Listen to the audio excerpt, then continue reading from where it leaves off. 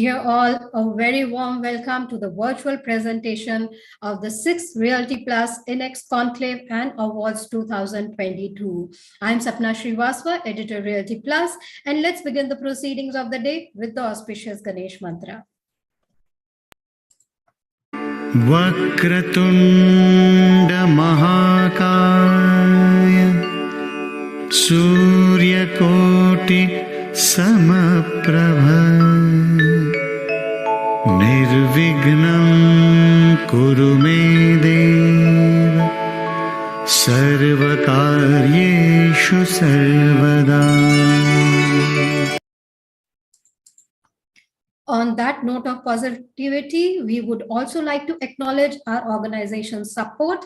Our sincere thanks to our business media partner, BW Business World Media Group, online media partner, exchangeformedia.com, and the event is organized by Team Realty Plus. Thank you all. And now, before we begin with the conclave, let's take a brief look at the Realty Plus journey till now. Some people are born to show the world which path to choose in a crisis. Some brands are born to do the same. And during the times of challenge, the stalwarts of Indian real estate industry have chosen to do just that by showing others the way to finding opportunities even amidst a crisis. By showing the world how to go about delivering on promises even amidst adversity. Success doesn't just happen, it happens by design, by pushing the boundaries, by raising the bar. It's days of creating a vision and nights of bringing it to life.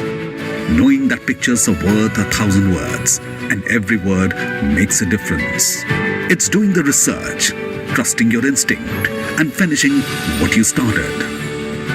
For the past 17 years, Realty Plus has been turning obstacles into opportunities, keeping the industry informed on the latest developments.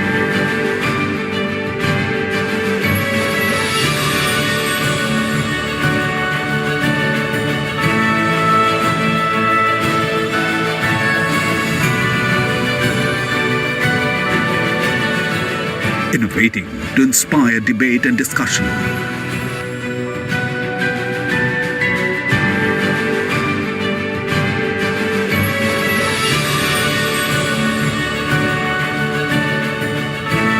Bringing forth the perspectives of industry leaders.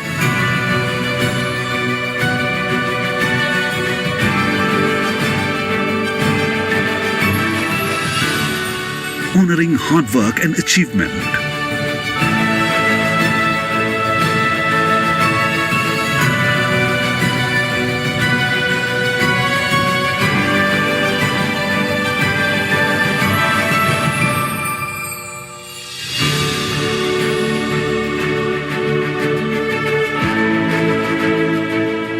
Keeping the industry connected.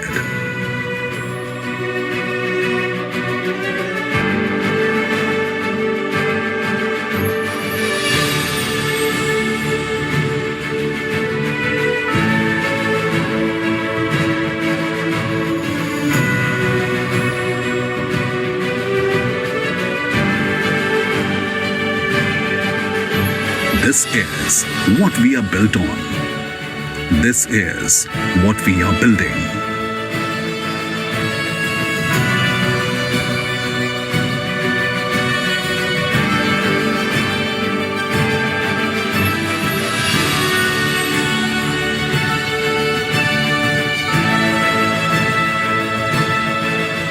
We are Realty Plus, and we lead the way.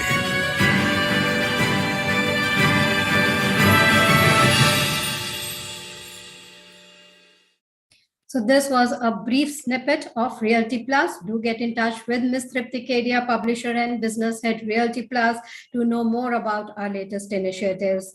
Let's now move on to the welcome address by Dr. Anurag Batra, editor-in-chief and chairman, Exchange for Media and Business World Media Group. Known as India's media mogul, Dr. Anurag Batra is a serial entrepreneur, a journalist, and an eternal optimist rolled into one. He's a first-generation entrepreneur, and after acquiring the iconic business media and magazine brand Business World, Mr. Batra has expanded BW Business World into digital events and BW communities. Unfortunately, Dr. Batra is not able to join us, but he has sent his message welcoming the eminent speakers of the day and has conveyed his best wishes for the winners of the Realty Plus Inex Awards for their performance and achievements despite the challenging times. Quoting Dr. Batra, he has expressed in his message to the design fraternity, we need to further explore in the fields of human-centric designs, digital savvy building systems, and resource-efficient products. So thanks, Dr. Batra, for sharing your thoughts with us. We do miss you having live with us and sharing your energy with us. But on that wonderful note, let me add a small brief on today's event. Friends, as we are all aware, over the years, design industry has been witnessing various shifts and trends influencing the way we are designing our build spaces and implementing or incorporating construction systems and building products. Realty Plus Inex Conclave and Awards initiated in the year 2017 intended to capture these changes in the design, building, and construction sector and deliberate on the way forward. The awards every year recognize the good work and encourage the talent in the industry. 6 years later, the year 2022 in particular is set to bring faster pace of changes in design, execution, and even marketing strategies, opening up a huge window for innovation and experimentation in the sector. So today's Realty Plus Inex Conclave will discuss these new changes, these fast-paced changes that we are going to witness and the outlook for the coming years. And for that, we will have expert speakers talking on various topics from design to marketing to construction. On that note, let me now bring in our keynote speaker of the day, an internationally acclaimed architect, and he will be speaking on the topic of cybertecture into metaverse. Yes, you have guessed it right. Let's welcome architect James Law, founder James Law Cybertecture International. Let me give a brief introduction of our keynote speaker of the day. James is an architect, technologist, and entrepreneur renowned for creating the philosophy of cybertecture, and his company's projects cover buildings, spaces, technologies, education, and social design. Architect James Law is a Justice of the Peace, a council member of World Economic Forum Global Agenda Council on Design and Innovation, board member of the Hong Kong Design Center, board advisor of the Hong Kong Designers Association, and member of Hong Kong Trade Development Council Real Estate Advisory Board. So a very warm welcome to you, Architect Law, and let me hand it over to you now. So good afternoon to all my friends there at the Realty Plus Inex Interior and Real Estate Conference. Thank you very much for inviting me to be your keynote speaker today. I have an absolute love affair with India, having spent a lot of time with you in the country over the years. And today I wanted to really bring to you a message about the future of design and real estate, which I call cybertecture into the metaverse. As we know that the real world that we live in is already a very saturated and a very matured real estate industry. However, the world that is coming is going to have really a new potential in how we design and build real estate. And I wanted to share with you what my company, Cybertecture, is now doing in order to create this whole new realm and industry for all of us. So let me first share screen and then talk you through that.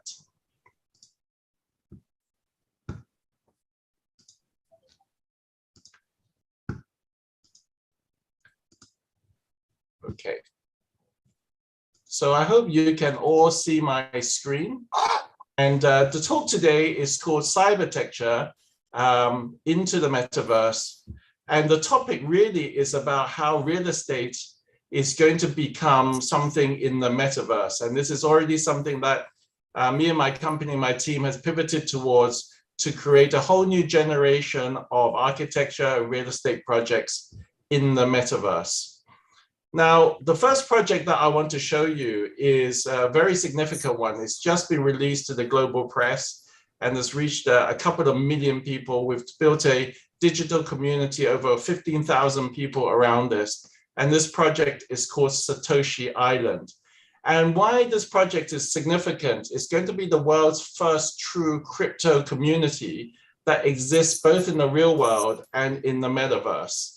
And in fact, what we have done is we've purchased an island in the South Pacific of about 300 million square feet of space. And we are developing the entire island as a parallel metaverse as well as in the real world, powered by the blockchain, and having the whole process of design and development all done in a metaverse kind of way. Let me show you a video of what that actually means. Welcome to Satoshi Island, an 800-acre private island in development to become a sustainable smart city. Created to be the first real-world crypto economy running exclusively on cryptocurrency and blockchain technologies. The island seen here is located in the tropical paradise of Vanuatu in the South Pacific and is owned and operated by Satoshi Island Limited. Accessible by direct flight from Australia, Asia, and the west coast of the US and Canada, Satoshi Island will become the official home for cryptocurrency professionals and enthusiasts worldwide. A place to visit, work, and live in the first true society built around an entirely decentralized financial system and blockchain-based democracy. The first stage of development is already completed, and those arriving will be greeted by traditional-style villas, which act as a check-in area and relaxation center where visitors can unwind before exploring the entirety of the island. The remainder of the island is being developed with a different style of architecture through the introduction of ultra-modern smart homes and offices. The futuristic stylings are created to suit the tech-savvy inhabitants we aim to attract and are designed and built by world-renowned architectural firm James Law Cybertecture. We have designed something special for the island, and we call it the Satoshi Island Module. Shown here in renderings, the Satoshi Island Module is a self-sustaining building that can be positioned into many different designs to create hundreds of unique types of homes, apartments, amenities, and offices. Although the Satoshi Island module is futuristic in design, it is by no means futuristic in feasibility, as we've already built similar buildings in the past, as seen here are the modules we've provided to the Hong Kong government. Futuristic modular development and sustainability are the principles that Cybertecture was founded on. So joining the Satoshi Island team in order to build an entire smart city based on those principles was a dream come true. Satoshi Island is truly a real-world use case for blockchain technology, as 100% of commerce on the island will be cryptocurrency-based, and all assets and rights will be made possible through the ownership of NFTs. Anyone can own a piece of the island through the availability of an NFT collection made up of 2,100 uniquely identified blocks of land.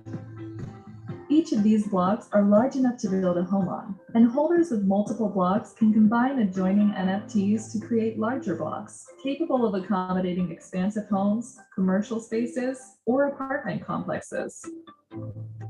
Do you see yourself visiting or moving to an island paradise built with the crypto lifestyle in mind? Would you like to build a property portfolio in one of the world's most exclusive and targeted locations?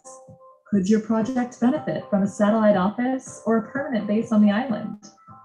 Satoshi Island is designing the future, and we are looking forward to you joining us on the next step in the evolution of blockchain technology. So as you can see, real estate and our role in designing the real world now bridges into both the real and the metaverse world. And the vision that we have at Satoshi Island is really the first new generation of projects that we are undertaking that really brings in real estate into the both realms. So here's our vision for the island itself.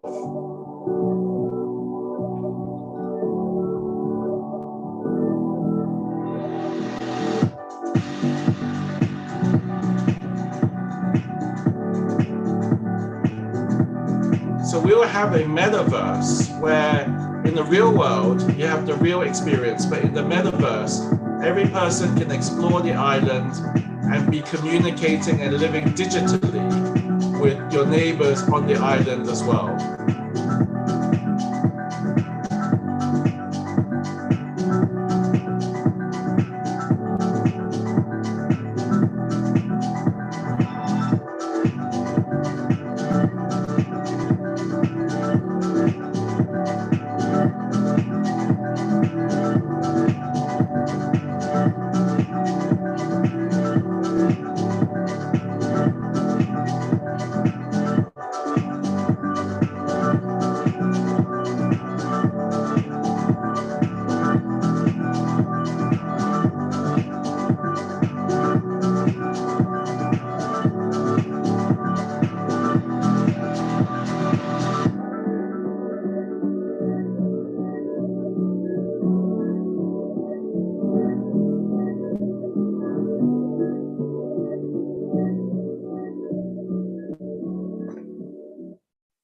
Now, the entire island is built on the blockchain, and we conceive every plot of land to be an NFT.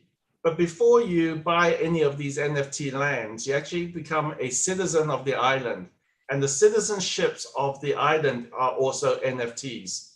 So we're using the blockchain's tokenization technology to allow people to first become citizens of the island, then they can purchase land, and then subsequently they can even build their own buildings. So here's how people will first, when they go into the metaverse, explore the island and choose the NFT land that they want to have in the real world. And once they've bought it, the real world land is also their property.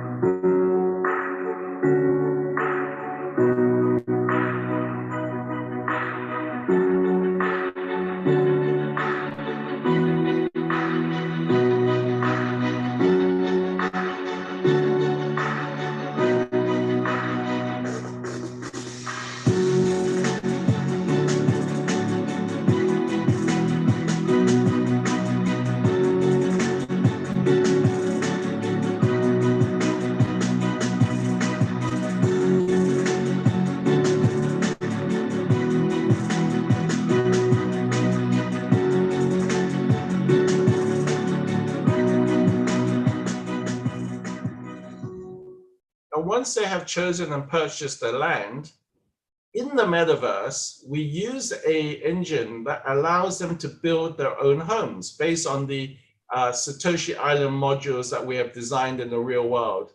And by using the engine in the metaverse, they become their own architects of their own homes. And this is how it can happen.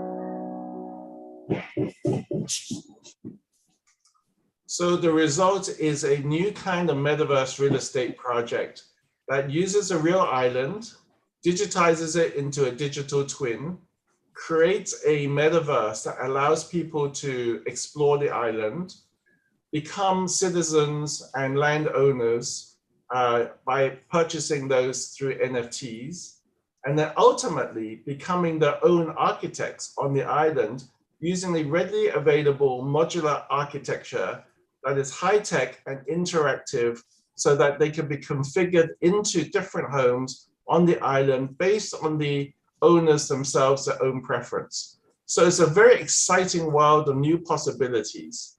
And so today I wanted to really show to you what we are doing here at Cybertecture.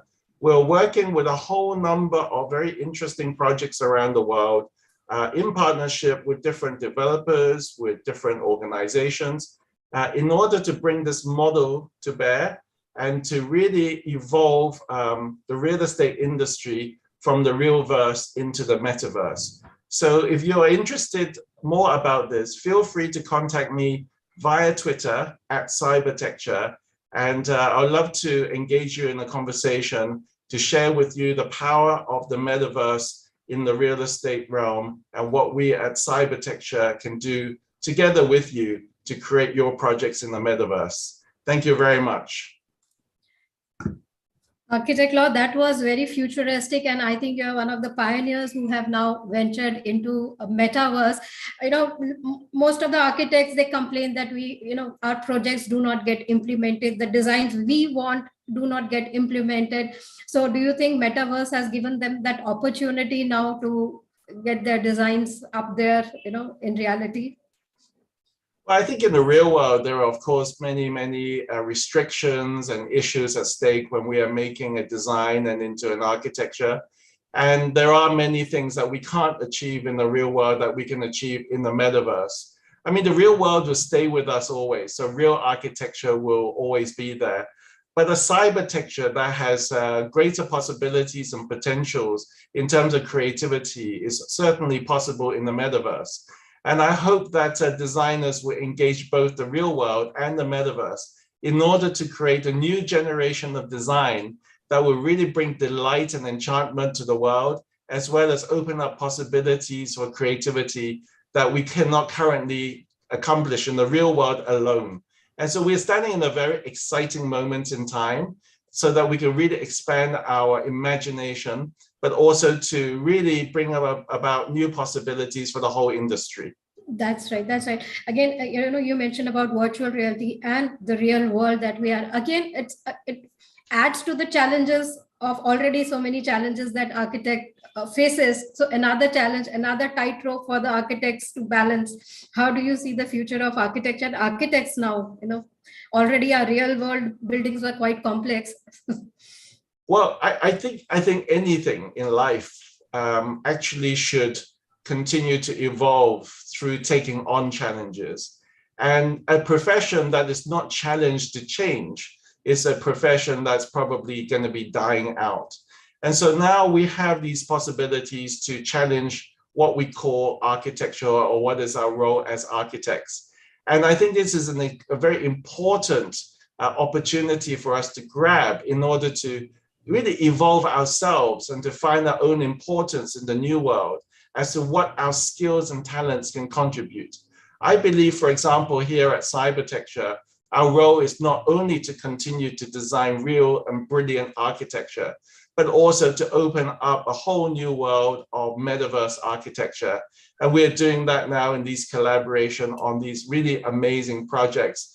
And I think that our profession will shift maybe from what we call an architect to a cybertect, one that is able to deal with both the real world as well as the digital medium that is necessary for us to enter into as we build a parallel metaverse with virtual reality, with augmented reality, and with new forms of design. So our profession is faced with a choice. Our choice is either to be negative and say, oh no, this is another change and we should not embrace it. But it can also be very positive by taking this potential to change as an opportunity for us to have a bright future. So I'm certainly somebody in the second kind of thinking, and I really am very encouraged and would love to share with your audience much more about this in the near future. Fantastic potential to change. And yes, as architect James Law said, very interesting times for the entire, the profession, the design profession, the construction industry and the building industry. And architect James Law, we'll hope to see your, project here in India as well in Metaverse, very soon. So thank you so much for giving that futuristic, look or the outlook for the industry. Thank you so much. And, being here with us, sharing that expertise with us and what the future looks like. Thank you so much. Thank you very much. Everybody stay safe. Thank you. Thank you. So that was a very informative and very interesting talk from architect James Law, and that has kind of set the tone for the day. So let me right away move on to the next very thought-provoking conversation that we are going to have, and which will be on, yes, architecture that's set to shape the world. Architect Law has already set the tone for that. So conducting this conversation is Deben Moza, Executive Director, Head of Project Management Services, Knight Frank, India. Mr. Moza has over 2 decades of professional experience in architecture, construction, project management, and corporate relocations. He has successfully delivered projects across multiple sectors that include hospitality, residential, commercial, retail, and holds key proficiency in project management, construction management, and architecture and workplace strategy. Mr. Moza, a very warm welcome to you. Let me now invite our eminent speakers of the panel in an alphabetical order. I welcome our panel member, Ms. Kavita Sastry, Principal Architect, KS Design and Chair, IIID Bengaluru. As an architect, Kavita Sastry design philosophy is a simple marriage of form and function, aesthetics and practicality. In 2016, she initiated Community Design Studio at Institute of Indian Interior Designers, Bengaluru Regional Chapter. It focuses on doing pro bono design for community projects in Bengaluru, and this collaborative studio has completed numerous government schools and orphanages, including the restoration of the 108-year-old government school in Murphy Town. Our next eminent panel member, let me introduce Mohan Beer Singh, Founder Director, Creative Designer Architects. Mohan Beer Singh has steered notable projects of diverse typologies across Asia. With over 35 years of diverse experience, Mr. Singh commenced his professional career working with eminent architects like J. Steen, B.V. Doshi, and Laurie Baker. He completed his master's in city planning from IIT Kharagpur, and Mohan Beer Singh has the experience of helming more than 50 healthcare facilities pan-Asia in span of 1.5 decades to his credit. Our next eminent panel member is Mr. Rakesh Kumar, Chief Design Officer, Godrej Properties Limited. Rakesh Kumar heads the design strategy for Godrej Properties and has over 25 years of diverse experience from various organizations, including K. Raheja Corporation, where he was Senior Vice President, Architecture and Design, Kaltaru, and Indian Hotels Company Limited, which is Taj Hotels in India. He spent over 14 years in the USA at organizations like the University of Chicago, Tishman Construction, and VOA Associates. Our next and final member, let me introduce Sridhar Rajagopal, Head of Sales Marketing, Strategy and M&A, Otis India. Sridhar has had a variety of interesting assignments in Otis. He headed 2 JV companies in India and led the acquisition of service portfolio companies across India, Singapore, Philippines, and Japan. Prior to his current role, he headed the marketing, communication, and strategy function for the Northeast Asia region, covering Japan, South Korea, Hong Kong, and Taiwan. So this is our eminent panel, and Mr. Moza, let me hand it over to you now. Thank you, Sapna. It was very interesting presentation which James gave. Now I think after virtual world, we should come to the real world. So welcome to all the panelists, and I'm sure we'll have some thought-provoking discussion, which would sort of help audiences in terms of navigating their business, and in terms of helping them with their future. Disasters have been catalysts for major changes in architecture. as more of us flock to urban living, city designers are rethinking buildings and which influence our moods in the era of neuroarchitecture.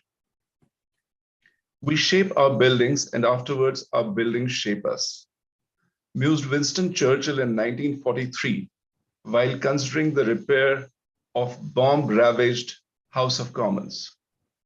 More than 70 years on, he would doubtless be pleased to learn that neuroscientists and psychologists have found plenty of evidence to back it up.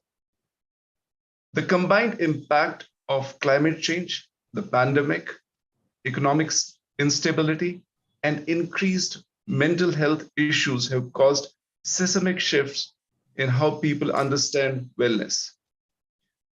Far from being an optional amenity, wellness is now a cultural necessity, and therefore one of the fastest growing industries across the globe. The conversation is no longer whether wellness is good or bad. We know it is good. Now it's time to put wellness-based design strategies into action. Firstly, I'm privileged to be moderating this panel discussion, and I'm sure with the wealth of experience all the panelists bring to the table, we'll have an interesting discussion. I'll kick off the discussion by asking questions that draw out some high-level themes and ideas we should be thinking about for 60 minutes, and then we'll open up the chat box for Q&A, and our panelists will respond to the questions put by the audience. So let's get started. So my first question is to Kavita. This won't be the first time in the history that cities and buildings will be reimagined in response to increased understanding of disease. How the COVID-19 pandemic will change the built environment?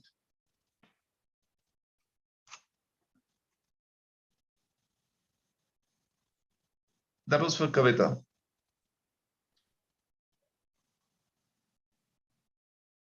Okay, I'll put this question to Mohanbir. No, hello. Sorry. I think, sorry about that. I was waiting for the host to unmute me, but anyway. Hi, yeah. Thank you for that lovely introduction, Sapna. And coming to your question, yes. So the pandemic has, first of all, it was unprecedented. You know, it was something, it was almost surreal. We couldn't have, it was, it was right out of a sci-fi movie. What happened and the repercussions of that, I think we're still feeling.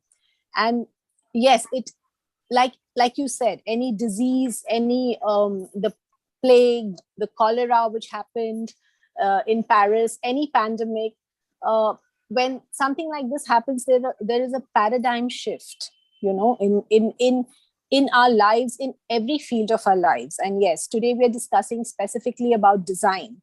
And as you rightly said, that, you know, well-being has come to the fore. It is not just our physical well-being, but also our psychological well-being. So spaces and design of spaces has to cater to that. Now, the question, though it's addressed to the city, I would like to kind of address it from the point of view of a home or a house, because house is a cell. It is a cell which makes up the city. And that is my domain of expertise. You know, this is what I've been practicing architecture, and it's mostly dwellings. And a lot of it is also social architecture and affordable housing. So anyway, coming to the house in particular and design of homes, I think, like I already said, you know, that well-being is paramount. So we are seeing a lot of spaces being incorporated in the design which cater to this. The home it has become all important. People want spaces for recreation as well. So things like your home theater, your home spas, your home gyms, of course, your work from home spaces. and gardens, breakout spaces, like gardens, landscaped areas, balconies, terrace gardens. So I can see a lot of inclusion of these spaces in our design. Of course, I can, having said this, climate responsive architecture, where we don't depend on artificial ventilation or light. So going back to our traditional, designing,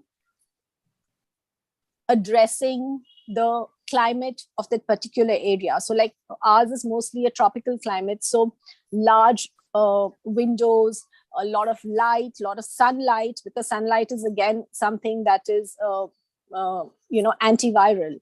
So a lot of sunlight, respecting the path of the sun, the path of the wind, and designing as per the geography of the place is going to be something, again, very, very big. So this is also a call to bring the outdoor in, like the courtyard houses, houses with verandas. So these are all the, the effects that will determine the design of a city or a home. And when it comes to, say, office spaces, decongestion of office spaces, or even homes are going to, maybe have bigger spaces and larger spaces, smaller rooms, more openness, so that even though you're isolated or you're in a containment zone, you still have your own sanctuary and heaven, and that's what you're making the most of. The other thing is self-reliance when it comes to design. That is not relying on imported materials, using locally available construction materials, because if there was something, and it happened only in India, that, there was a stay on construction when the first wave hit. In all other countries, it came under essential, businesses. But in India, we could not, like all our sites were, had to come to an abrupt halt. And I think that was a very poor decision. But anyway, that's what happened. And it made us realize that, whatever's available locally, made in India, is something that we need to kind of reach out to complete our projects, instead of waiting for things to come from abroad.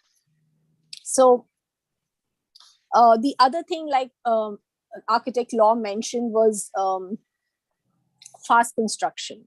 So like when you need to set up isolation facilities, things like container homes, PEB buildings, these are going to be the norm. So I would even say that there's going to be it's going to be a hybrid society, but we really don't know, because a lot of it is still a mystery which we are trying to unravel. What are the effects? So these are few of the things that will be seen a lot of. And of course, clean energy, solar energy, wind energy. So cities will be planned taking this into consideration. Each home will try to be self-reliant when it comes to its energy needs as well. And so urban planning will be also determined, keeping in mind spaces like open spaces, large gardens, where we can just walk out, keep our masks on, but still get our little bit of exercise and social interaction. Well, thank you. That was very elaborate in terms of. Oh, okay.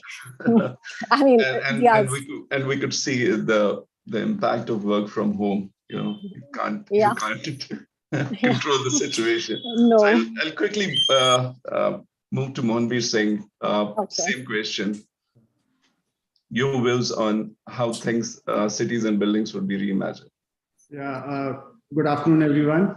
And this has been elaborated by Kavita, and I guess she has covered all the questions in the answers in terms of some ballpark pointers, if I may say, like cell is what comprises a city. Yes, I entirely agree that cell comprises a city and is a conglomerate of the cells which actually makes up. And then everything gets added like a human cell, then becomes the organism and things like that. Well, taking on from there, I would say that the pandemic has affected us in the last 100 years about 3 times, and every time we have not actually been able to give an appropriate response to that. I mean, as city planners, there are a lot of things that need to be considered. One is this: are we on a right path in terms of spacing out and strategizing our cities in terms of how the city is built up? If you see conventionally over the last 100 years, I mean, when Ebenezer Howard also propagated the philosophy of how the city and the garden cities should be designed.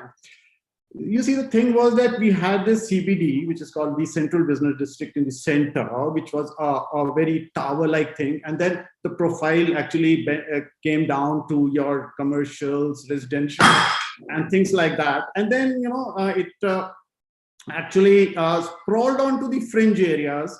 And these fringe areas were those areas where the humanity, if I may, interacted with the wild and the forest, and that became the fringe area. So this is how our cities were classically designed, and that's how we have been designing, making the master plan, so on and so forth. But now, over the years, see, if I may, let's analyze the traffic patterns that in a conventional city, what happens is that during the morning time, if you see, the complete traffic converges towards the CBD, and the evening time, the whole traffic then goes out and it is going towards the fringe areas. This is the general traffic patterns that you see in a city. Is it, you know, if comparing it with the pandemic that happens, how would you actually see this in light of that? What happens is the complete concentration goes into the CBD at that time, and then it goes out in the evening, and the complete, we are densely packing and then spreading out. You see, once we talk of the any metropolitan city or things like that, what happens is it's not just the metropolitan city, it's the satellite towns around it, about 150 kilometers. If you see Delhi, you know, there's like people from Panipat, Sonipat, and things like that coming down into Delhi and then going out. So what happens in this conventional model of a city? First, we are bringing the people into the city, and then we are kind of loading them with whatever is there, and then we are asking them to spread out, take it to their homes, and from their homes, that I'm talking in light of the pandemic only, and then the things get spread out. Based on this model, we have been kind of rethinking, I mean, all the city planners and town planners have now been rethinking the strategy. Can we not, instead of having a singular model, have a multi-model, multi-mode, kind of small modules, self-contained modules? For example, you have a few big schools, educational centers, you have a kind of residential centers, you have the commercial centers where people go to these locations. As against this, why don't we consider having a kind of a decentralized model of a city? I mean, a negative case in this point would be Calcutta, you know, which is municipalities after municipalities, municipalities after municipalities, you know, spreading out and things like that. So could we also think now, I mean, this is what being brought out in the research papers all over, is that have self-contained modules in a city comprising of neighborhood centers. You could have commercials, you could have schools, you could have health centers and things like that. So what happens is that you walk down, you take some transit system which is less than 20 minutes, 10 minutes, go to these areas and come back. Now, in this kind of a decentralized systems, there are 2 or 3 things being achieved. I mean, from the pandemic point of view, what happens is that suppose there is some kind of an outbreak. Now, outbreak, I will tell you a little later how the outbreak actually triggers. Now, if the outbreak triggers, it is very easy for us to cordon off that module itself. Now, this module can then be segregated as a red zone, purple zone, or whatever zone category that we might label it as. And then what happens is that inside that, all the central resources, the state resources can, you know, concentrate on this and then, you know, try to hem in, contain the pandemic, and then treat it properly. As against a conventional model, what we are doing is that we are first spreading it out into the complete countryside, and then we are trying to contain it. Very, very difficult effort. I mean, that is what we have been seeing, and things have been failing because of that stretching of the government resources, and then, ambulances charging 5 lakhs, 4 lakhs to transport people to the hospital and things like that. So this is one system. Now, in this system, what another advantage can be that, the emission of the greenhouse gases is also very much contained, because what you're doing is that by having this decentralized system, you are actually reducing the distance traveled by a family, the children to the school, which is nearby, to the healthcare system, which is nearby, and to the person who's working in his shop or in an office space also nearby. And then if something happens which requires a next category of treatment or something like that, then you have another system which is a next level in the center, and you have the small modules around it. So this is a modular system of city which is now emerging. And as a town planner, I may say that because town planning is something which happens incrementally with a lot of political will, and we as town planners also propagate some things which goes into master plans, and then takes a lot of time. But incrementally, if I may say, we have taken about maybe 100 years to come to a kind of city that we are in, and maybe with this pandemic going, we might take another 20-25 years to have a next level of cities which we decentralized. Now, the next thing which in this kind of a model which we must aim for is the buildings to have very, very low energy consumption and self-managed energy. Now, what happens is self-managed energy is that we have a system whereby in case of the complete breakdown which happens, there will be a loss of energy coming into the system naturally, because you don't know what has happened into the past system, who has taken ill or whatever, how the containment systems are working. So if there is a system of some solar backup or things like that, I mean, just saying that solar backup should be done, yes, how it should be done? It should be done in a way that each building can then become self-sufficient in some respect. At least the skeleton services of that building can continue. And now let's talk of the density of the system. Analysis of this pandemic which has been done, it is very logical for us to think, oh, there is a larger density, the higher rate of pandemic mortality or the infection rate. Well, let me tell you, the research says just the contrary. What the research says that there is a negative relationship between the density and the infection rate. So what does this point to? This point to that density itself is not responsible. It is the social infrastructure, it is the social distancing norms, and it is the failure of the state sanitation system which are actually responsible, and not providing healthcare. So density is something which actually will work in our favor by providing all the state systems, but we have to be prepared for that. So let's go ahead on this kind of a decentralized system in which all the green energy norms are maintained, and then we are able to provide the kind of social system for the people. Next, now we come to, let's say the next pandemic comes next year or after 2 years. It has come now. We have our minds opened, and we know this is the kind of system which works for us. But still, this kind of system will take an implementation of 15 years. What can we do right now? So now I will just go on those measures so we can implement right now, so that let us be prepared for the pandemic which will hit us maybe next year or 2 years after now. Now, as we are also in the healthcare, so what happens is, and a lot of people come to us and they tell us that, just excuse me.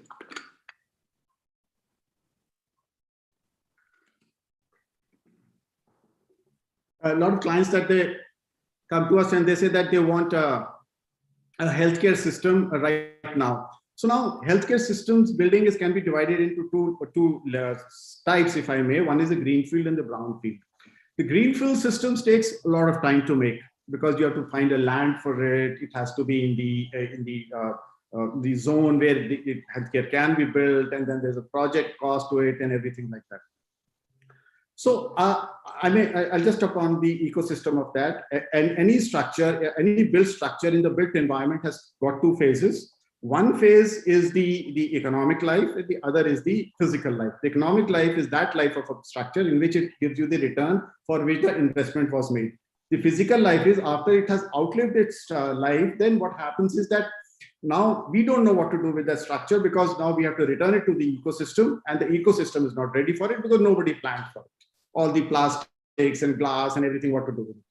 So now adaptive reuse of the healthcare system, we've actually been doing it. I mean, let me tell you a number of projects that we did in this last COVID to put a lot of thousands of beds on the ground was done. A lot of malls were there, a lot of hotels were there. What we did was those people came to us that hotels are not working in a place like J&K, even in NCR, a lot of malls are not working, what to do with it. So what we did was we did adaptive reuse. We made, because structure was already ready, everything, the client was already ready. So what we did was we planned hospitals inside them. So, need of the hour, you must have read the papers and must have been directly involved in the things, in such ventures, is that, a government was asking, gentlemen, please give us ways and means how we can put 1,000 beds right now. Right. So what I would say, and what would help the ecosystem as well, is that can we do adaptive reuse? Definitely we can. Let's identify those structures. Let's make the client more be responsive to that. And we have done it. So now this mall in Vaishali, we converted it into a hospital. Now it's functioning as a hospital. A hotel in J&K, I mean, it's a ravaged state in terms of whatever the disturbances are happening. The hotel industry was not working. So this client said, can you make it into a hospital? We did it. So we structure was ready. We made it and converted it into a hospital. So it's something, a structure which was lying vacant. It was a burden on the ecosystem. We made it something which could provide service to the people. Right. So these are the kind of adaptive reuse which I would strongly recommend, which would help the ecosystem as well, and would also extend after the investment life, it would extend the life of the structure and would reduce the demand for greenfield structures, which would have sapped the ecosystem to take the energy and the materials and then used it. So we extended its life. So these are the kind of strategies which we can, go in for adaptive reuse. Great, thanks. That was very informative. And you touched upon 2 points, like, creating models which sort of are self-sustained. So my question is now to Rakesh, who's the chief designer with Godrej Properties, and they're also the developers. So Mohanbir spoke about 2 things. One is creating modules which are self-sustained, that in terms of they can be mixed use developments, and then create a hub and spoke model though, so that people don't have to travel to CBD and come back. So, you're reducing the time people would take to travel from point A to point B. So in Godrej, are you seeing a change in terms of strategy of or design, where you're focusing on creating more mixed use development projects than rather just having a standalone residential or a commercial complex or a retail and a hospitality? So is that something which you're seeing as a trend changing now?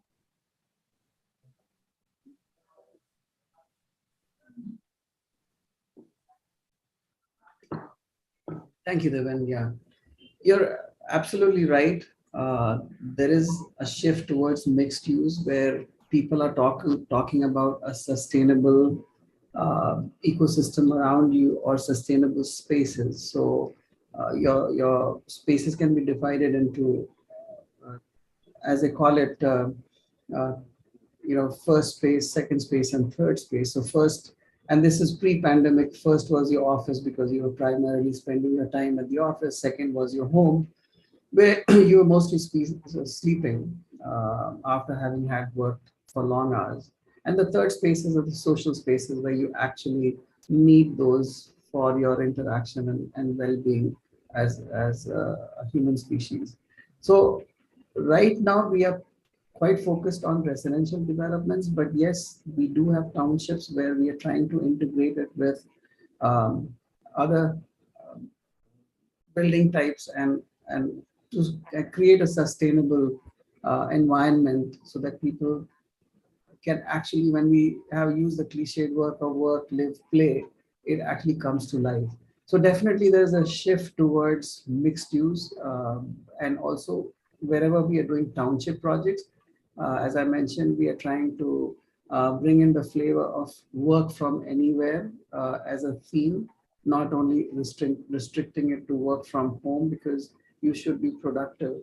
And with the changing trend of hybrid working, we see that these kind of spaces will help you in being efficient even when you're working from off-site locations. So that is something that we're seeing as a changing trend in the near future. Great. Thanks so much. So my next question is to Sridhar. Will the pandemic encourage a change in type of material that architects use in their design? Like, you represent hotels, and now vertical transportation is lifeline for all the buildings because we're going vertical in terms of architecture. So how has elevator industry changed its approach during pandemic? So I can't say post-pandemic because we're still going through the third wave and nobody knows what's going to come next. But how has your approach changed in terms of design or materials? Because we're talking about touchless gadgets. So how Otis is approaching that? Thank you, Demet. Am I audible, Demet? Yes, you are. Yeah. Very good morning to everybody on the panel and the audience. Some very interesting changes going on. The simple things like having a Bluetooth and using the mobile phone to call the lift and to select the floor is something we've already implemented. There's an Otis solution called eCall. In fact, it's there at the Godrej One property in Vikroli in Mumbai. It was the first site where we implemented this.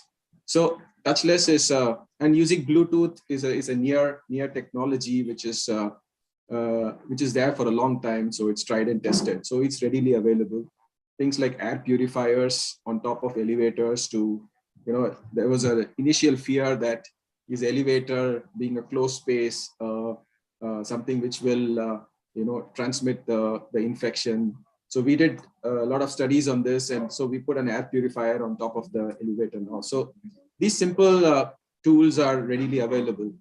I would like to focus, Deven, on one other aspect here. See, if the pandemic has taught us anything, it is to have gratitude for the people who service us, the field employees. Through the pandemic, our field people maintained contamination zones and hospitals without fear of their own infection.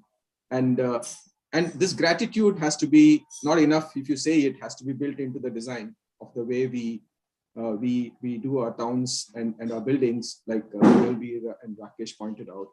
And here I would like to talk about two things. One is, if you look at a construction site, a mega site, there are almost 1,000 plus people who work at the site.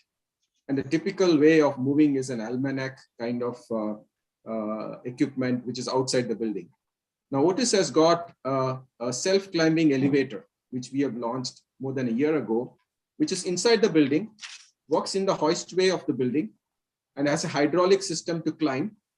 And below the climbing deck, it climbs with the building. As the building is going up, the elevator moves one floor up with every movement of the floor of the building.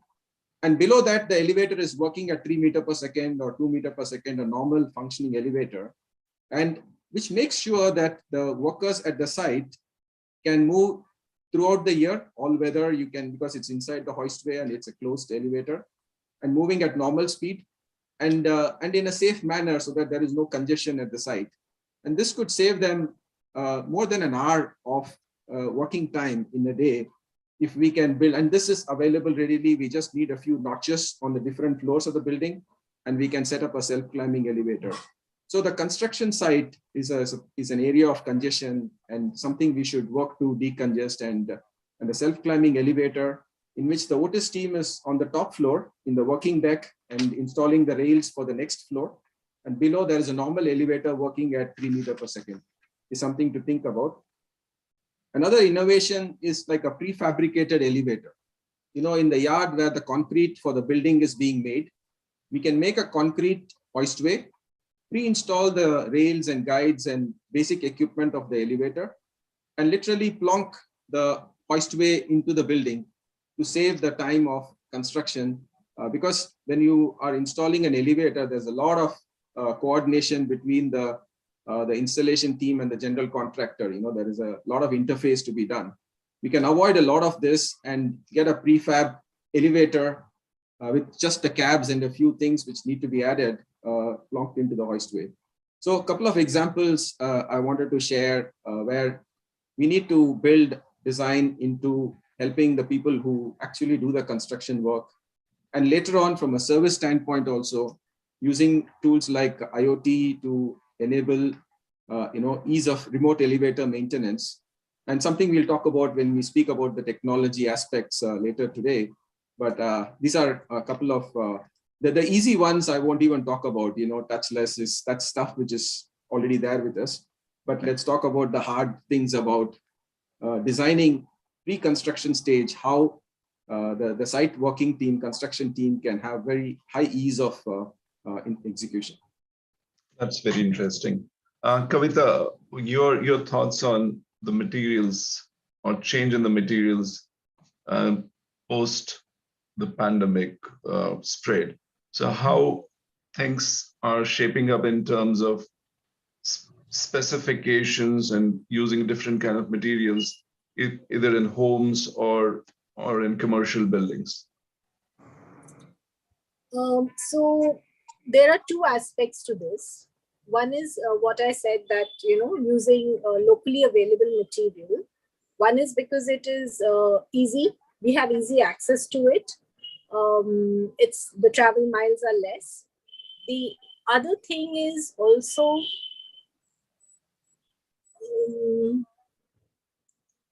that it connects you to your roots.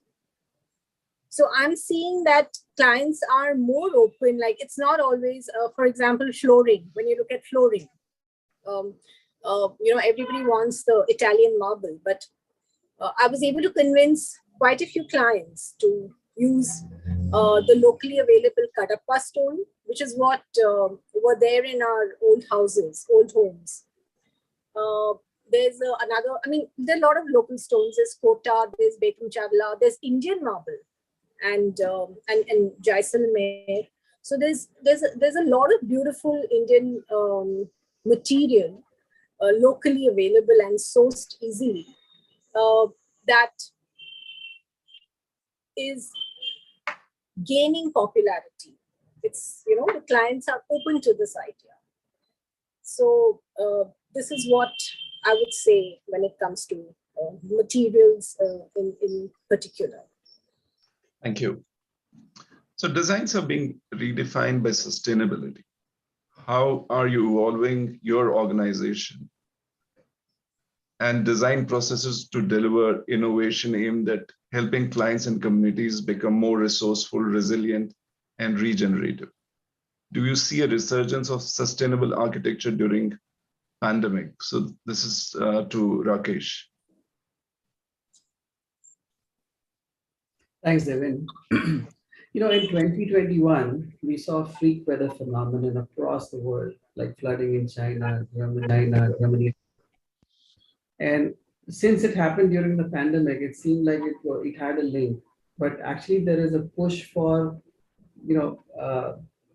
integration of outdoor spaces and naturally ventilated spaces. This is something that Kavita touched upon.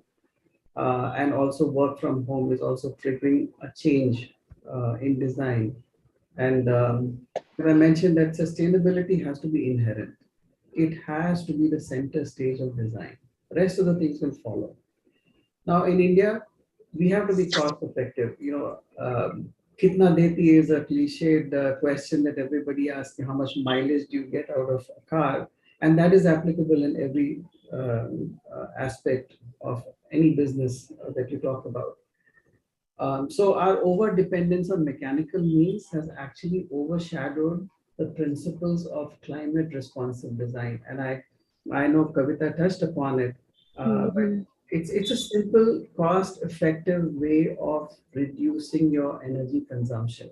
A simple reorientation of the building, understanding the solar path, understanding how the wind flows, and integrating it with design it actually reduces your energy consumption. And these are zero input cost, because this is the planning that you can do rather than creating a monstrosity of glass buildings facing west and then trying to triple glaze and air condition it. It's counterintuitive. Unfortunately, it should be avoided. So I'll give you a few examples. We are working on a project in Delhi, and of course, we know now with pollution and of course with the temperature soaring every year, we took upon a challenge that how can we reduce the temperature of the complex, and working with the architects and working with energy simulation agencies, we worked a lot on the master plan, understanding how the wind flows, how the sun orientation is, which is the hottest part of the day.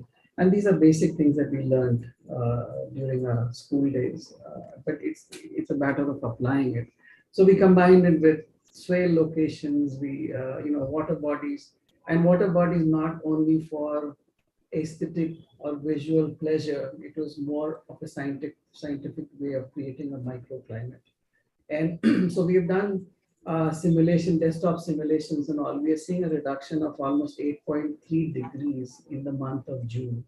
And we are quite confident that we want to go back and reconfirm once the project is done to ensure that our hypothesis is working. If it doesn't work to its the extent that we are designing it to, we want to tweak our approach and making sure that this kind of approach gives us maximum benefit. And this kind of temperature reduction will be significant. And in addition to all our master planning that we have done, overall we feel the calculations are showing that we are able to reduce energy consumption in the entire complex by 10%. Now that's significant. So it reduces your capital cost and your AMCs and maintenance costs, which will be a benefit to all the residents who will stay there. Another area that we're exploring is net zero and low carbon footprint buildings. Net zero is of course very ambitious. In large campuses, it's possible, but in residential development, it is difficult.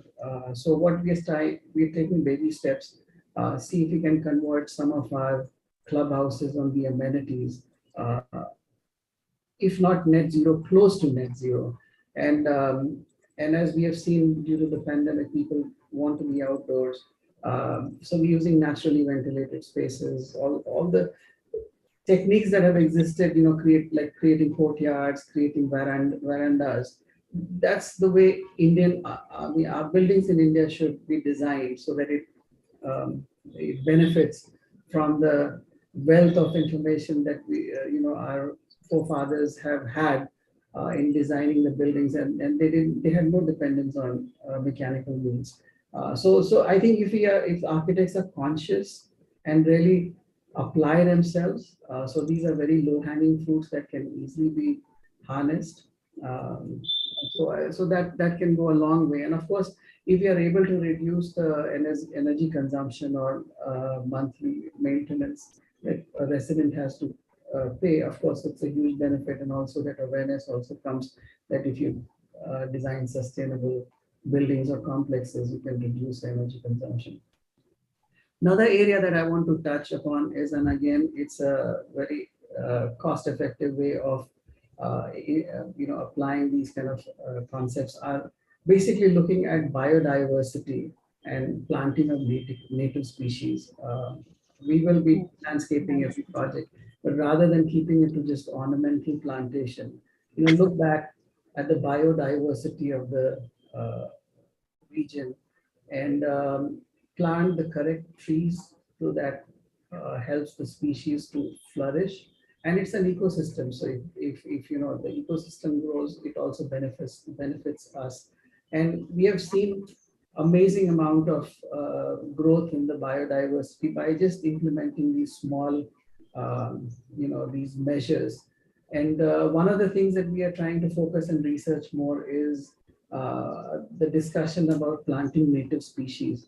Now, you have to really get to the depth of it, because many of the species that have survived for last 100 years also have been classified as native species.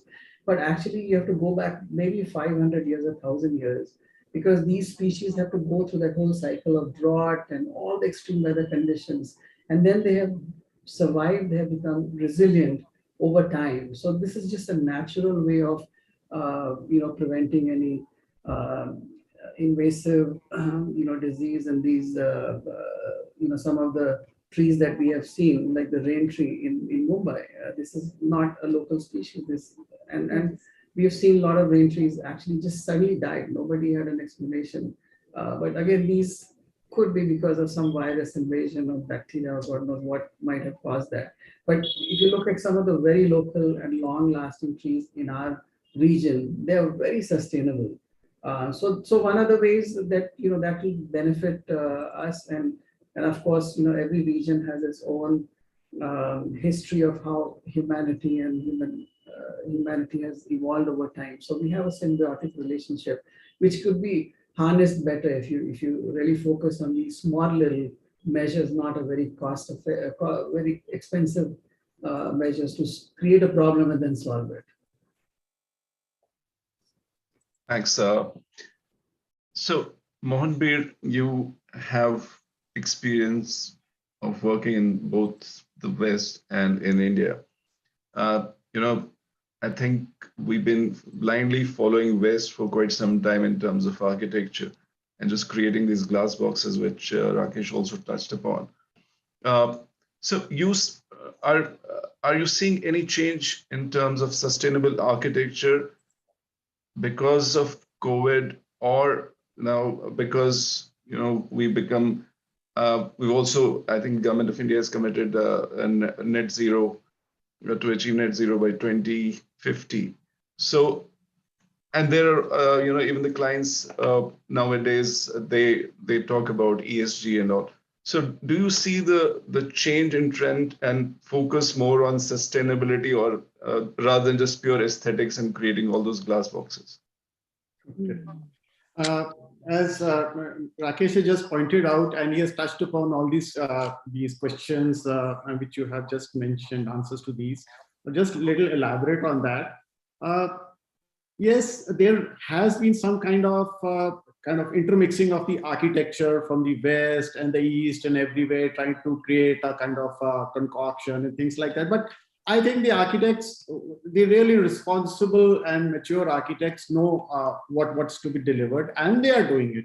So most of them are, and most of we in part of that are thinking in the right terms. But the only question and the stumbling blocks are kind of the mindset of the people, kind of demands or some kind of or natural calamities that come upon us and things like that. And that brings us to the realization what actually architecture should be delivering, and not the, like you said, just for aesthetics part of it. And those realizations are just dawning upon us right now.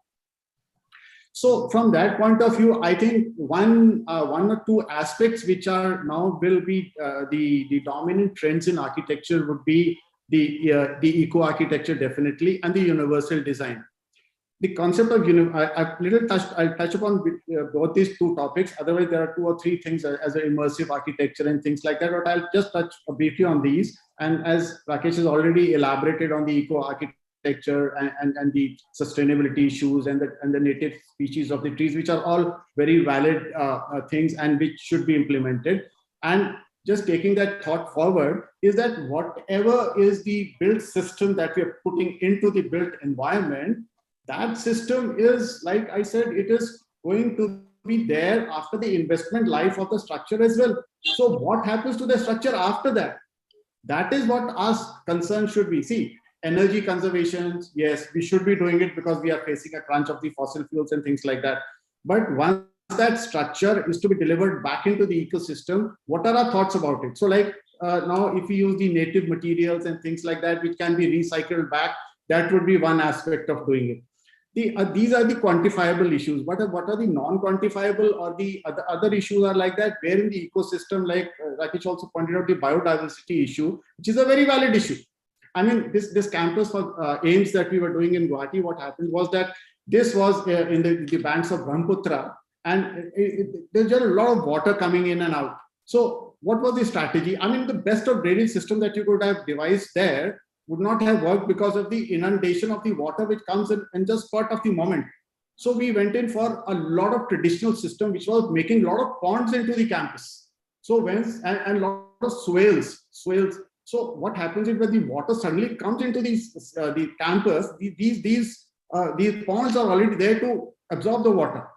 Another thing, once I went to the site, I noticed that the workmen were fishing for that fishes inside that pond. So I asked them, where did these fishes come from? They said they come with the water. So I understood there's some biodiversity connection between the water which inundates into that. So what I did was I connected all these ponds because these fishes are coming from somewhere. So as if I'm going to have an kind of interjection into their biodiversity, I'm the intruder. They are not. So what I did was I connected all these ponds, so these fishes could merrily go from one pond to the other pond, and from that pond to the other pond, and then merrily go wherever they wanted. So I connected the biodiversity system. So this I only came to know once I went there and saw. But before that, I knew that I had to take care of the water which was coming in. But my awareness that these biodiversity issues have to be looked into, along with the plantation of the native trees that you very well pointed out, and all these things go on to showing us sensitivity that we are the ones who have to become part of the nature, and not that we have to just go in and save our species only. The thought has now changed. If the nature survives, we survive. So it's not just we have to look for our own survival and have energy conservation measures, but we have to take the biodiversity along with us. So that is one aspect. The other aspect is, like you pointed out, what is our approach to the architecture after this pandemic, or even before that? In 1980s, there was a term coined called as the universal design. What universal design actually says is that design for everyone. So what this means is basically is that every person, not just the average person, the young, the old, the fat, the thin, the disabled, should be able to take advantage of the design which we as architects are putting in, not only for the people who can actually are fit and healthy. So now, for example, I'll just take a little example. Let's say in a healthcare design, a patient is walking into the hospital system and doesn't know where to go, what to do, probably impaired, not in a mental state, and not able to fully concentrate on where to walking. So how do we take care of that person? First of all, there should be no steps. Probably there should be railings, which will be double level for the wheelchair and for the person who's walking. Then once you come in, then there should be some kind of a system of arrows on the ground so that they can be told, please follow the yellow line, the red line, or the blue line on the floor itself. So they don't need to ask anyone, they can go. Next, when they are inside, probably they can't read. So there should be a push button where the instructions are audible. So once they go inside, they have a system where either they can sit down and write something, or they can stand and write something. So things like that. And our furniture as well, the medical furniture now is making a system which is adaptable. You can take down the examination table, you can take up the examination table, you can tilt it from the foot up, you can tilt it from that head up. All these things, they go into the universal design. Then you have for bariatric patients who are very fat, so we have a special rooms for them. So all this should get translated into our society as well. So this goes into the universal design aspect. So these are the two aspects, I believe, which will be taking the forefront of architecture in the coming years. Oops. Thank you so much. My next question is for Sridhar. From start to finish, technology affects the way architects design the building, and even the way the clients experience the design process. How is Otis, coping up with the changes in technology, with all the changes that are happening? So how is Otis approaching that? Yeah, thanks, Deben. Actually, it is from start to finish, like you rightly said. So we are now able to do a full simulation of the traffic analysis for a site, using technologies like our traffic simulator, and also a system like Compass Plus, which is actually a destination management system. So the entire movement of people through a building can be simulated, and we can visualize along with the designer the number of elevators needed, the number of, because the biggest problem is a building which is under elevated. You have long queues of people standing after the building has been put in place, and it's nearly impossible to fix it post facto. So the entire traffic simulation and working with builders to make sure that we are able to move people efficiently through the building is something we are doing already, simulating, and we can handle that. Another area where we are looking at it is augmented reality in our engineering labs. So what happens when we design a new elevator? We have to do a whole bunch of tests in terms of load bearing ability and others. And all of this, when we do a tech transfer from, let's say, our lead design center in US to India, is done through a simulation and through video calls and through augmented reality. So the time taken for a tech transfer is today crushed to just about 4 to 6 months instead of 1 year.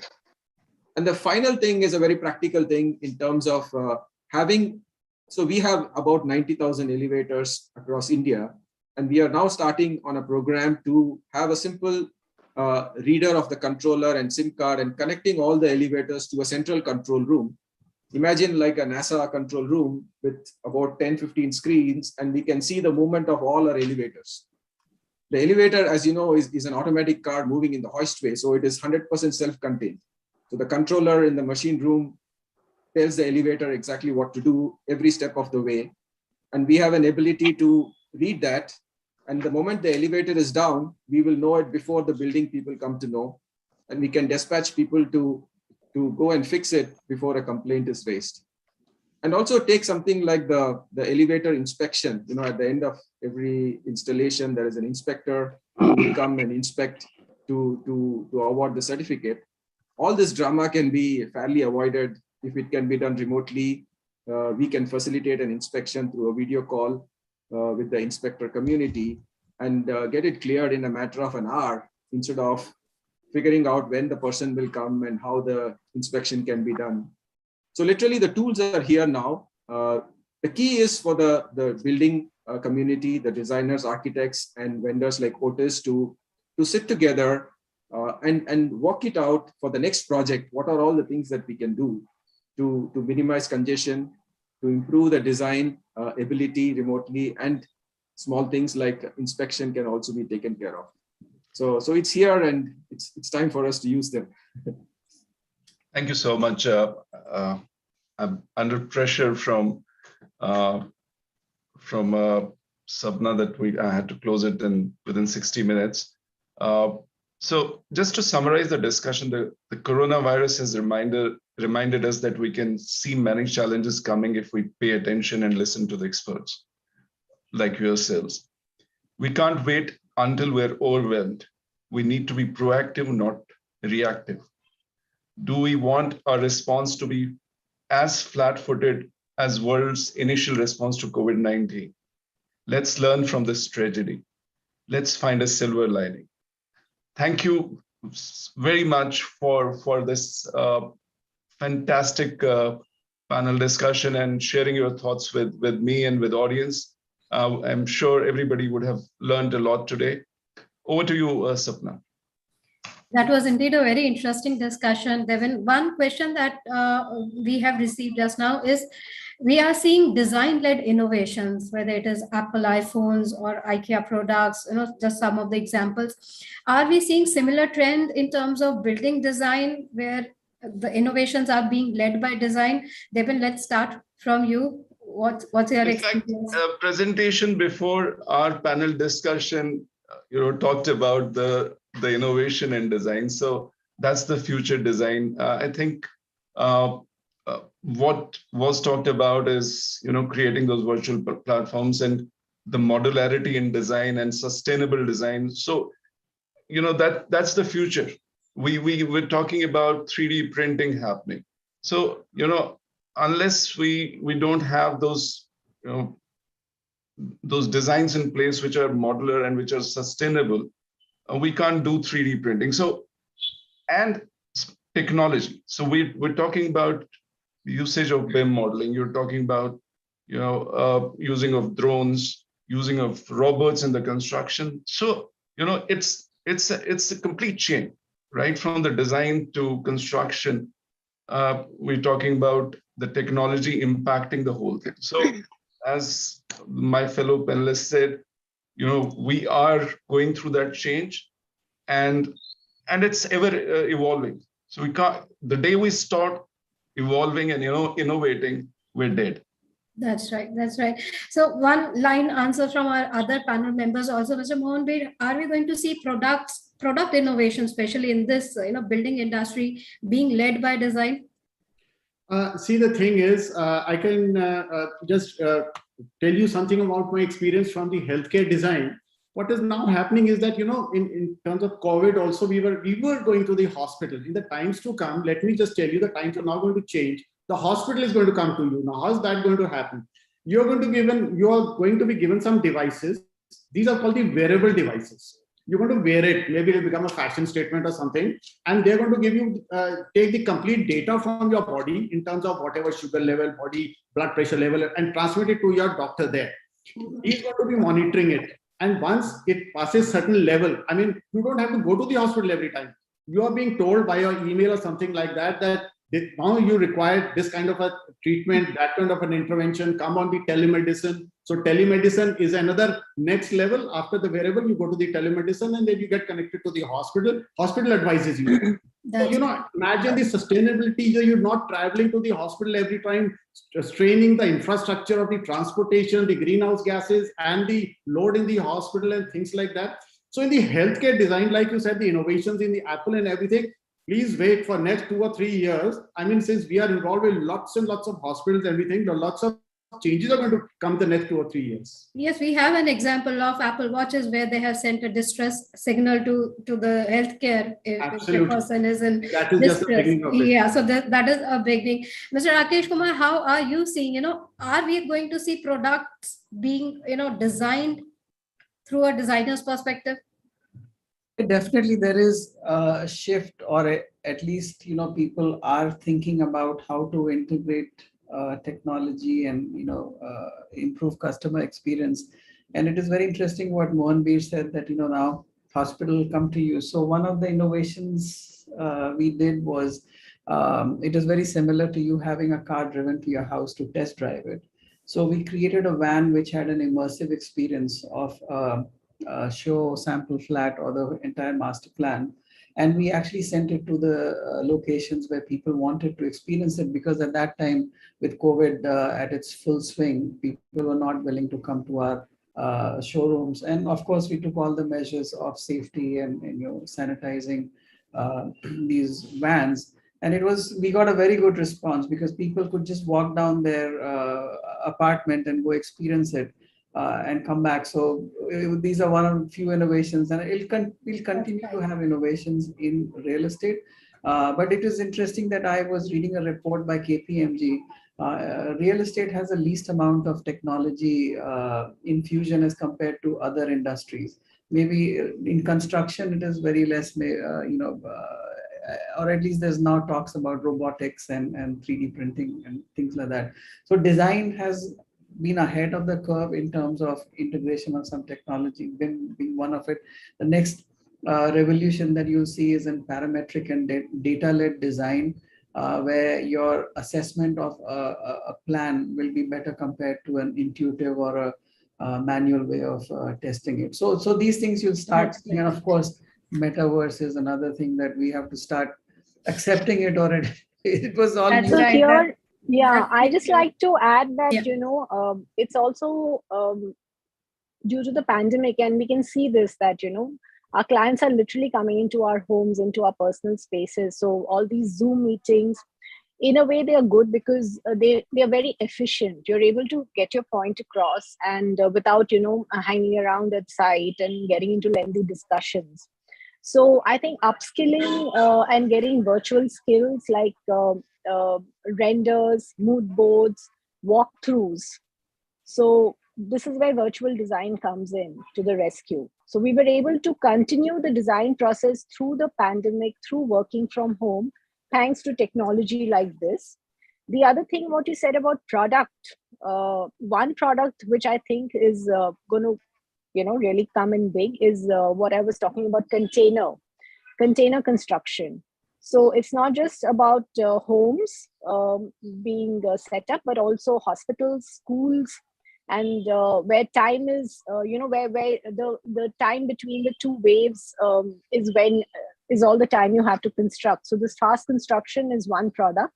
And the third thing I'd like to talk about here is home automation. What Rakesh was saying, that there's not enough inclusion of people are now a little more open to the idea of home automation and door video phones and that kind of stuff.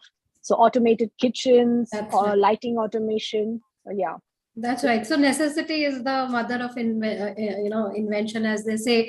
So with COVID, we are now moving on to automation, as Rakesh mentioned, that the virtual experience of the home, went to the customers instead of customers coming to the site. Pop-up architecture is something we are seeing where you can have something which is dismantleable after its use. So Mr. Sridhar, you are the product guy here. A lot of products in other streams we have seen which are used also for their design statement. One example is Apple iPhone. So are you seeing that similar sentiments here where innovation is being used also for its design statement? Absolutely. I think what people want is the experience and the service. The product is only a means to it. And in the elevator also, we realized this. For long, we have been an engineering focused company, but now we are reshaping the industry and ourselves to be customer centric. I'll give you an example. Now, when we connect the elevators, we can put an LCD screen in it, by which, let's say, a passenger is trapped.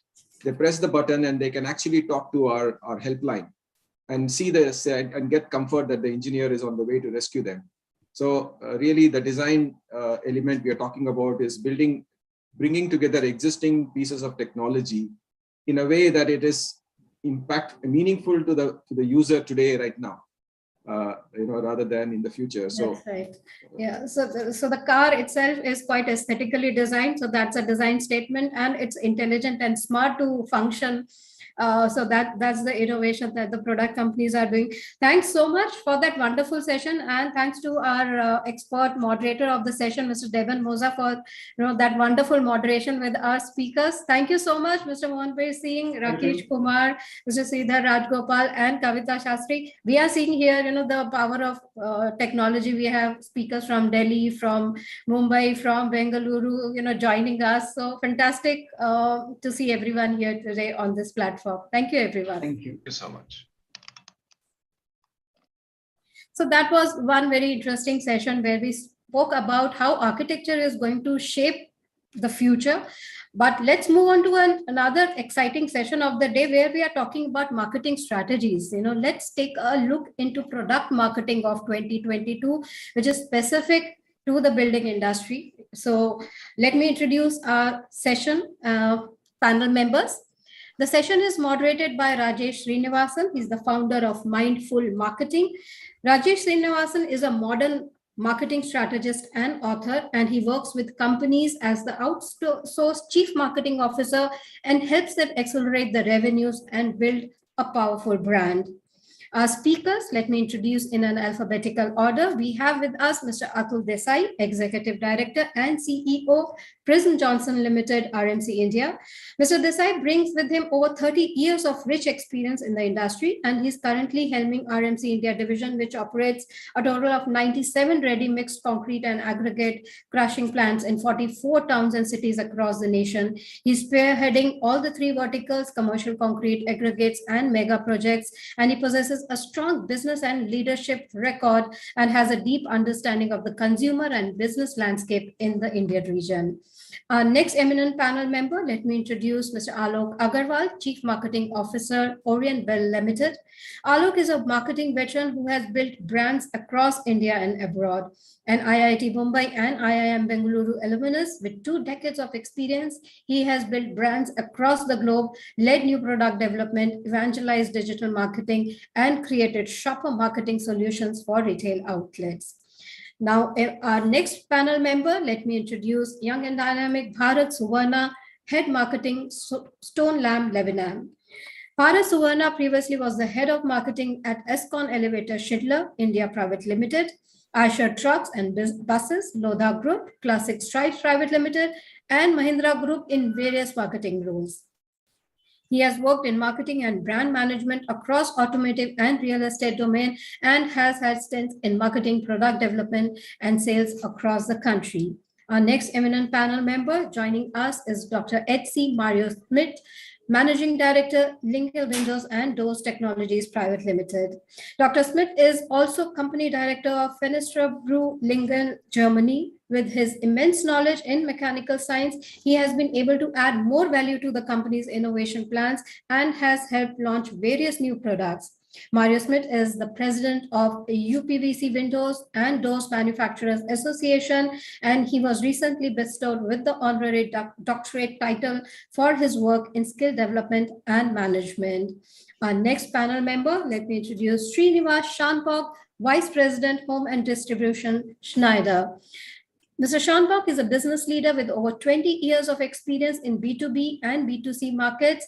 He started with Schneider Electric in the year 2003 and has done various hats in sales, strategy, marketing, and distribution, and has played a critical role in the strategic transformation initiative of Schneider Electric India.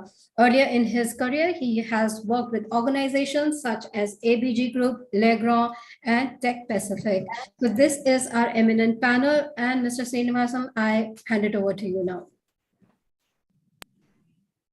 Thank you so much, Swapna. And it is extremely an honor and pleasure to be a part of this panel discussion with, among other eminent industry leaders from building and construction material. So I would like to start this session by going slightly wider to a different, altogether a different field. So tributes were pouring from all the nook and corners of the country when people heard the news of Lata Mangeshkar's death, the legendary singer we all know. You could think why I am talking about a singer in a product marketing session like this, but there are some correlation exist between Lata Mangeshkar and product marketing. Let me share those things very quickly to you. When she breathed her last at Beach Candy Hospital, Mumbai on 6 February, till date, from 1942, Lata Mangeshkar ji has sang more than 50,000 songs in 36 languages for almost 6 decades.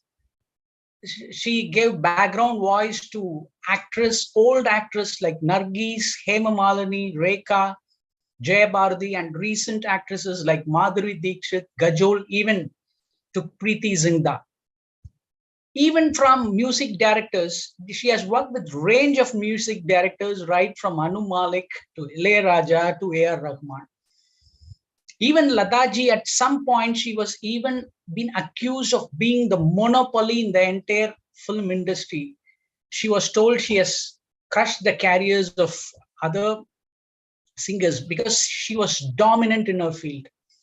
What I have noticed is Lata Mangeshkar, a famous singer, is a great product and a human brand. Let's just see how long she has sustained in her industry. If movie as an industry, and if we take music and singing as a niche in that industry, the way she stayed relevant by singing songs to almost 6 decades for different audience, for different heroines, the type of songs she delivered, 6 decades of relevance. That is what I think every product manager or a CEO or entrepreneur strives for, right? Because every product has a life cycle. It bonds, it grows, it matures, and eventually dies. The challenge for every business owner, entrepreneur, or marketer is to ensure that it is relevant, like Lata Mangeshkar ji, for a longer period of time. We will have competition, we will have external situations changing. These things happen, right? So ideally, a product has to evolve, as someone has rightly pointed out earlier. It has to find its own variations, adapt to the external environment, adapt to the external technology shifts and cultural shifts. Some of the very famous examples which we know where the big brands have gone irrelevant are Kodak and Nokia. Today, even companies like Google and Facebook faces a similar challenge due to privacy issues. We know Coca-Cola and McDonald's facing similar kind of challenges due to increased consciousness in healthy lifestyle. Similar to that, coming back to building material industry, we can discuss certain things, and we will do it as to how the brands, your product, your category, the way we approach media, the way we approach storytelling, how it can be relevant for a longer time, and what technology shifts and consumer behavioral shifts may affect the industry. So let me even let me take my first question to Mr. Atul Desai. Is available with us, right? Yeah. Yeah. Hi, Atul. Nice speaking with you. Excellent example, Rajesh. Yeah, thank you so much. So, Atul, what I would like to understand from you is some product categories, like let's say fashion and beauty, have some inherent excitement around it. We do not have to build an excitement, but how do you engineer the same level of enthusiasm, customer enthusiasm, in the product categories like ready mix concrete? Because it is not visible, right? It's hidden, but we know it's important for a building. But how do you build that enthusiasm? What are the steps you take, Atul? Can you just share that with us? Rajesh, my belief is the enthusiasm of customer is depend on two primary things. Mm-hmm. First is the impact of the product and the effect of the product for how long. The mistake of selection, if it's happening, how much is it serious? So that is one is the impact of the product, and second is the knowledge of the product. If the customer do not know your product and how to apply, he will always have a comparatively less involvement. So enthusiasm, according to us, is totally depend on understanding the customer's need. The day the customer aware that this product will solve the larger issues of their problems or need, then and make them understand on a product, on application, and providing them a comfort on product, his enthusiasm will go multifaceted. Like in our product is a built to last. Okay, it's not an impulsive product that you select once and then any mistake happens, you can change it. It's a serious product, and the impact of our product is remain for the lifetime till the time they replace. So we consider that as a great opportunity for us. So we have a lot of research work what we do on understanding of a customer's need and their problems, and we build our product surrounding to the need. So we have a complete concrete solution. That's our tagline, and we build up our product on that line. So like if the customer has a problem of leakages, water leakages is a very common. We build a product on that, on aqua resistance. We have a brand. Similarly, like hospitals where radiation is sometimes a problem. I'm just given a Baba Atomic Research Center where radiation is a big issue. We designed the product of high dense concrete. So it's like you have to build up innovation on building the product, and then with the various way to approach them and convince them on a application of product and make them understand on product and providing them comfort that we stand with you. What we normally say, "Main hoon na." That approach we have to build up with the customer, and the day they feel that we are the people who are standing with them and a serious player over a period of a time with the full commitment, and I would say with a full fairness and transparency, we have to win the confidence that yes, we are not here to sell our product, we are here to sell our solution, your problem solution. This way, and the day they understand, they put a faith in us, I believe me, their enthusiasm is a multifaceted. In fact, some of the questions or sometimes we face, because they have a lot of anxiety when they are making the house. Normally, any of the customers build their house once in a lifetime. And at that point of time, their involvement, I would say, the quality time what family offers is a mind-boggling. So I think a lot of activities has to be built on a product design, a lot of activities on reaching to the customer, building a communication strategy, and nowadays the social medias are available. So we have a series of the problems when we discuss. So one is a customer and second is applicators, because at the end of the day, our product is not being used directly by customer. It's being used by some of the applicators. But a lot of efforts has been placed on training the applicators. Great. Okay.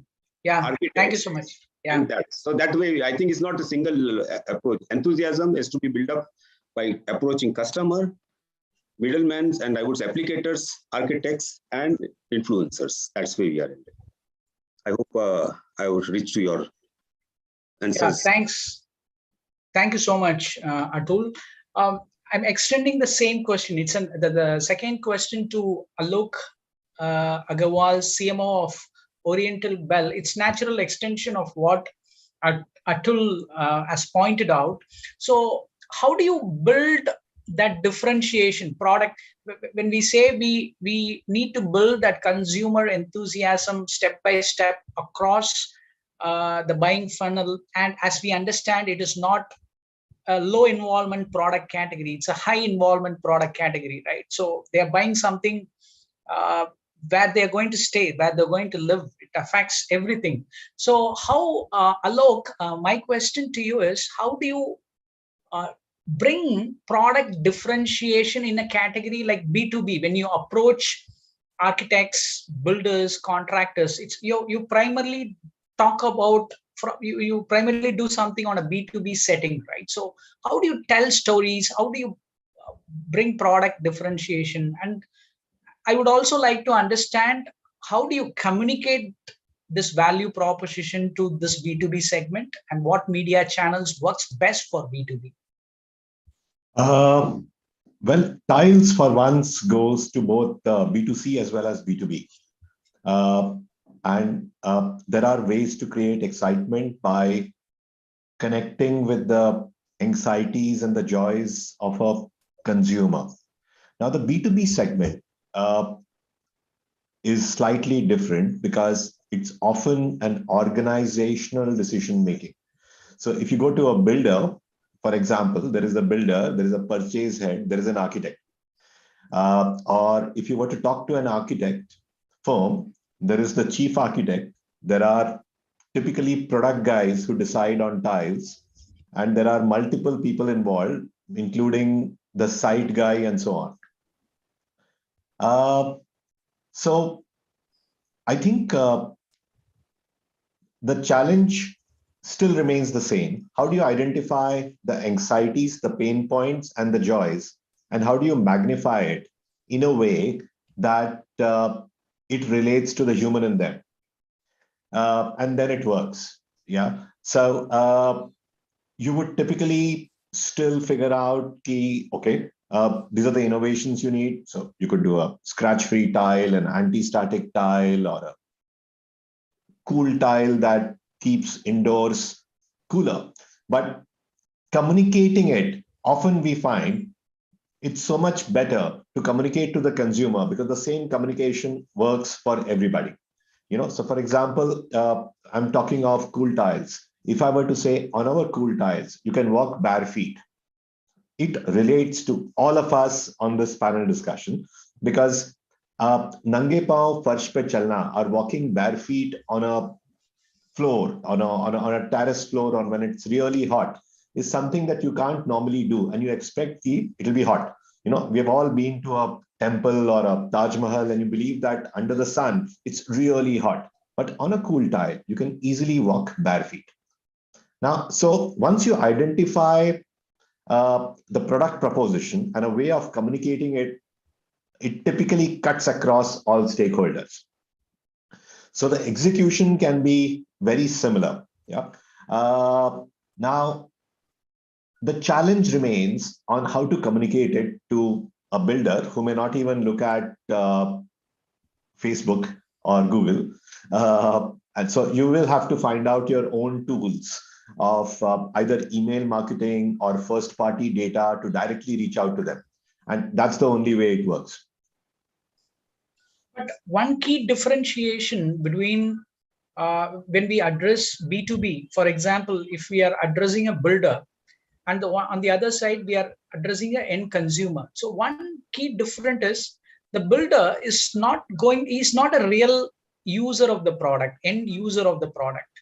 If I am a builder, I'm going to use paints or your product for my customers. So it means I may go and advertise. When I build a home, I may even go and advertise saying that I'm associated with this brand, and this brand will take care of the safety aspect. This brand will take care of the lifestyle element of this product.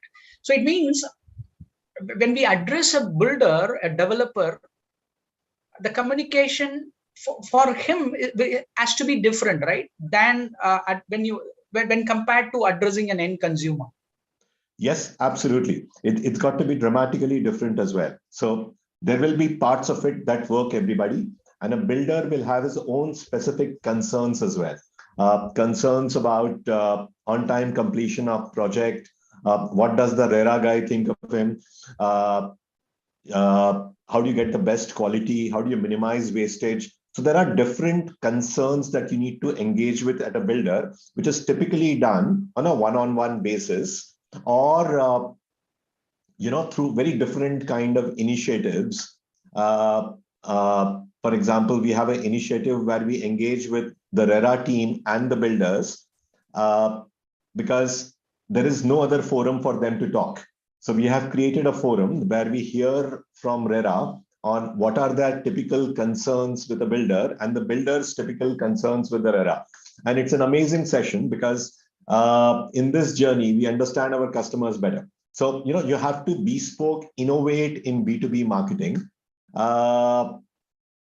because otherwise it boils down to, if I may literally say, giving a diary or a gift and saying, ki, sir, meri product le lena. And if you want to really market in B2B, you have to innovate and work, if I may say, much more harder because it's not yet been done. Thanks, Alok. Thanks for addressing my question.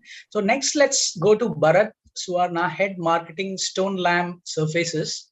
Hi, Bharat. How are you doing? You have to unmute. I'm so sorry. I was on mute. Yeah, I'm doing good. Bharat. Yeah.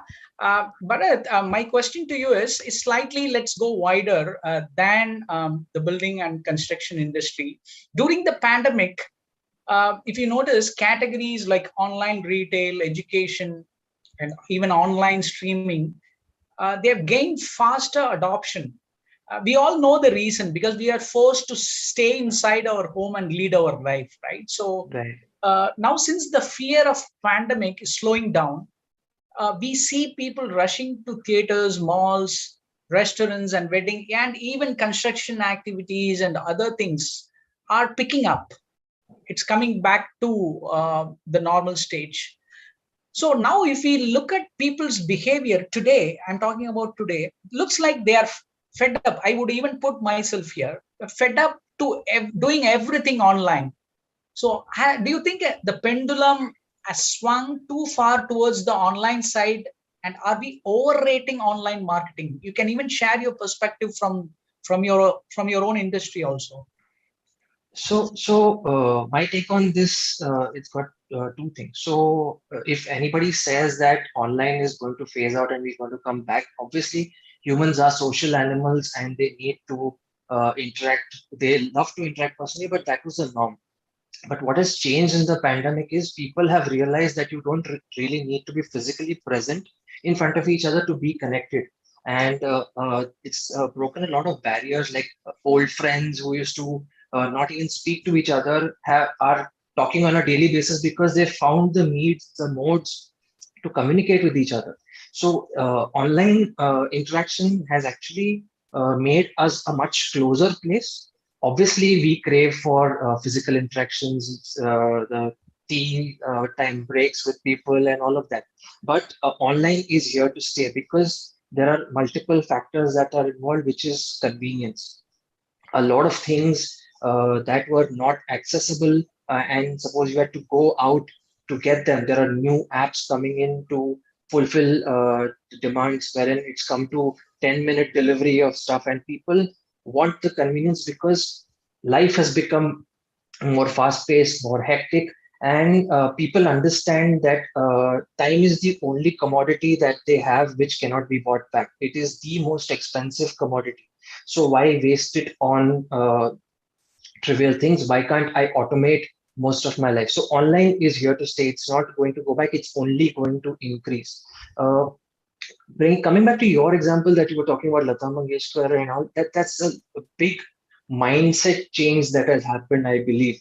So if you see the older generations that were there, they preferred stability. You must have seen people working 30 years in one company and then retiring out of there. But then the newer generation, they want change. They want job profile changes. They want to jump.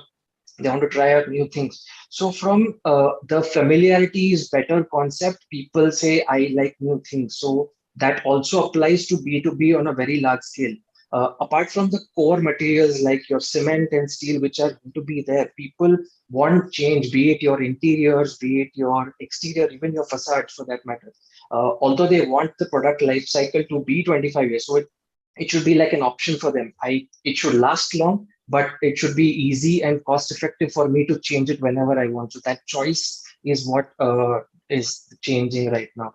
Also, there is one question that everybody is asking, be it the end consumer, be it the architect, be it the influencer, be it the consultant or the builder. The question they ask is, what is in it for me?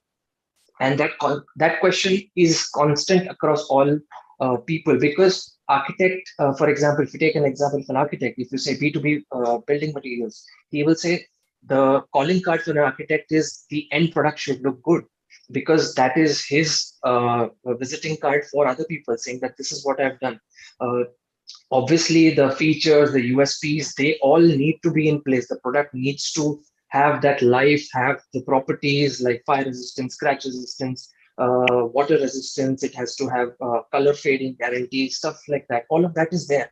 But it also has moved a little more towards aesthetics because it should look good.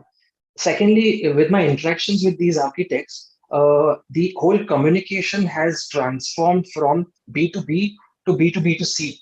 Because what the architects have told me is that if my end consumer, who is now a very big stakeholder in the decision making of even buying B2B materials, be it cement, be it steel, be it tiles, be it laminates, be it facade materials, whatever, if the end consumer does not give me a go ahead, I cannot approve that material.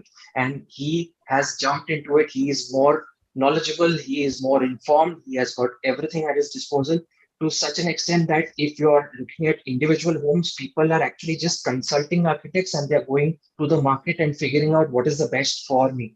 And they are giving inputs on design because there are so many platforms wherein they can get ideas and they can showcase. For example, people are going to Pinterest. If you're building a good kitchen, if you're building a good facade, if you're building a good bathroom, people are going there, they're taking photographs and showcasing to the architect.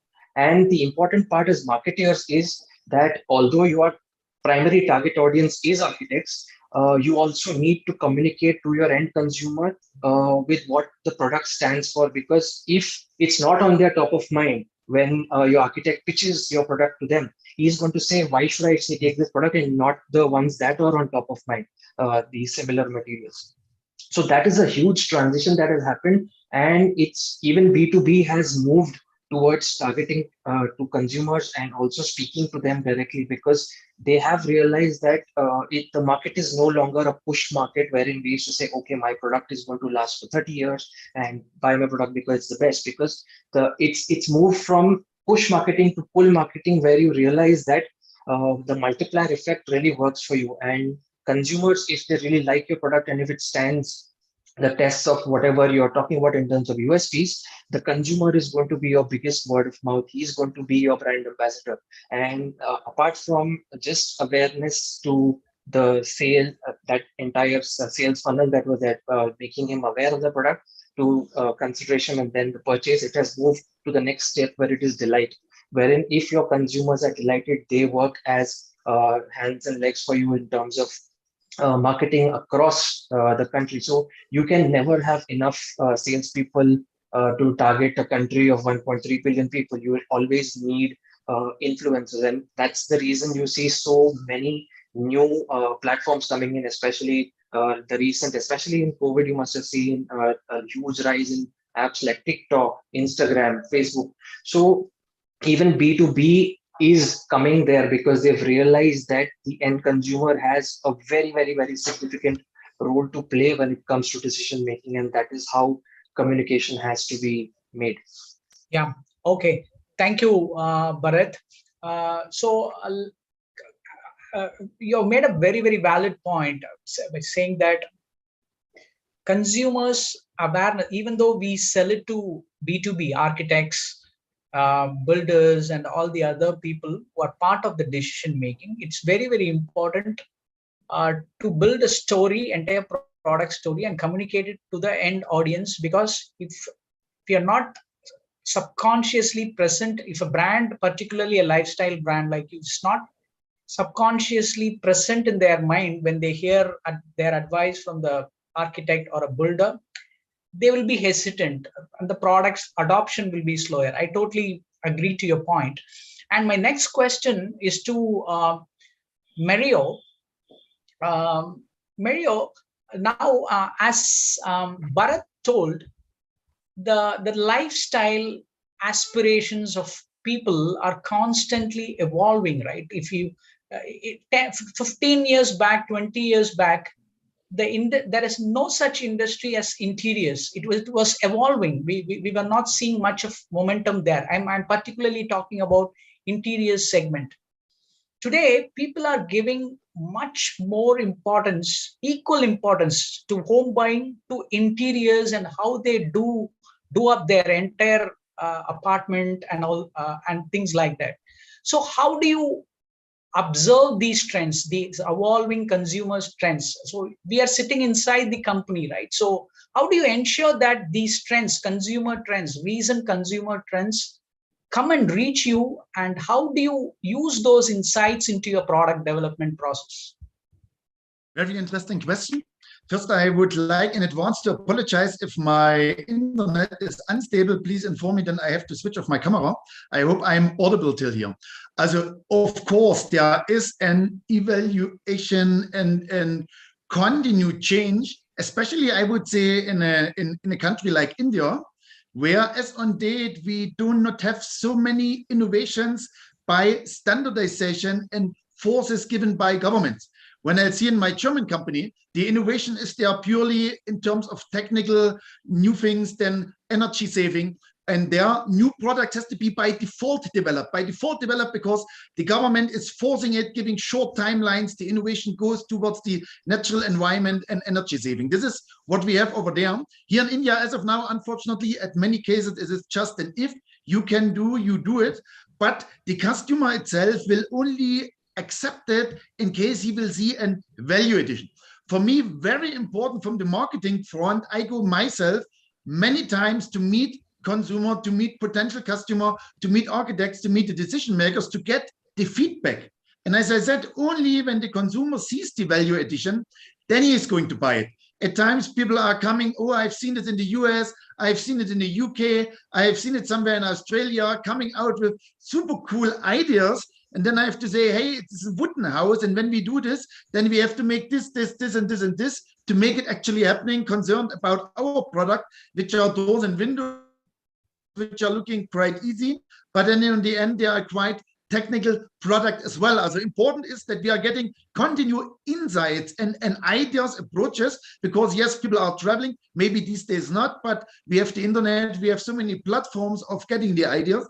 And there it is important, as more an idea is coming, then really you have to push your product, your development, your marketing in those area, because on the end, we say the customer is always right. No customer is wrong. It may go for some time in a direction where you know already it not last long, but the push is there. Then you have to present and you have to push, you have to position your company in advance already, that for those ideas which are going to come, you are coming up with the solution. And this is where we are having engagements at so many platforms with the developer, with the architects, with the consultants, and really in B2C what the consumer, what the customers are asking for. And like even today, we have applied in a category for a new product where people are saying, oh my God, wow, I was not aware that the performance can be changed. There's a special security system. And security you can see only when someone wants to attack it. So, and there we made a lot of R&D, asking the feedback from the customer, again going back. We know the product was really and is really perfect, but as long as you don't make the explanation so simple that you actually really get the excitement, what we are speaking about, or the feedback, yes, this is right. So you have to really take the feedback from the customers serious, so that your product is going to reach where you, from the quality aspect of where you have already positioned it, that it is actually acknowledged. Acknowledge is the right word. The acknowledgement has to come, excitement has to come, that the demand is coming for a product where you know it is actually good. Yeah. Thanks, Mario. I get your point. I've heard a very good quote from Steve Blank, a management consultant who has invented the customer development process. He coined a term called get out of the building. He insists every team which is into product development and strategy to go and meet the customer or listen to what customers say. And you pointed out that. So it truly resonates with me. And today we have a lot of mechanisms to listen to customers, even social listening tools we have. Whatever customers talk about our category, we can listen to that. We can even put into some AI technologies to take all the reviews about our product category. So things are evolving, right? So it is good to have that mindset of getting out of the building and learn new things which is happening in our industry. So now my next question is to Srinivas. Now, Srinivas, if you notice, particularly a country like India, it's diverse in culture, right? So we have various value systems based on our religion, the way we eat food. And when it comes to building and construction industry, I think it has more relevance, because when we go to each and every home differently, different culture has different kinds of different way of building homes. They set up their homes in a different way. So even based on religion, the way they build their homes, set up their interiors vary. So rather than having a one single product or features catering to these entire diverse set of people and culture, do you take up some additional steps to find some local relevance or personalizing your product offering based on some cultural elements? Do you take that extra mile, Srinivas, or is it possible to do it? Yeah, hi Rajesh. Hi Sapna. Thanks for having me here. Hi, so I think very, very valid point. Diversity is something which is extremely sensitive topic in India, and I've traveled across the world, but when I have seen more than 30 countries, but when I visit about 100 cities in India, the diversity is much more larger than what you see in the world. Okay, so I think very important, and I think you have asked me a very apt question.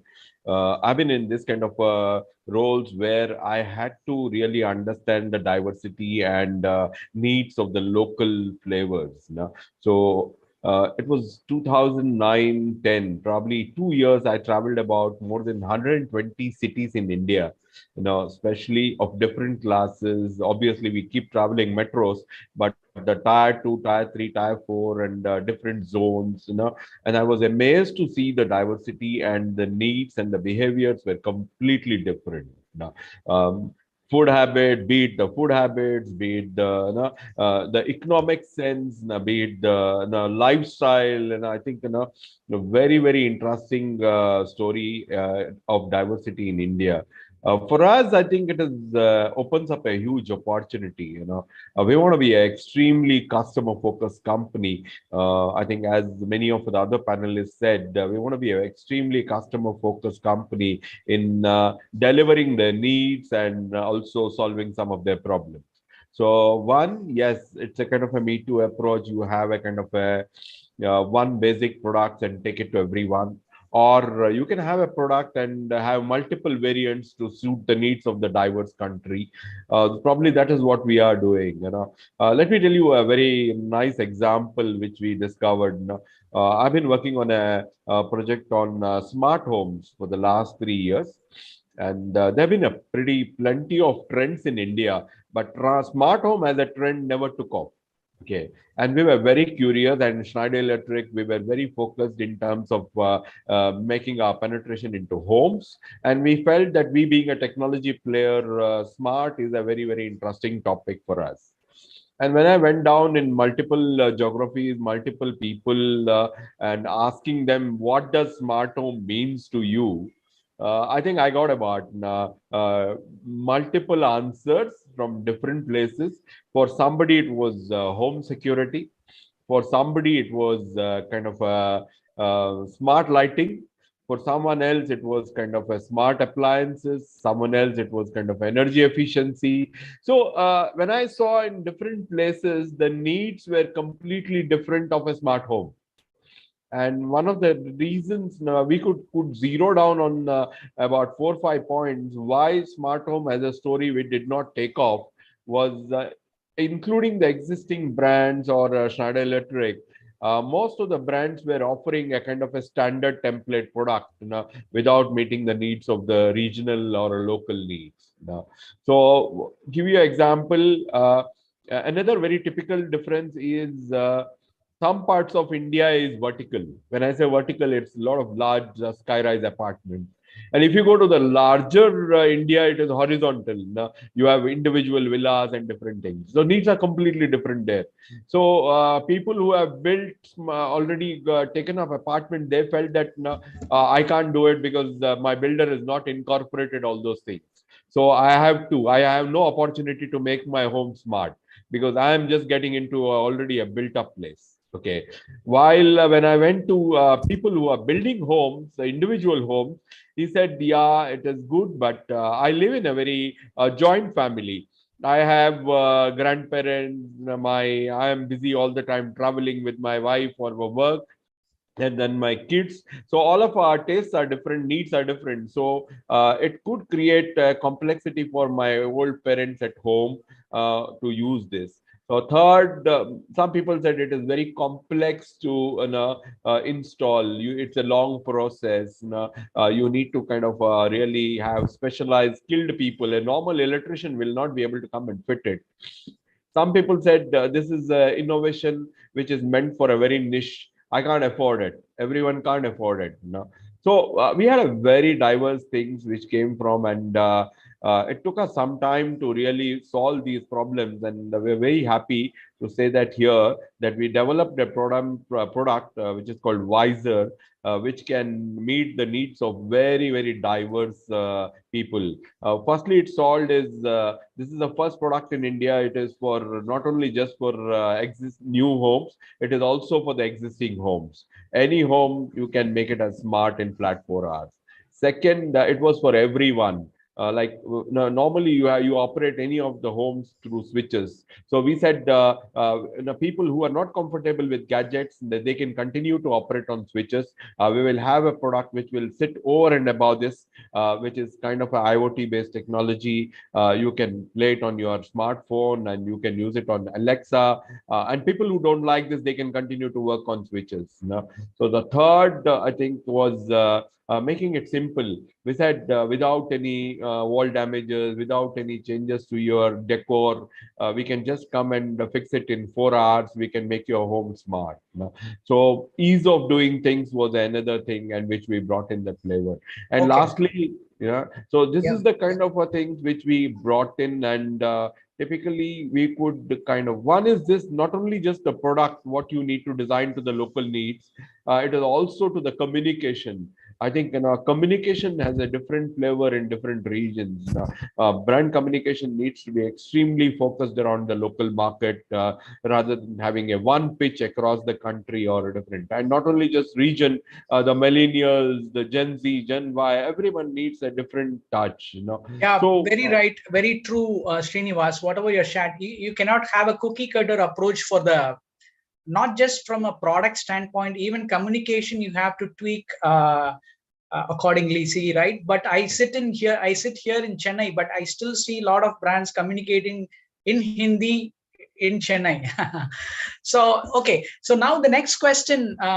Hope you have completed your answers. I believe I've taken a lot of insights from you. So I have few interesting questions for another round. So that is why I've interrupted you. Please go ahead. Yeah. Alok, sorry, Atul, my next question to you is one simple question. What do you see as a threat for your industry? It could be a technology shift in technology, or it could be a change in behavior.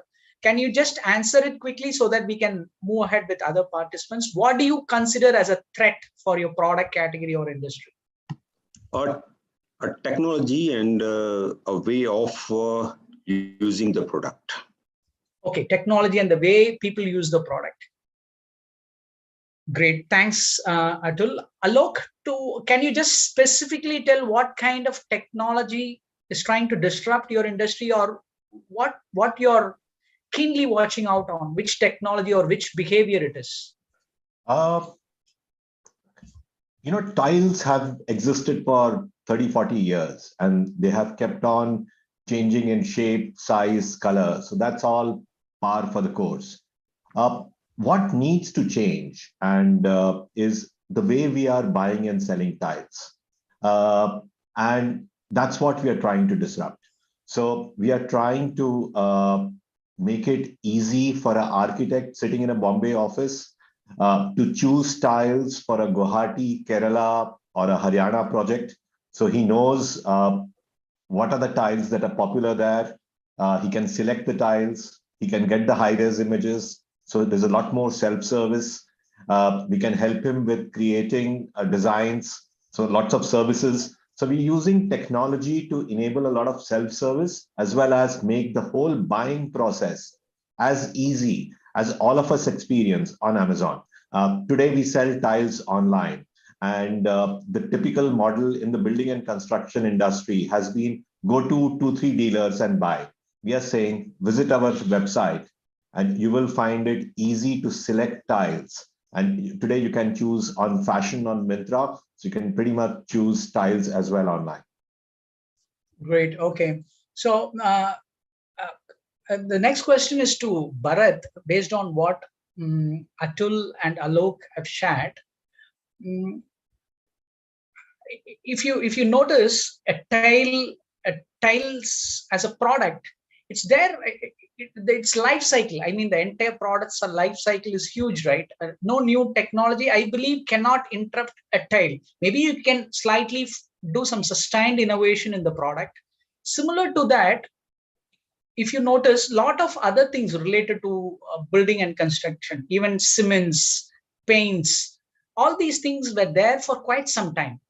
So do you really see any disruptive new technology comes and changes the whole industry. Because what happens is, the one critical question which I always ask entrepreneurs and top people is, we are so engrossed in whatever we do, and a new startup or company comes and disrupts the whole thing which we do. It happened to car industry.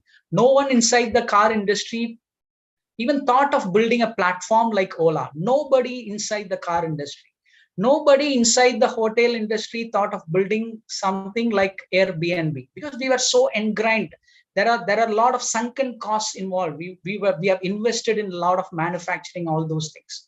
So if I ask you to bring an outsider perspective, not just from your industry, do you foresee any startup which could disrupt your entire industry? Or if I ask you to build a new startup on your own, what type of startup would you build to disrupt your own industry? So that's a wonderful question, because the answer is actually yes, because we are living in a VUCA world, as you rightly mentioned. Everything is uncertain. It can keep changing it in a split second. So the threats that I see could be anything from, if I say facades, or even it's the material itself. There are, since I keep reading a lot, I see a lot of materials which actually generate power, which are on the facade. They're generating power for the building. It makes the building greener, and the customer is very, very conscious nowadays. That's why you see all of this changing. You must have seen the disruption that electric cars have brought in to the mindset of people. The only one that was there previously was a Toyota Prius, and people just sidelined it because there was a lot of issues with it. But once Tesla came in and the other players jumped in, Tesla has changed the way people drive, because they are making cars which consumers want and not the other way around. It's not pushing their product. So newer technologies will come. The biggest threat that I see is a single material that can be applied everywhere and is also sustainable, and also it's not an impact on the environment, but it is environment friendly. I am foreseeing that coming in the next 15 to 20 years, maybe some sort of glass or some sort of special material that is created, which is very, very, very technologically ahead with the use of nanotechnology, and maybe it generates its own power, maybe it absorbs impurities from air. It could be anything, and I'm telling you, the research is going in that direction. So yes, the best thing that any company can do is not put all their eggs in one basket. Like the Kodak example that you were giving, they need to diversify, they need to innovate and constantly be in the know-how, how they can improve on their existing product. A second big issue is personalization, because if I'm not able to make tomorrow, somebody might want their face on their tile or their facade. That is the kind of design and that is the kind of niche they want to get into, because credit cards have gone there, where you can put your own photo on your credit cards. It's going to come there because people want their spaces to reflect themselves. It's not like this is the rack and I want to pick out of this. It's like I want to create my own rack because it's my house. And as you rightly said in the beginning, it's a lifetime, once in a lifetime investment. So why should I make it as per what is available in the market and not as per what I want it to be? Another point that you had raised about the religious sentiments that people had, that's all fading away. It's all blurring, because previously as Indians, we were so skeptical of applying the color black inside our house. Nowadays, the largest selling color is it has moved towards the darker shades and all of that.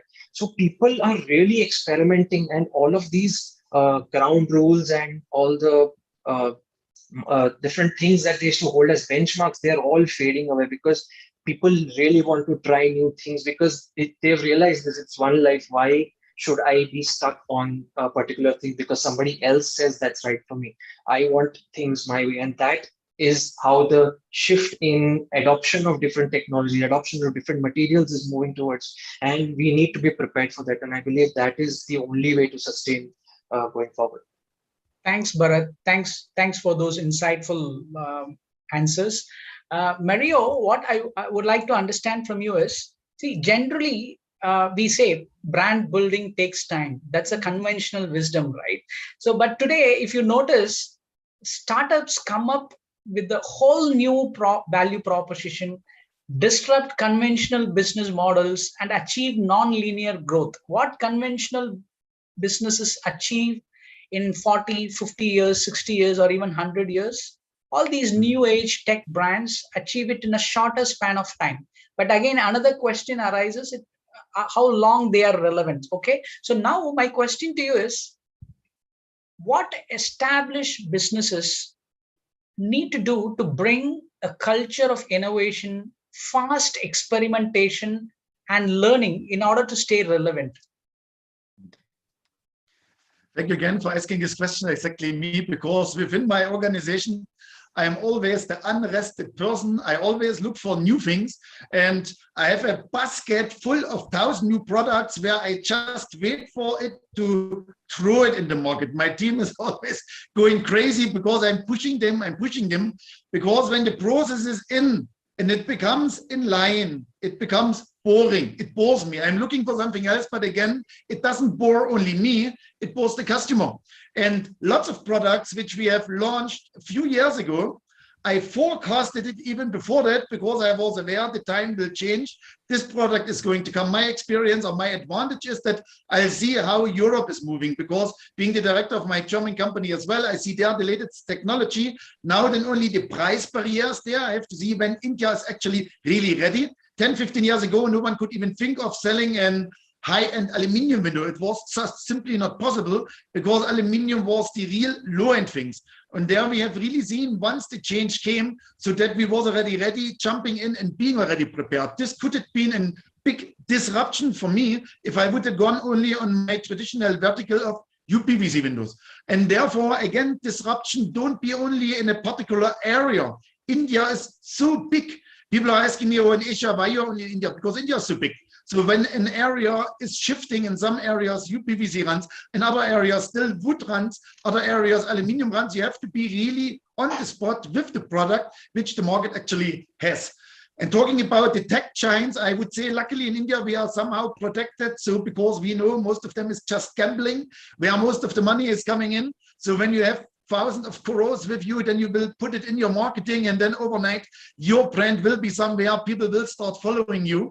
I think the way of doing it in certain elements stable here in the country is protecting for all this rise and fall, and also the investors' money, which is also always at stake when they may come that certain thing, as you rightly said, disrupts in itself because it was just a bubble. So what they are saying in the US, which is wrong, fake it until you make it. Also, listen, fake it until you make it, and this is completely wrong.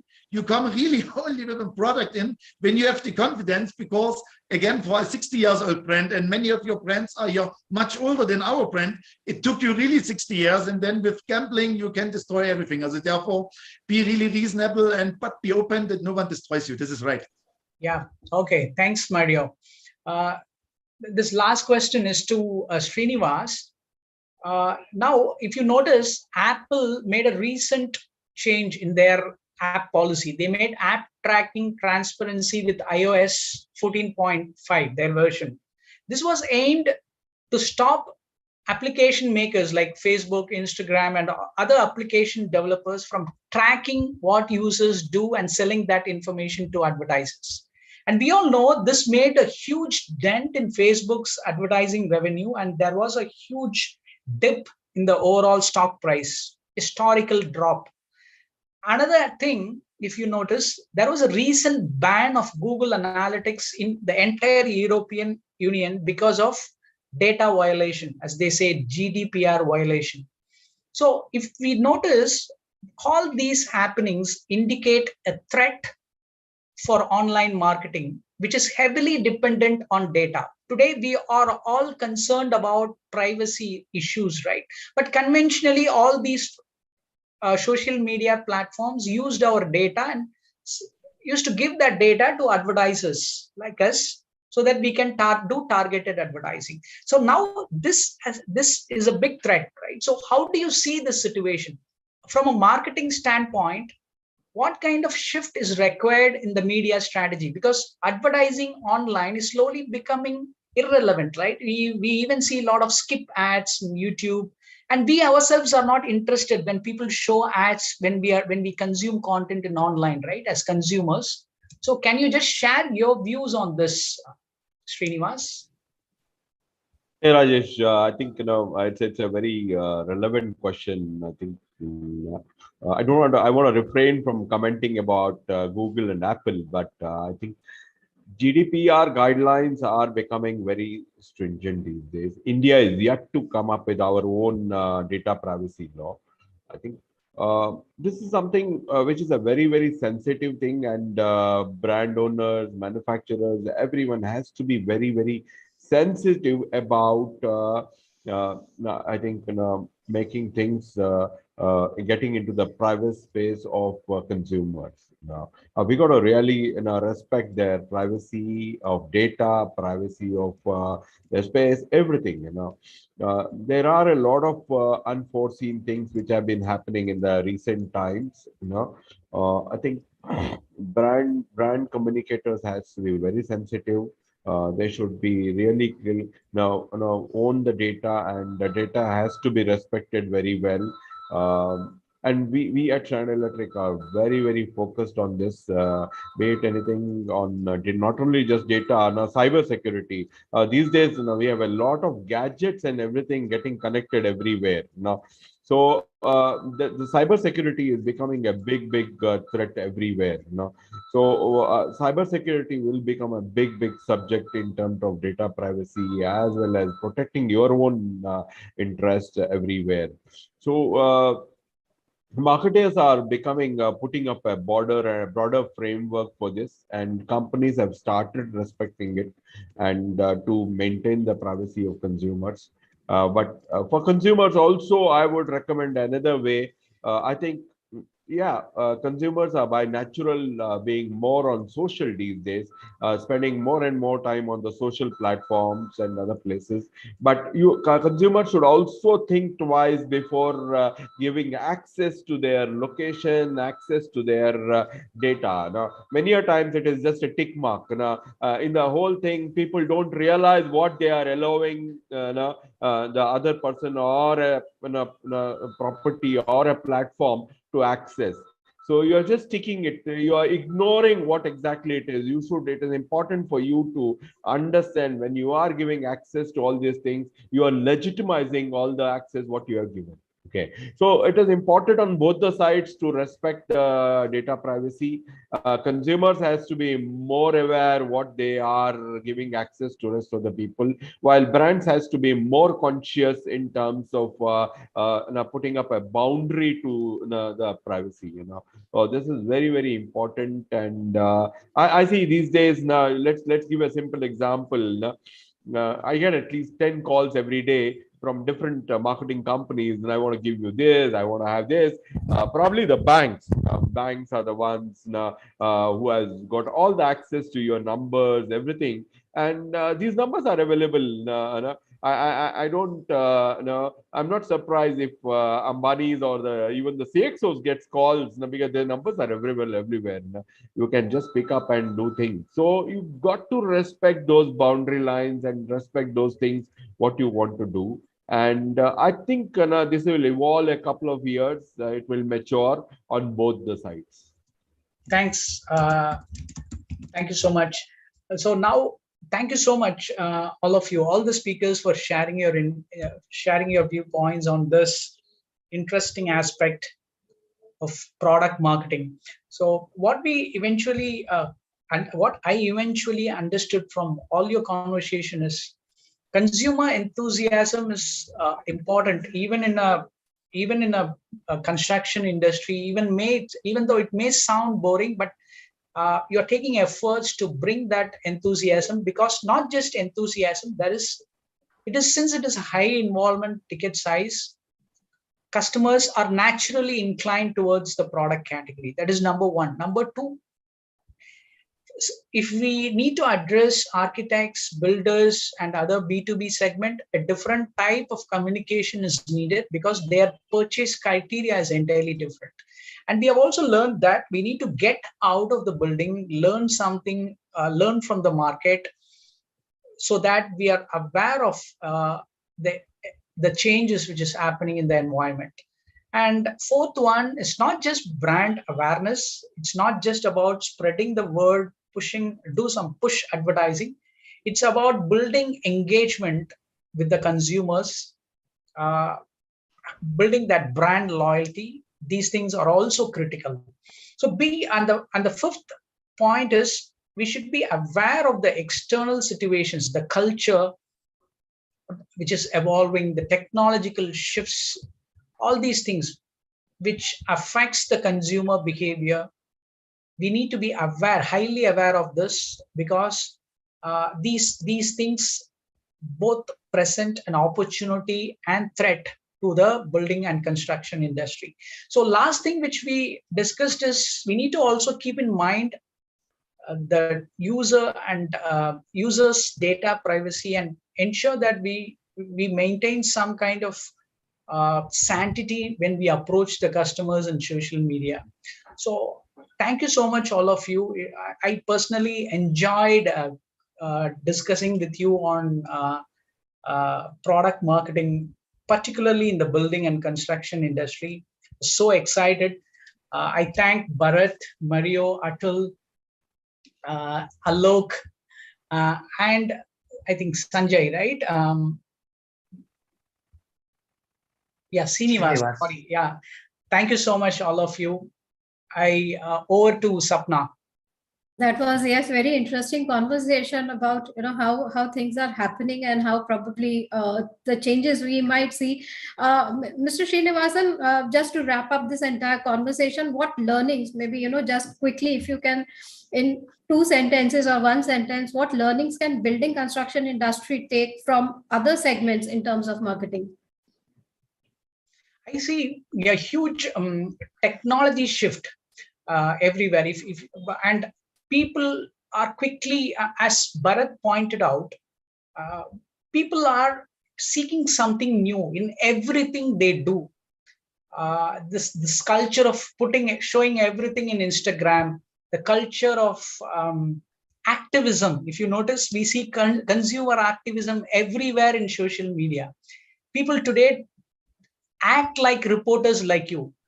Normal human beings, people who use social media, they think and behave like media reporters. They shoot videos and they share things.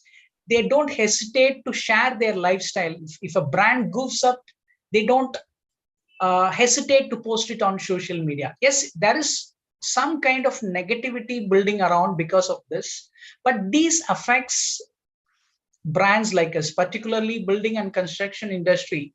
If we notice, the industry is quite matured, but there are all these new things also presents an opportunity to come back to the product life cycle, do some innovations, and to stay like the example which I have given, Lata Mangeshkar. It may be irrelevant to directly to the category, but some kind of reinvention, some kind of finding product variations.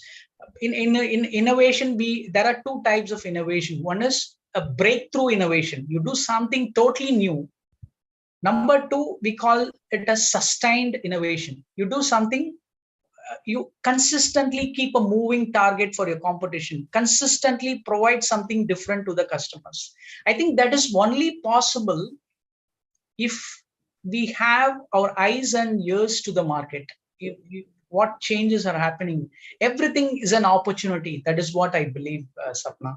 That's right. And we have seen it, the opportunity in crisis also during the pandemic, how a lot of looking at the needs, a lot of businesses came up, how businesses sustained themselves, innovated themselves to, sync themselves with the changing customer needs. So thank you so much for this wonderful panel and set of speakers that we had today with us talking about marketing and how marketeers are looking at, as Mr. Srinivasan rightly said, it's more like a community stakeholder marketing, more like flexibility, which the products, innovation, constant innovation is something that we are going to see now happening, and because times are completely unpredictable.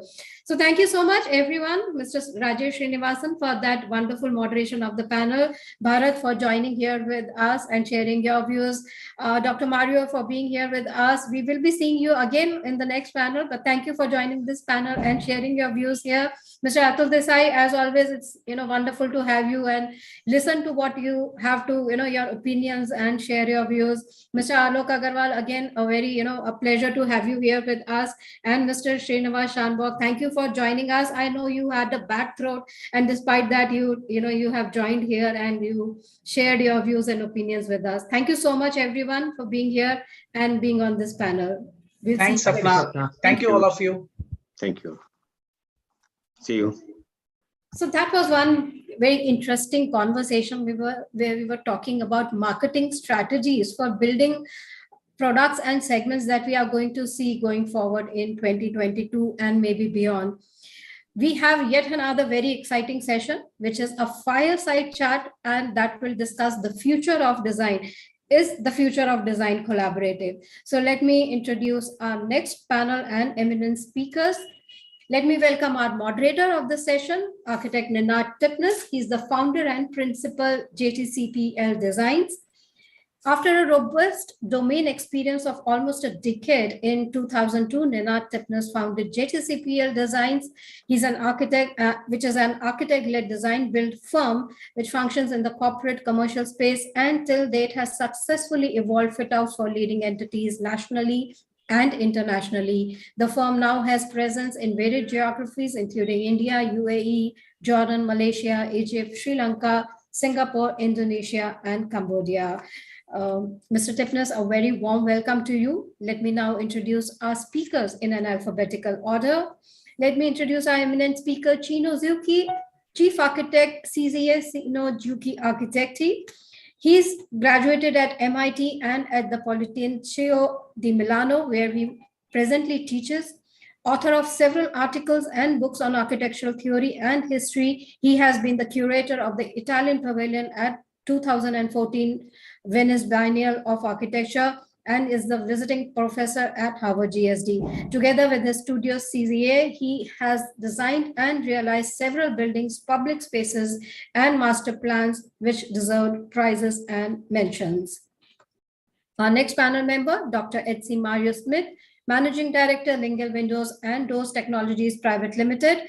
For all those who are joining us today, let me give his brief introduction once again.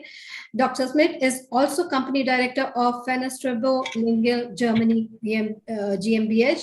With his immense knowledge in mechanical science, he has been able to add more value to the company's innovation plan and has helped launch various new products. Mario Smith is the president of UPVC Windows and Doors Manufacturers Association, and he was recently bestowed with the honorary doctorate title for his work in skill development and management.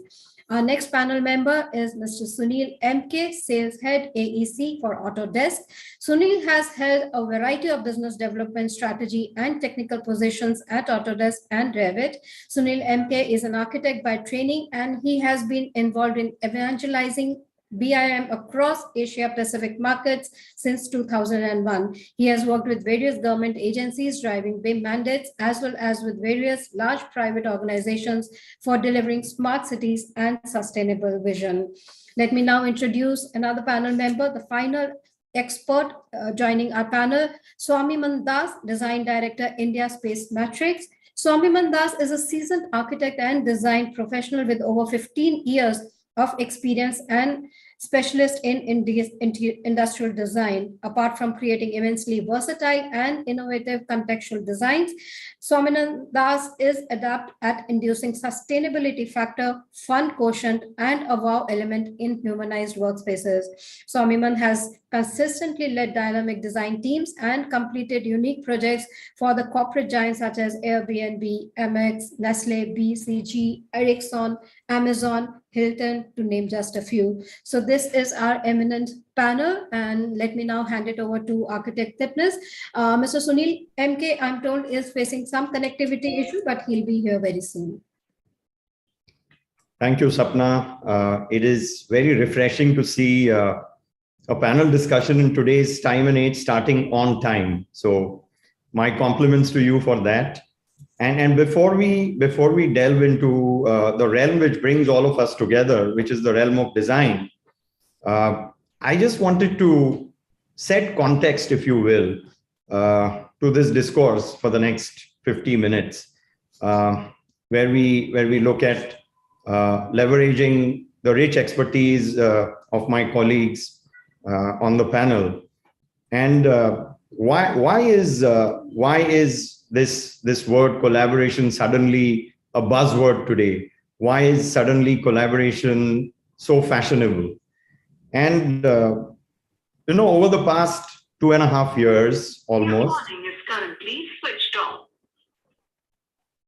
Over the past 2.5 years, approximately, we've seen how events have panned out as a result of this Black Swan event, which we are still facing in varied proportions across the globe. And I found my preliminary observations led me to the intersection of Darwin's theory of evolution and Kubler-Ross's model of the 5 stages of grief, and how various entities, various companies, various nations, governments dealt with their own sets of challenges.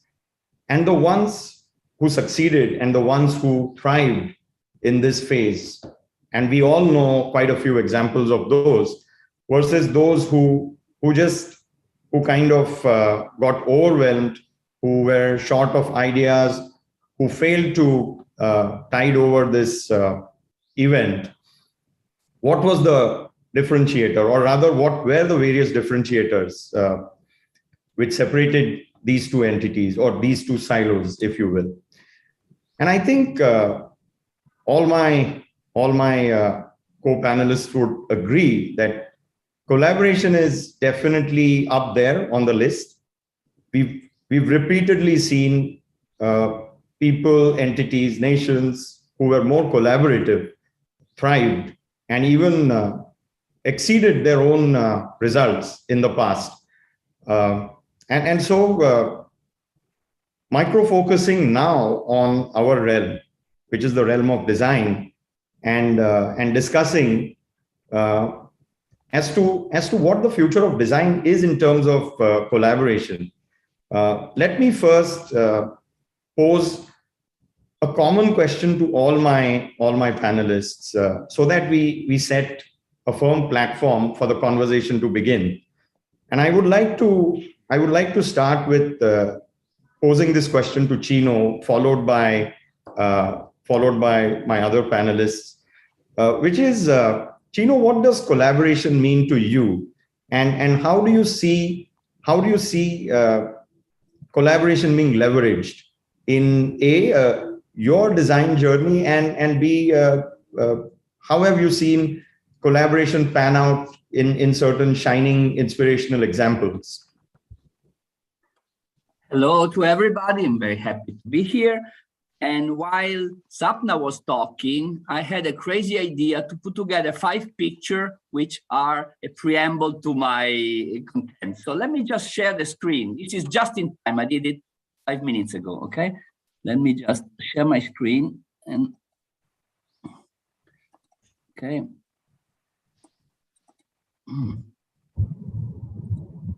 Okay. When I was a kid in school, we've been taught about ideal cities. There are many models of ideal cities. One was the Broad-Acre City by Frank Lloyd Wright in America, but another one was Chandigarh, did by Le Corbusier.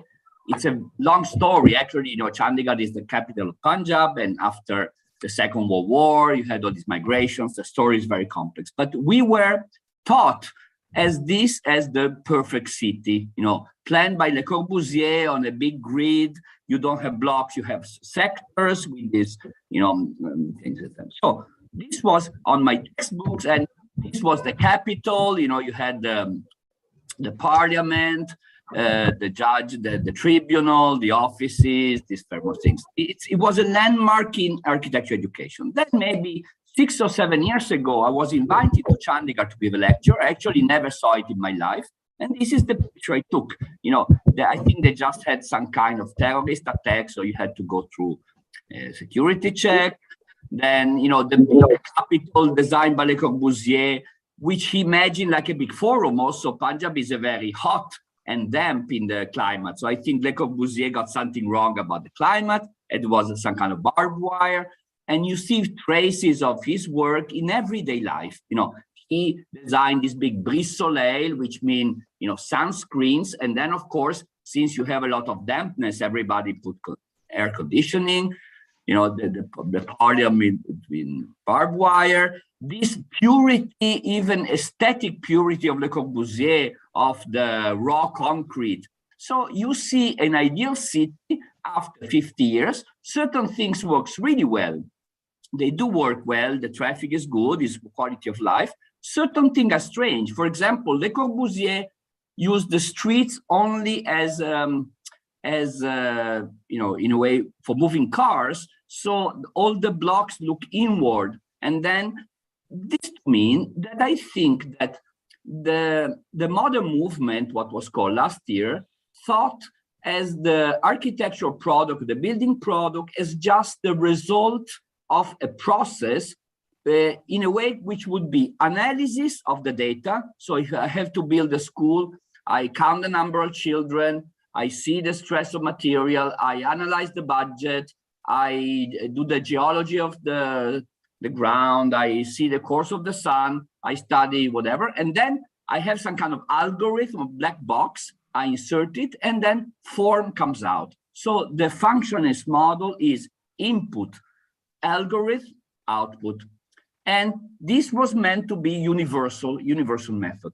I think the drama, it was confronting this internationalism, which was good of the UN and the FAO, with many local cultures and ways of doing. I think that this abstract idea of method did not consider that the practice we do is not this, is people working together, sharing values, and that's why I wanted to go to the idea of collaboration, and they sort of learn from their mistakes, and they, in a way, consolidate the successes. So the process, Nidat mentioned Darwin, is a very Darwinistic process. Nothing comes out perfect. We continuously do things, is a trial and error process.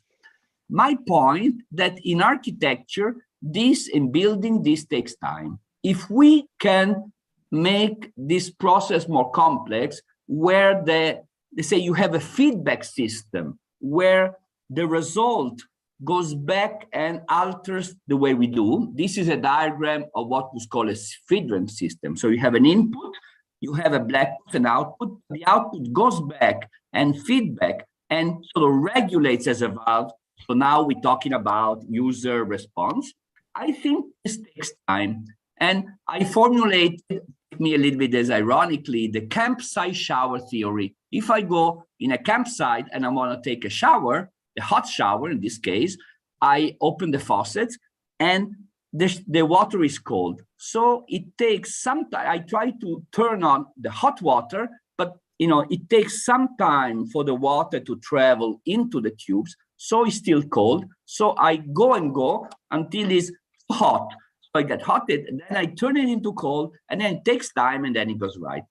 What do I try to say is that even if today the building process is very fast, there is still a delay between input and output, which means we cannot respond totally just in time. This is true for the COVID. People try to adapt just in time. Maybe with furniture, we are worried, what will be the world? Or architect Zuki tell us what will be the world after the COVID. But we are adapting every day, which means this idea that architecture is produced on a program, but in the long run, it has to survive. We're talking about resilience, adaptability.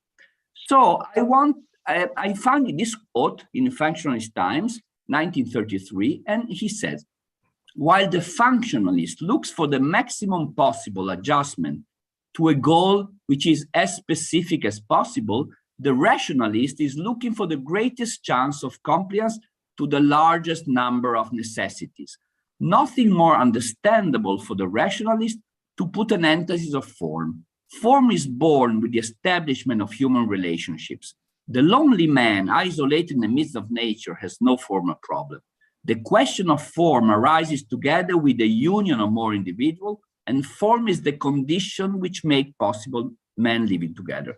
I end up to say that today we are going through a very complex process. When I do meetings of 20, 30 people, you have the BIM expert, the climatic expert, the landscape designer, the project manager. Who is responsible in the end of, it's like a film. When you see the end of a film, the end titles, you have hundreds of people working, the director of photography. But in the end, the perception of the film is very synthetic. Today, we have project managers. Yesterday, my engineer asked the client, said, we need somebody to hate.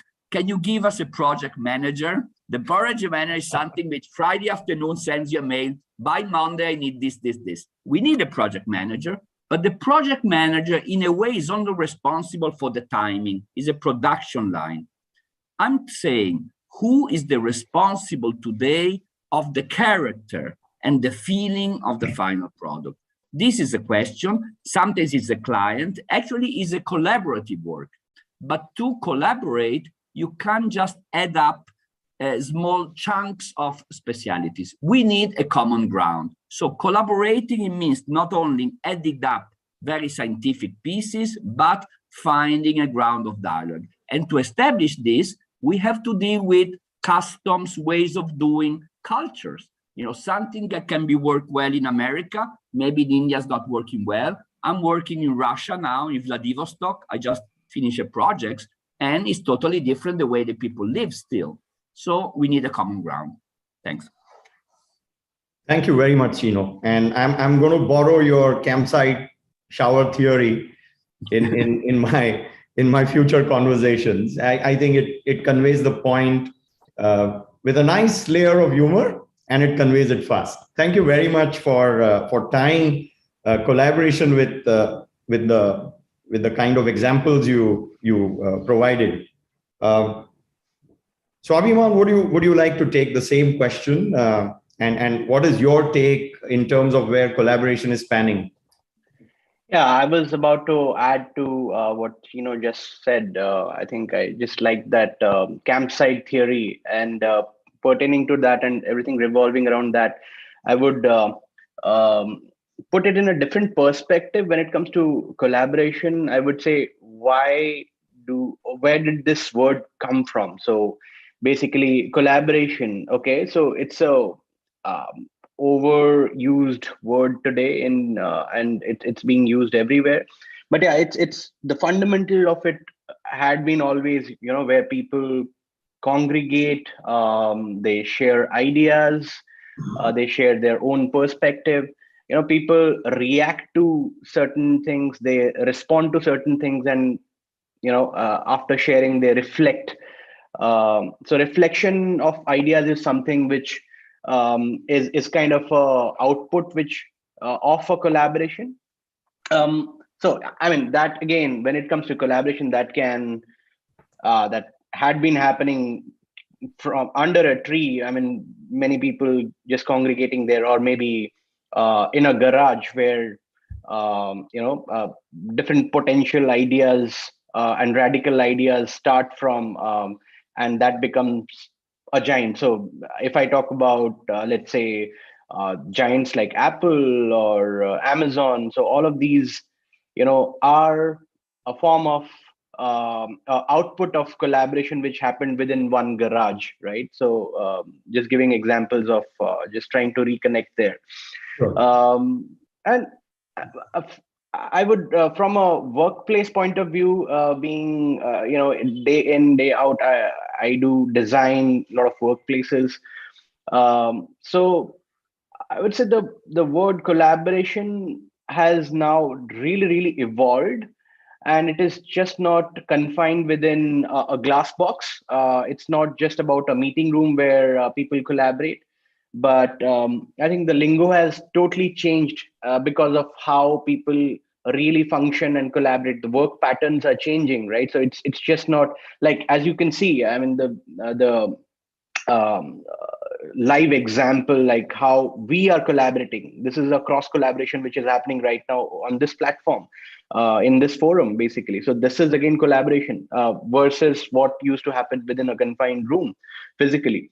So yeah, I mean, when we start defining collaboration now, if I dissect the means and modes of collaboration has changed a lot.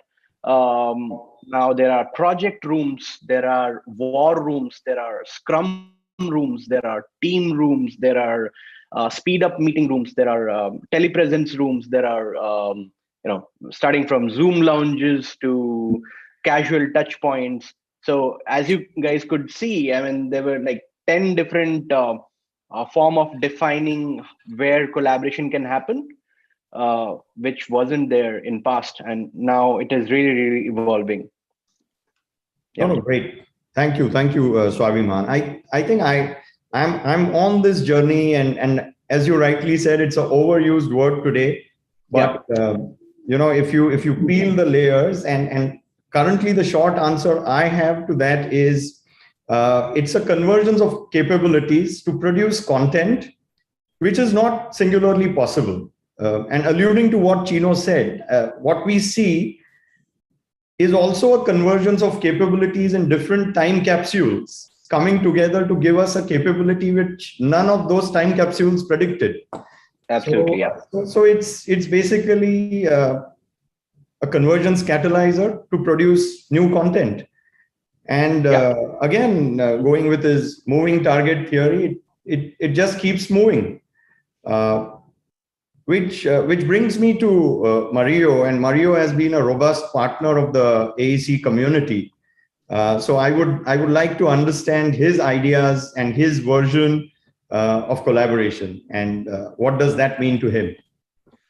One point was really funny or good. Hey guys, we need a bad guy, and usually also I'm happy of playing the role of a bad guy. I'm on Tuesday or Wednesday, I don't remember the date, but it's now exactly 28 years since I'm doing the same Just Windows since 1994, and it has to go together. And what you as architects or decision makers, where we struggle a lot in India with all the changes. For you, a changes means time, and time on the end means money. For me, a changes means time plus money, because maybe the product was ready, and time becomes more costly, product becomes more costly, and everything goes into money. And then it goes into not into a win-win, it goes into a collaboration which is lose-lose. Two people have to work together, watching each other as an enemy. Two people are working together where someone wants to be this much big, pulling the second guy down, then he takes some revenge. Also important in our day-to-day operation. And I'm really happy that I'm still spending a lot of time in operation. I'm being a lot at site. I'm seeing the most complicated things, what we are executing, and then being together with the project management, with the architects, with the customer. It is really important that we are stepping in as early all together, so that we know what is the budget about. We know about what is technically possible, because we have super cool, I've seen it somewhere in the US, I've seen it somewhere in Australia. Just in the previous panel, we spoke about marketing. Here we talk about the product. I've seen it somewhere, but in what way I can actually implement it.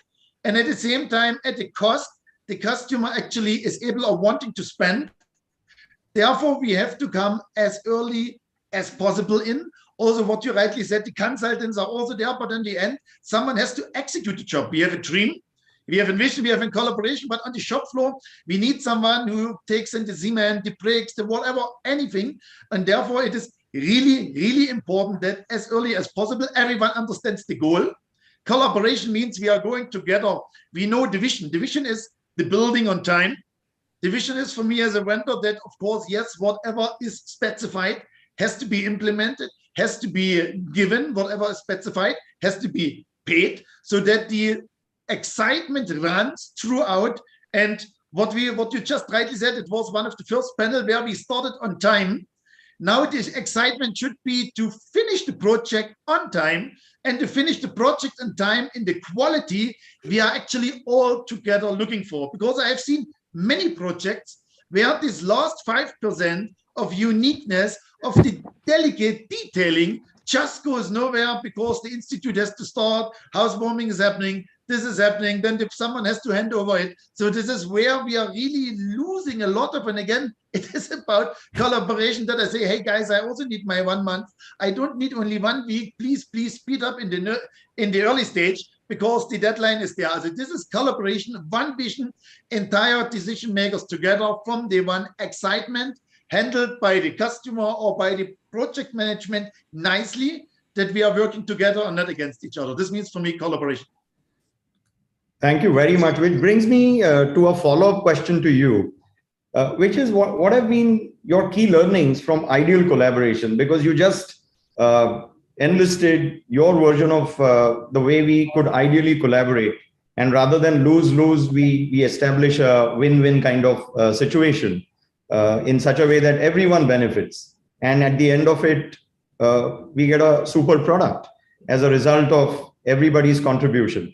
So what have been your key learnings in terms of ideal collaboration?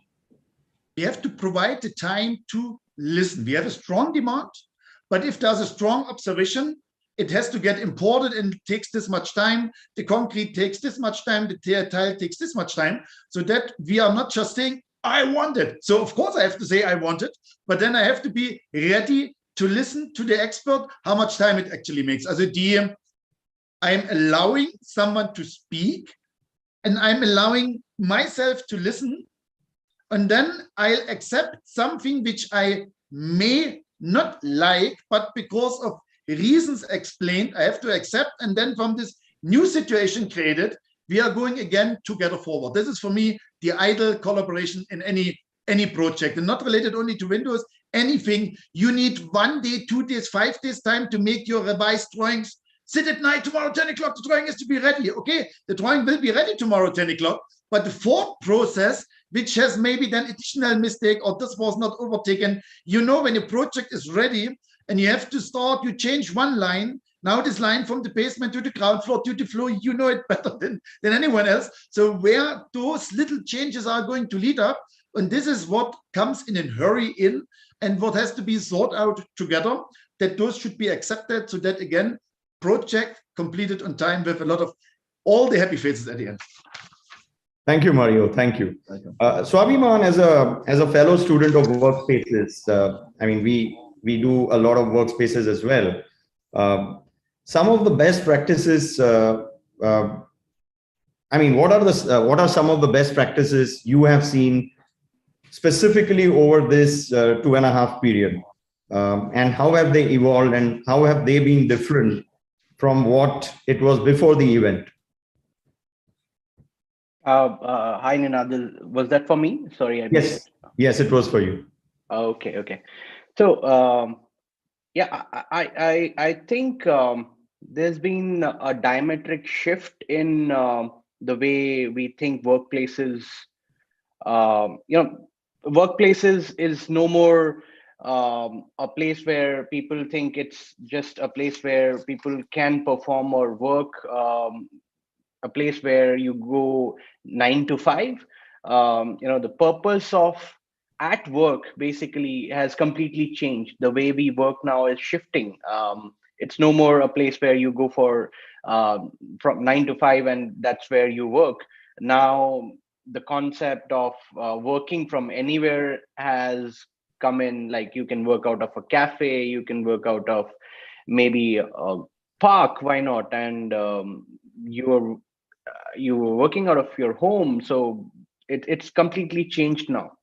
But now people, there are pros and cons to all of it. Like, when people used to like the newness of this thing coming in, that work from anywhere, but that has its own demerits, and people have started realizing that when it comes to infrastructure, internet bandwidth, and many other stuff, which people started realizing that a workplace is something which is really imperative and has to be designed and designed well, where they can really do, workplace enables them to do better, right? So nowadays things are shifting. There's a conscious, thoughtful design which is coming to when it comes to workplace design. Now it's no more about just the paperworks and working in silos and departments in various forms. Now the parameters are gradually changing when it comes to a workplace design. Everything revolves around people now, their needs, their perspective, a stronger brand connect, rebuilding on human connections. That's really important. Ease, comfort are something which is really important right now. Elevated experience of when I'm working at home, when I'm right now sitting in my study room. I have my own comfort here. So when it comes to a workplace, when there's a sudden formality which is there. But now when I start thinking of a workplace which I would design, now we have started thinking how the lifestyle adaptations can be infused with the workplace, right? So it's no more just a formal environment which needs to be created, but rather how would I bring in those lifestyle adaptations into place, the home comforts and all of those aspects, basically amplifying on rekindling the social connections, enriching company culture there. So these are holistic and wholesome experiences which needs to be embedded well within the workplace design. Also people are looking for a safe, conducive kind of environment. So these are factors which are really the changing parameters right now. I mean, it is no more just the physical elements, having n number of meeting rooms, or let's say x number of workstations, or y number of collaboration points. Rather, it's a cyclic architecture where there is work, there are there is a workplace which is the sphere, and there is workforce. So that's how the connect is. But there are many things which are intangible apart from the physical structure of it, and that is where the world is shifting when it comes to workplace design. Bringing in the brand connect, using more of a user intuitive kind of a place where then also thinking of zero carbon programming. Why can't that come into picture? I have also spoken about personalization. So personalization can also happen through technology. So that is also a point which is a big subject right now. How do we do that? Eventually in this discussion, when we move forward, I have got some exemplary examples, I would say, when it comes to different projects, how we are personalizing workplaces. I'll come to that. But yeah, now it's more about people, their experiences, enriching the cultural quotient, the social quotient within a workspace. So these are parameters which have changed now versus what it was earlier. So earlier it was more about productivity, efficiency of spaces, and all of that. But now we are more focused on the emotional, the emotive aspect of designing, and that's what I would say is the Sure. Future. Sure. Thank you. Chino, you spoke about evolutionary phenomenon, and you took the example of a city, and then you infused several layers, which the algorithm then got to process, and then it was a feedback loop, if you will. And since you brought an example with multiple timelines, my question to you with respect to collaboration is, how do you think collaboration has evolved over the years or over the decades? Because the business of design has always been about collaboration, right? Collaboration has always been a start point. But how have you seen it evolve? And what has changed? What has changed as we look at collaboration today? And B, what has not changed? What has been timeless in terms of collaboration? And I have a follow-up question, but I'll let you take this first. Okay. Now, first of all, I think the architects, Le Corbusier, they always had the syndrome of the prince. They, in a way, we architects do not own our means of production. A painter can paint his painting, then he has maybe problems selling it, but he can do it. A writer can write.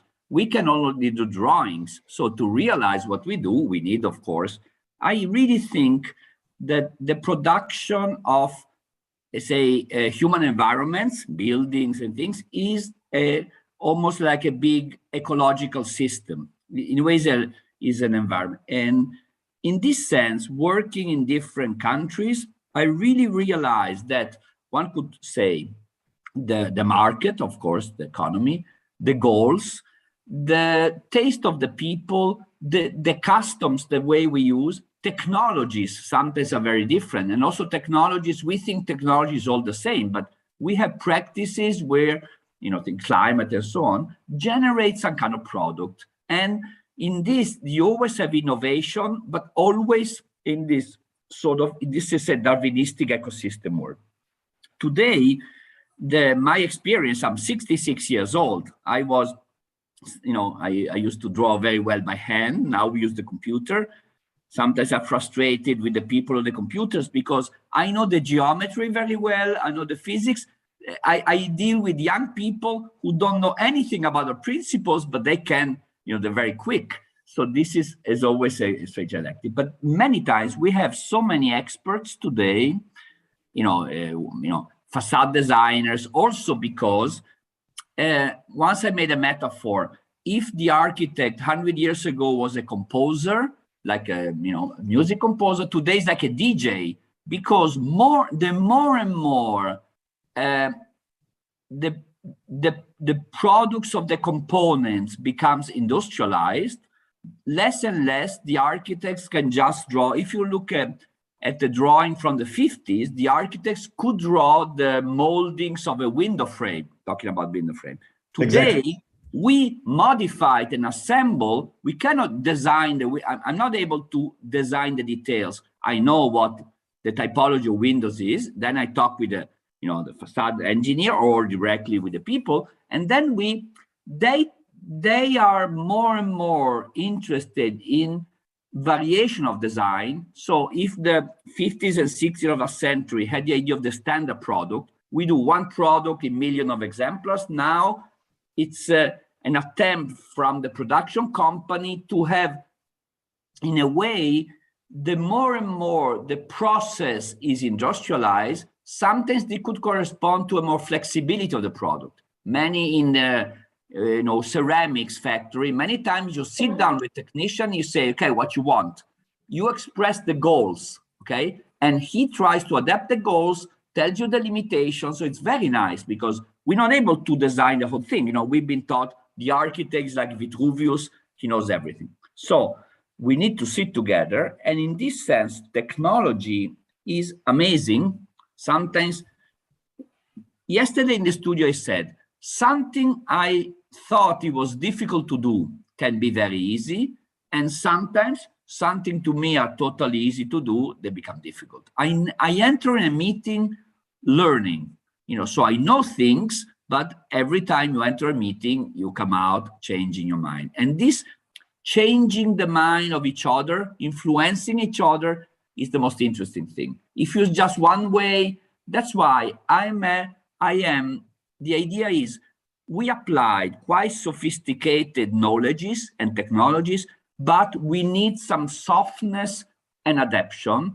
If each one fascistically, I would say, applies only what he knows, then is a dialogue between deaf and dumb people. So each of us needs to be specialized, but we also need to collaborate. And this is not always easy because many times each discipline generates its own ideology inside the discipline. So we lack the big systems. So the only way to me is to try to share the values, what is important and what is not. Make your last example. I'm working in Vladivostok. Yesterday I was making a big plan. And Vladivostok has a quite tough climate. So the question of sun insulation is, in the 50s, we generated what was called the heliothermic axis. So all the buildings should be oriented 11 degrees, you know, a little bit east-west, but with bye-byes, because they said that in the morning it's a bit cold like this. So all the big quarters were done with parallel slabs. Then this would work. It would give sun to everybody, but the city was destroyed. We'd rather go to Venice. Is it better to live in Venice in a north face apartment or to live in Vladivostok in a sun face? Can we put this together? So if you apply too mechanically the rule of sun insulation, you get sun, but you destroy the city. In that sense, it's compromise. But to compromise, you need to state together what is the main values and what are the lesser ones. You need to adjust a bit. If you go 100% with a value, the other value could go down to 15%. So you need to go back 85%, of this goes up. It's like a mixer. And to do that, the client is the end, has the last word, of course. The client has to be a good client. But we together, we have to say, okay, what is the level of multiple objection? Otherwise, it's almost impossible. Exactly. So as I hear you say that collaboration has actually reinforced our rethinking muscles. If we are better listeners, if we listen to all stakeholders, if we focus on the values for which we are together, it helps us rethink. And rethinking essentially is not a bad thing. Rethinking polishes the product, takes it to the next level, and as long as it is congruent to the values, we get something which is a win-win-win for all concerned. Just one thought. Yes. Is by a Moroccan writer. He said, the contrary of knowledge is not ignorance. The contrary of knowledge is certitude. When people are too sure of themselves, sometimes this is the best obstacle. We all have to learn how to experiment and, in a way, reframe our thinking. Exactly. You spoke about the responsibility matrix, and with the adding numbers of stakeholders now evolving a project, who does the responsibility lie with? And I just want to dwell further into this because the number of stakeholders directly ties with the concept of collaboration and how well we collaborate, how efficiently we collaborate. Gone are the days when the architect used to be called the master architect, because he was, in a way, like Chino said, he was the Beethoven of the project. Today, an architect is one of the important members evolving the project. So, where do you see a shift in stakeholder engagement today in terms of collaboration? Why have more stakeholders come in today? Is it because we've started collaborating better? Is it because of technology? Is it because of the changing requirements from a client perspective? What has led to this?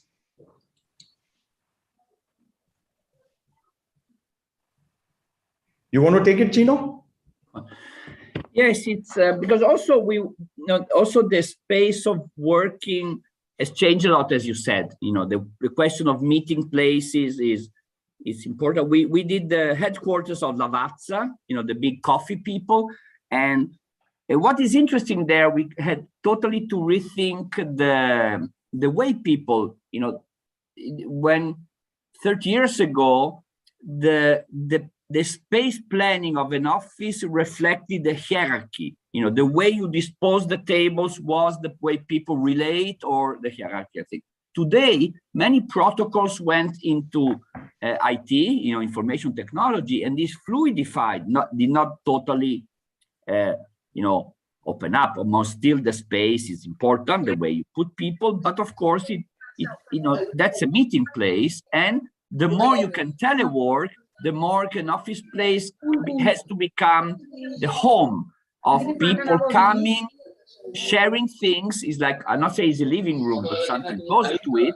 And also it has to, in a way, when you go to somebody else's house, it has to represent your value. Even if a house is not made just to show off, when you go in somebody's house, you look the way he lives. So Lavazza, which is a multinational company, you also have it in India or in America, when the representative of Lavazza come to Torino, which is this, they get the feeling of the company. So this idea of, I don't want to get too poetic, we're all quite technical people, but sharing feelings is also important, not that about what you do. And in that sense, I would like to speak also of a revision of what in the old times you would call the zoning. We had the industrial area, the living quarters. I also deal with urban design. And today, how to mix back the Lavazza headquarters work perfectly, because we put the cafeteria out, not inside the building, but out. So people open the umbrella to go there. They thank me. The employees say, thank you, Chinozuki, because we can take a break and make 50 meters go out. And the cafeteria is open to everybody. And you have the student design school, you have a space. This is not easy to do today. Somebody in the previous talk, we're talking about cybersecurity and also security, because you have many communities where you have what is called gated communities, social differences. So you cannot say everybody, the big megalopolis. I recently in Mumbai, and Mumbai is a fascinating city, but of course you have very different social areas. You have this tower. I don't remember the name of the guy who built, is the biggest single family tower, this tycoon of media, I don't remember his name. He built the tower himself, just him and his family. And then you have Ambani.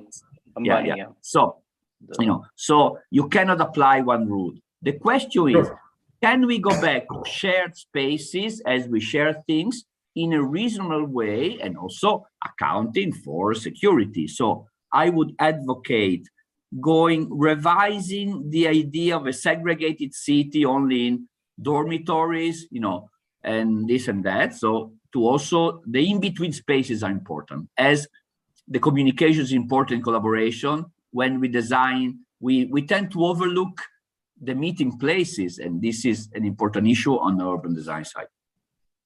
Thank you. That was really insightful. I want to pass the same question to Mario. How has your working changed in terms of partnering with AEC, in terms of the rising number of stakeholders? Suddenly, you have more than one person to interact with. How have you adapted to that, or rather, what are the steps in terms of collaboration you have taken to adapt to multiple and simultaneous stakeholders? I would like to go only back what Mr. Senior just said when you talk about the window frames. And fortunate, unfortunate, in India, at most of the building, you can still make it by hand. But when I go to my German office, it's impossible. It is simply impossible because of technology. Now, when we look about Europe, the Anulab is completely covered. And I have now, compared to a building of maybe of the 19th century, or a building of maybe 50, 60 years ago, there are many more products coming in. And therefore, the architect is the DJ. You have a multiple influence here, so many things. And what is also more and more, which is important, which is as of now, unfortunately, not this much in India, it's about compliances. Compliances from the energy consultant, from the security consultant, from the structure consultant, where many compliances needs to be signed. And while signing this, of course, people are more matured and more, they are looking more in detail, they are more conscious. And that's why the numbers of people and agency working together only for the security aspect. We can look about for the energy environment safety prospect, like in Europe, then again, it will go up. Also the number of stakeholders became huge. Also now when we are looking to Europe, what is the cost of a building? Because of all these, the cost of construction, cost of building has so significantly gone up, where we are thinking about now, maybe in Europe and Germany, my home country, is it now really possible for a normal individual to build up an individual house? Or we are having these flat concepts, which we are having here in India. We do have it in Germany, but since we are going there more in the horizontal, not in the vertical, but then it becomes to a thing where you can't simply afford it.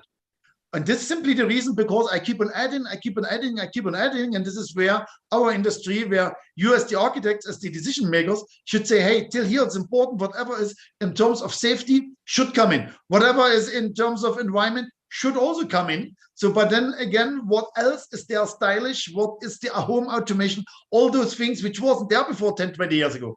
So these are the points where we are really working more and more together, and it will keep on going. As I have written here, money is the thing. Everything becomes more important. Each and every loss will cost much more than it was there in a building in the past here in India, which was just granite, brick, marble, mud, so that we didn't have any electricity 200, 300 years ago. All those additional contractors for the lifestyle, for the involvement of the building, whatever has changed, has put this in, and now it is, of course, an important task to manage them and to manage them well. So well put, so well articulated, Mario. Absolutely right. And there has to be a finite timeline. There has to be a start and an end to every process, and there has to be a predetermined overlap between two processes. So that there is clarity, there is efficiency in production, there is clarity in the look ahead plan, so on and so forth. This brings me to the final track of the discourse, and a piece on collaboration is incomplete without bringing in technology. So my question to Swaviman is, how has technology amplified collaboration? From the perspective as you being a workspace practitioner, and B, in general, has technology only been an enabler, or it is an impediment as well? What is your take on that? Yeah, I think that's an interesting topic here, and for since we are moving towards every day there is a change, and change is always constant, and every day we are evolving. It's no more, as I was just mentioning, it's no more just a traditional conventional form of workplace anymore. Ultimately, see, workplace is a true reflection of the organization. Creating a space which really exemplifies the experience is something which people have started thinking towards. And since technology definitely is the nerve of everything, and I mean, it really binds everything together, and without technology, design would be handicapped. So that's how brutal a statement I would say. So today there are definitely, technology definitely helps us in really envisioning a space. I mean, just imagine a lobby or an art house or maybe a gallery or a workspace where you enter, maybe your own studio. When you enter, I mean, in today's time, there are no human being, rather a robo coming and greeting you. I mean, that's the extreme of things happening. There is no conventional reception or check-in counters these days. So what we are thinking is, can everything be a touchless kind of environment, maybe environment where technology immersive branding is also being done. There are so just imagine a space you enter and there are QR codes, and if I scan the QR code, I get to know about the space. I get live info about the space. I get to know live information about on statistics about the company which I've visited, or maybe the organization. So that's the level of tech which is being kind of embedded now. And I mean, there's no more a conventional reception kind of a scenario right now. Now, again, touching back to collaboration a bit, collaboration happens in a cafe, collaboration happens in breakout spots, collaboration happens when I'm taking a printout and someone else coming to the same printer. That's where we chat. These days, all these points like the breakout points, cafes, there's a follow me printer technology, there is a smart cafe technology which is there. So if I am in a space, I'm working there for, let's say, 8 hours, and in between I'm skipping from meeting to meeting. I don't have the time to go and order my food. I can right away through an app basically order what to be prepared for me, or maybe the croissant would be warmed when I'm there at 3:30. There are beacons everywhere these days plugged in, where which tracks the density. I mean, people are more conscious about a safe, conducive environment today. One would not want to be in a really crowded space. I get to understand the density. I mean, there are beacons which can basically track density of a cafe, give you Sure. live feed about beacons would be talking about there are sensors which can, there's a live dashboard which talks about the air quality, humidity of a space, temperature control. If there are hot pockets, I mean, there would be live data through which you can control stuff. To the extent that there are meeting spaces where, let's say, if you visit an office space and you are a visitor, the meeting rooms have become so smart that they would know the exact color temperature of light that you need for that meeting. There are presets that the meeting room itself would greet you saying, "Hi Ninad, would you like to have a cappuccino, sugarless or with sugar?" So they know. I mean, the spaces itself are getting intelligent. There are smart visitor management systems which are linked to the GPS and linked to the map, where if you are going to any space, through an app you get to know whether you have got parking space. From the parking space till the reception, till you come to meet me in one of the meeting rooms, everything would be all guided. There are stimulants within space, like recently we did a project where there are for BCG, Boston Consulting Group. So we have done design different stimulant pockets and rooms, all black room, completely white room, which maybe where you can reflect, where you can focus, or a completely acoustical den which was designed. There are recharge pods, which is again a concept which is being developed, where, let's say, you're coming from Chicago to India, you would be jet lagged, right? So and you have to just get into a meeting. So are there any recharge pods? So yeah, there are. It's a product which is being designed by Philips now. You get into that light shower, it completely recharges you. So this is Right. the extreme of technology which is getting into design these days. Sure. Yeah. Thank you, Saviman.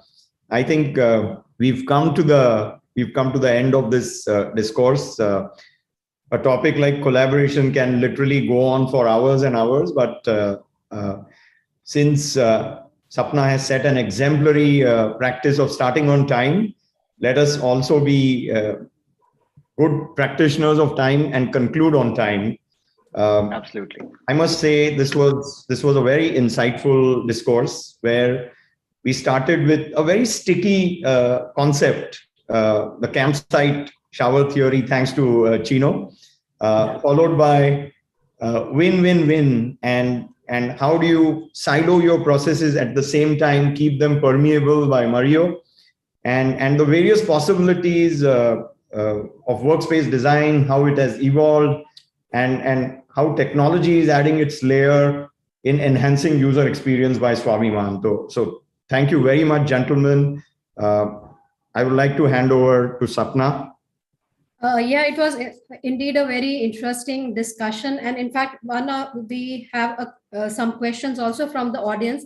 So part of the question has already been answered, that one of the most overhyped term in design right now is collaboration, as you rightly mentioned, which is the most underappreciated idea in design.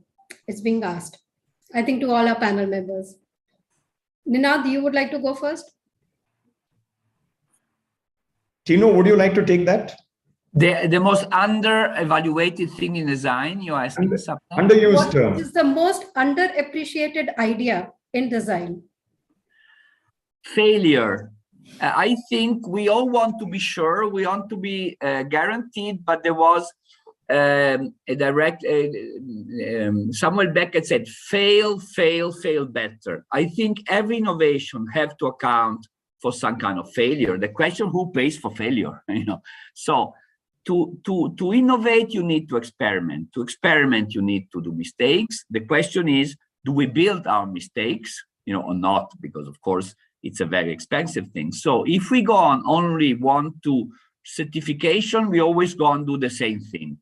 And it's a question of dealing with calculated risk of experimentation in many levels. I think this is very important. So it's a collective endeavor. How much can we change a bit, try not to do what we always know how to do it, things, but also who pays for the possible mistakes. So I would say failure. Of course, in a provocative way. I would allude to Tino, and I already mentioned this earlier in the conversation. It is the very act of rethinking. Yeah. I think rethinking is one of the most secure things an architect could do, rather than remaining fixed on ideas. I think that is the most insecure thing to do. So I would say rethinking is underrated, underappreciated, and very much the need of the hour, where we allow other stakeholders also to shine with their uniqueness, their unique ability, and bring their learning on the table. And that will truly make the concert successful. Yeah. Important is only just one second. Whatever is the concept, it is underestimated as long as I don't present it well. So there, of course, the issue comes to the buyer. I buy something because it was so excited, maybe it wasn't even good. And the second concept, which was just speaking for itself, but the listener, the customer, or the decision maker didn't get the point because he didn't went in detail, this will be, of course, underappreciated. Also, this is a balance between over-excitement to sell something which isn't good and something which is super cool and isn't presented well. Also, therefore, we have to find a balance. All right. Swamiman, what's your take on that? What's the most underappreciated idea? Yeah, I mean, I would agree with the forum that, there's, when it comes to a repetition, there's a set pattern of working and designing.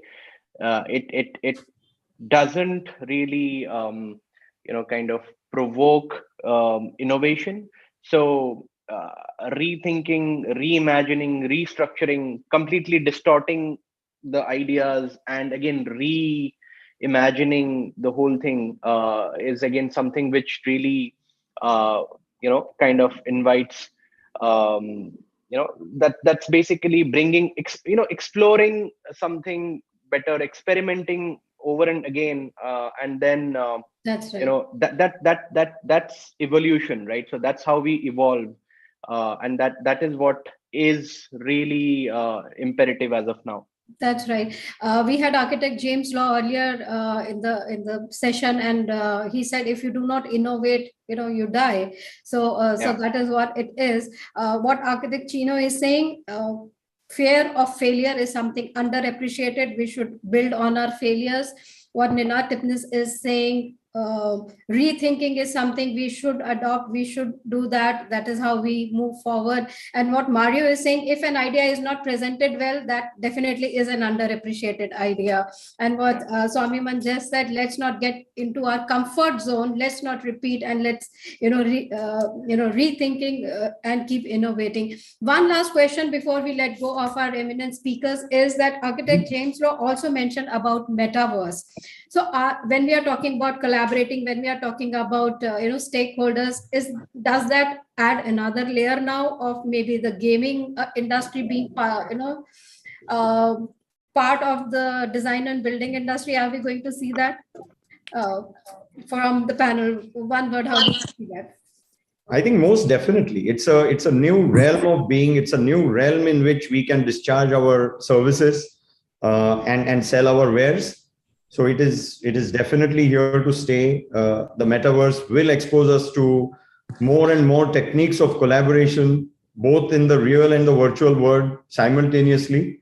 I think it will allow us to oscillate between real and virtual in real time. Yeah. Architect Chino, what do you have to say? Does it make the work of architect even more complex, more difficult? Well, this issue of we're talking about digital twins and preview what we do with BIM. You can do it. So we have very, very powerful tools of prediction, and we use it every day. So in that case, it's an important one. We don't have to forget the physicality. I mean, again, many times things that look really good in the renderings and simulation. So we were thinking about presentation today. It's a difficult matter because we have to seduce more and more. We are architects are a bit exploding. Either I have a lot of Chinese students, I teach a lot of Chinese students, and they either see me as an Italian fashion designer like Armani or Prada, who in a way just does a sketch in the air and everybody has to obey it, or technicians. I think that architects, they sometimes they give them a too big responsibility of being like gods, and then the day after they treat them like donkeys. I think in that sense we have to collaborate. We have to stabilize some kind of idea that a good product has to be good on all levels. You cannot think the image can just go back. So this is also true about building typologies. You have a lot of housing. India in this moment, countries with a high rate, Europe does not have this big birth rate, but you build every day quarters which are really big. And in those quarters, people will live for years, centuries, I would say. So without having, sometimes the idea of tradition is a bit commercial. There's a very nice saying by Paul Valéry, he was a poet. He said, when we say the expression to renew, to rejuvenate a tradition is a fake one, is a wrong one. Is typical of tradition being perceived almost as a continuity we're not aware of. In the moment we become conscious of tradition, we have to evaluate it as a new project in a way. This is true because today, the more and more we are scared about, we want innovation, but then we have, let's go back to the good old things. But sometimes the word tradition is used only as a patchwork. You go to Venice and you put a gondolier's hat. You go in a touristic way. You go to, so many times commercial architecture uses tradition only as a patch on, as like a, some kind of sticker. I think that can we have a non-nostalgic view of tradition and get the deeper part without having just an image? The territory we're working on, India, has such a deep culture. Sometimes it breaks your heart seeing this new quarter, which, in the end, everybody goes in the historical city when Saturday afternoon. The new cities are not yet good enough to attract. When we will love the new parts as we will love the old cities, we made the game. And it's not easy to do it, of course. That's right. That's right.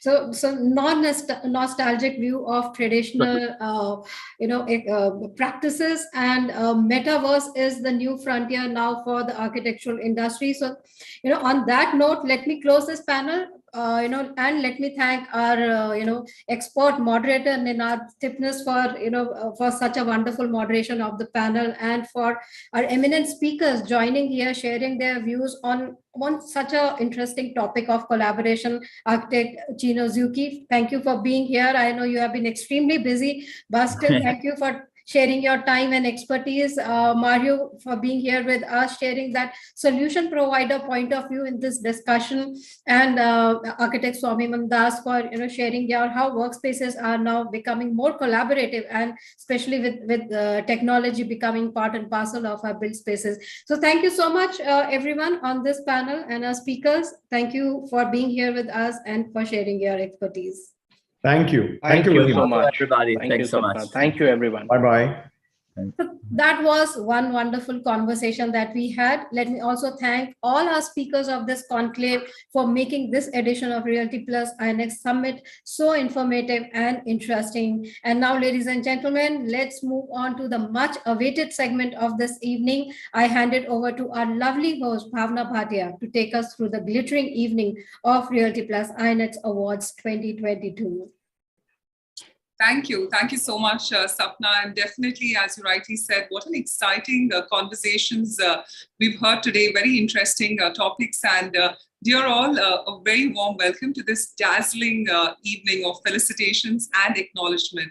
I'm your host, Bhavna Bhatia, and I welcome you all to the 6th Realty Plus Inex Excellence Awards 2022. Well, this event is being live streamed on Realty Plus website, www.rprealtyplus.com, Realty Plus on LinkedIn, and Realty Plus Facebook page, which is @RP Realty Plus. Do remember to tag us. Our social media handles are @RP Realty Plus on Facebook and Twitter, and RP_Realty on Instagram.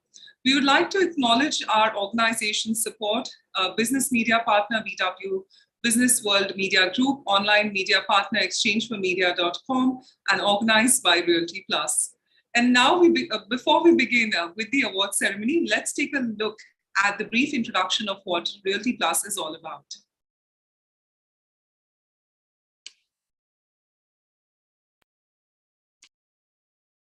Some people are born to show the world which path to choose in a crisis. Some brands are born to do the same. And during the times of challenge, the stalwarts of Indian real estate industry have chosen to do just that by showing others the way to finding opportunities even amidst a crisis. By showing the world how to go about delivering on promises even amidst adversity. Success doesn't just happen, it happens by design, by pushing the boundaries, by raising the bar. It's days of creating a vision and nights of bringing it to life. Knowing that pictures are worth 1,000 words and every word makes a difference. It's doing the research, trusting your instinct, and finishing what you started. For the past 17 years, Realty Plus has been turning obstacles into opportunities, keeping the industry informed on the latest developments.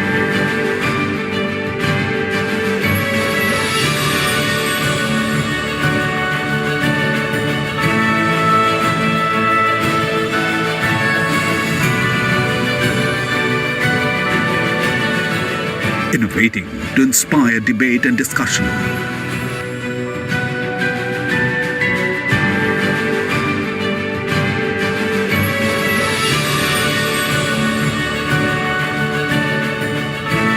Bringing forth the perspectives of industry leaders.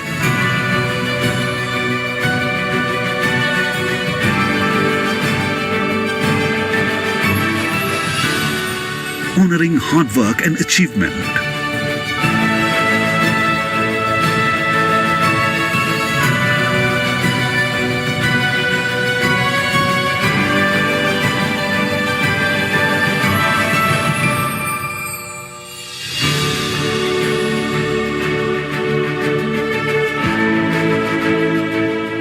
Keeping the industry connected.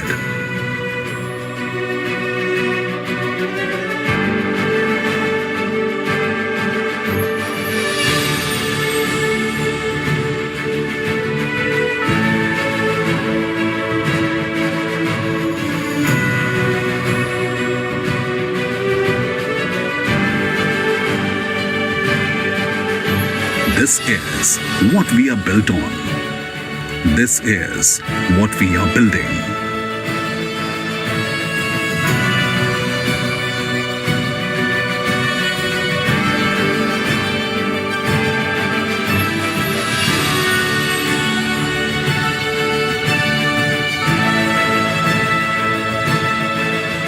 We are Realty Plus, and we lead the way.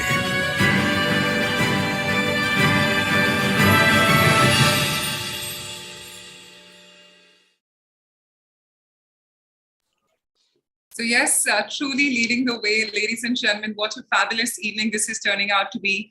We'd request you to remember to tag us on our social media handles, which are @RP Realty Plus on Facebook and Twitter, and RP_Realty on Instagram. Also, once again, we'd like to thank our partners. We're looking at the business media partner being BW Business World Media Group, the online media partner being exchangeformedia.com, and organized by Realty Plus. So ladies and gentlemen, the exciting grand ceremony of the 6th edition of the Realty Plus Inex Awards 2022 is going to start shortly. Well, we're really excited because we're going to be having a look at the eminent jury members of these awards, sharing their opinion, and also we're going to be shortly joined by our winners, whom we request to please stay till the very end of the ceremony for a lovely group photograph for them to take back a lovely memory towards the end. Now, these are the winners who have tested the hard times, tough times, and come up with excellent solutions and gone on the winning side. We'd really like to congratulate all the winners today who are going to be joining us shortly on the same. And once again, ladies and gentlemen, I'd like to warmly welcome you to the 6th edition of the Realty Plus Inex Awards 2022. Well, what is an award without the excellent jury? So ladies and gentlemen, it is time for us to now take a look at the Realty Plus Inex Awards 2022. The jury right now, could we have the jury, Amy?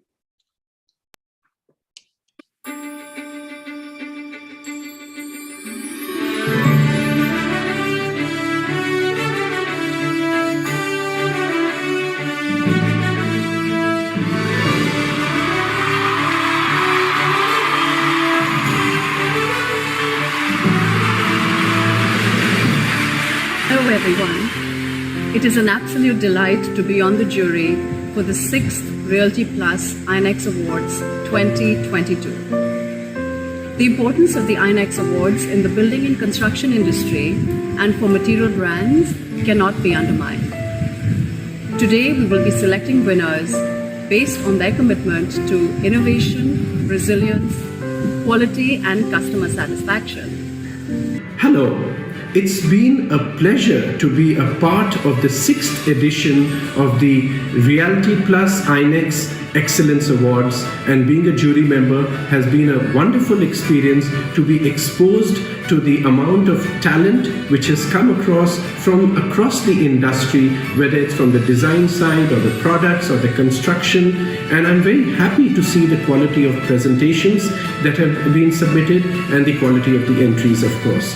I wish each and every participant the very best, and I'm now looking forward to the results of this competition. And I would like to extend best wishes to not only the winners, but each and every participant in their future endeavor.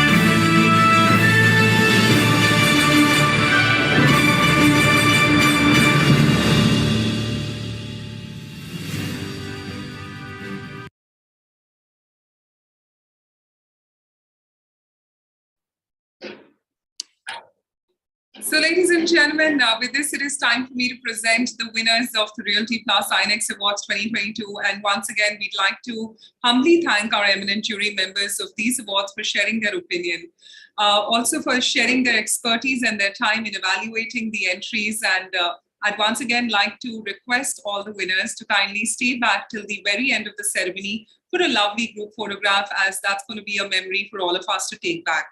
So, ladies and gentlemen, with this, it is time for us to start and begin the award ceremony. And it is time for the first award, the Brand of the Year Award for Bath Designs. Let's find out who the winner is.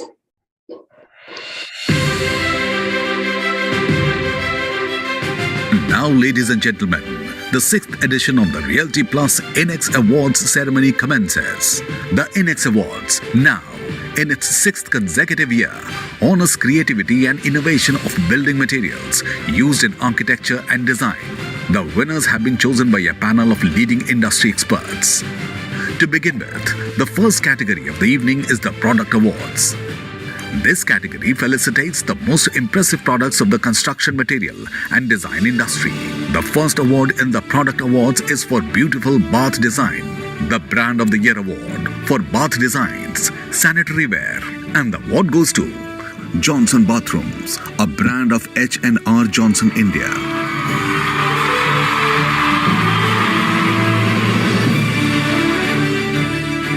And for bathroom fittings and accessories, the award goes to Johnson Bathrooms, a brand of H&R Johnson India.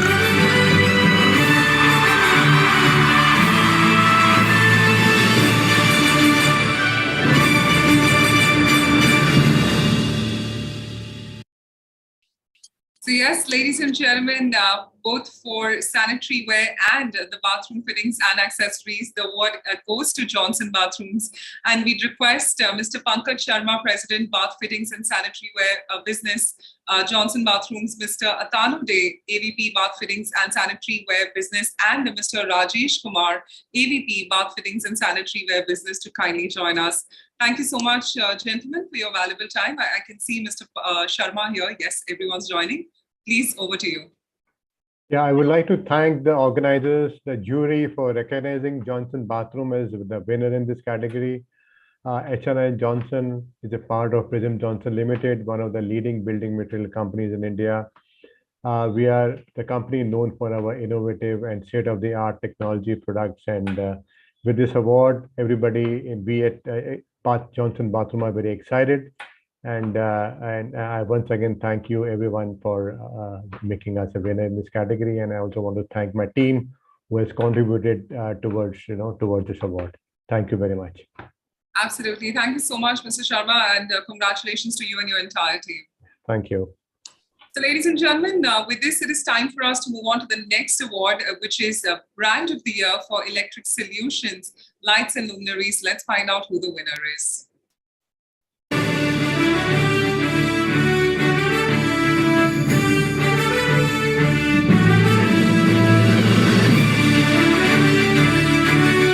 Next up is the Brand of the Year for Electric Solutions, Lighting Controls. And the award goes to Neutron.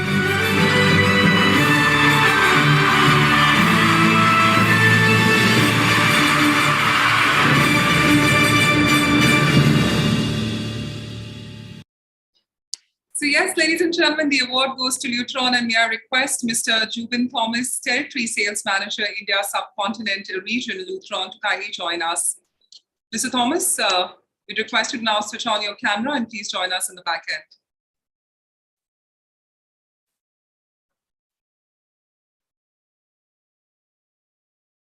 So ladies and gentlemen, they just bagged the Brand of the Year for Electric Solutions, Lights and Luminaries. We just request if our team can help Mr. Jubin Thomas, Territory Sales Manager, India Subcontinent Region, Neutron, to kindly switch on the camera and join us on the stage. Yes, we can see you. Thank you and congratulations. Thank you. I would like to thank the organizer and the jury for this recognition. Neutron has been constantly working for past 18 years in India market towards becoming the market leader of lighting controls and motorized shades. And with the trust and the belief of our prestigious customers and specifiers, we are successfully catering to a larger chunk of the market. And one of the assurance which I could give will be that we will continue to take care of our customers with superior goods and services and look forward to grow in multiple folds in the coming years. Thank you. Right. Thank you so much, Mr. Thomas, for joining us, and congratulations to you and your entire team on this award. So ladies and gentlemen, with this, it is time for us to move on to the next category. We have the brand of the year for roofing idea ceilings. Let's find out who's the winner.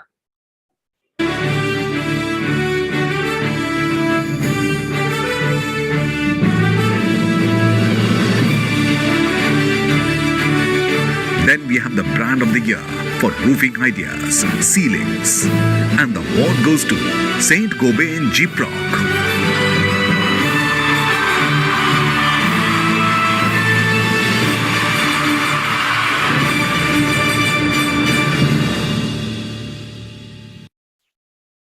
So yes, ladies and gentlemen, the award goes to Saint Gobain Jeeprock, and may I request Mr. Rajiv Chaudhary, General Manager Sales North and East and Head Ceilings Business, Saint Gobain Jeeprock, to kindly join us. Congratulations, Mr. Chaudhary. Yes, there you are. Lovely to see you. Over to you. Hi, very good afternoon, one and all. First of all, I would like to thank all the eminent jury for this recognition. With a big heart, I also thank all our customers, like the channel partners, distributors, the builders, even the architects who really believed in our values. Here, I also like to mention that we are trying to participate in India government's Make in India initiative, and the Jeeprock ceiling tiles are the first products in the country which are being manufactured here in Jagadia. On the state of Gujarat, we have got a world-class manufacturing facility. We are producing these products. These complying to EN standard. These are sustainable products. These are green products. Happy to participate here. A big thank to all of you. Thanks a lot. Great to hear that, and we wish you all the more success in the coming future. Thank you. So ladies and gentlemen, with this, it is time for us to move on to our next category, which is Brand of the Year for Flooring Ideas. Let's find out who the winners are.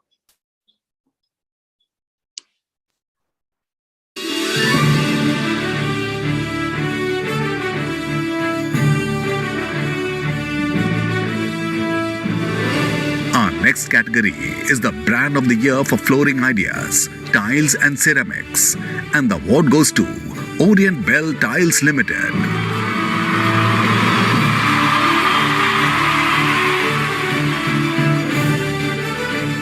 And for LVT flooring, the award goes to Kuchi Global for EPDM safety floorings.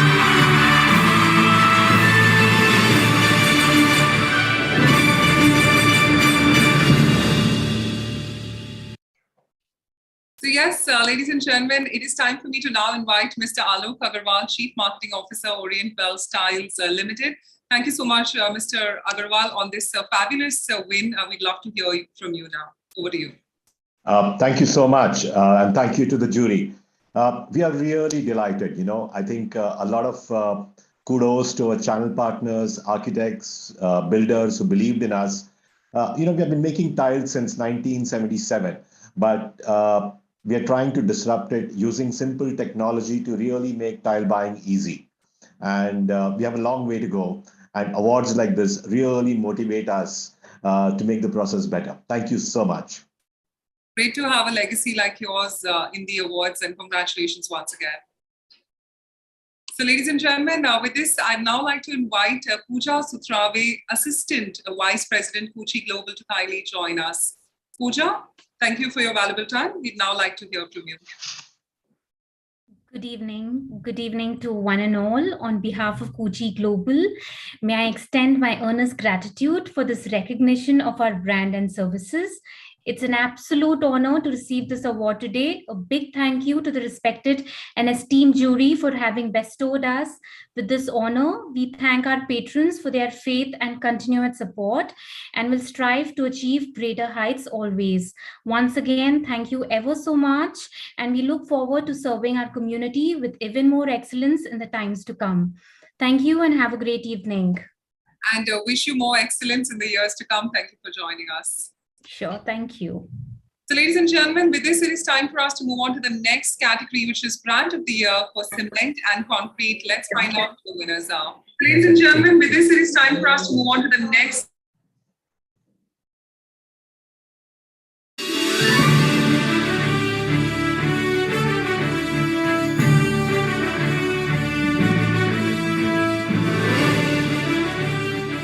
And now for the Brand of the Year for Cement and Concrete.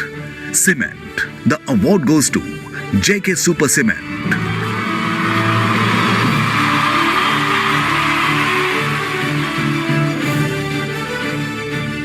And for Ready Mix Concrete, the award goes to Prism RMC.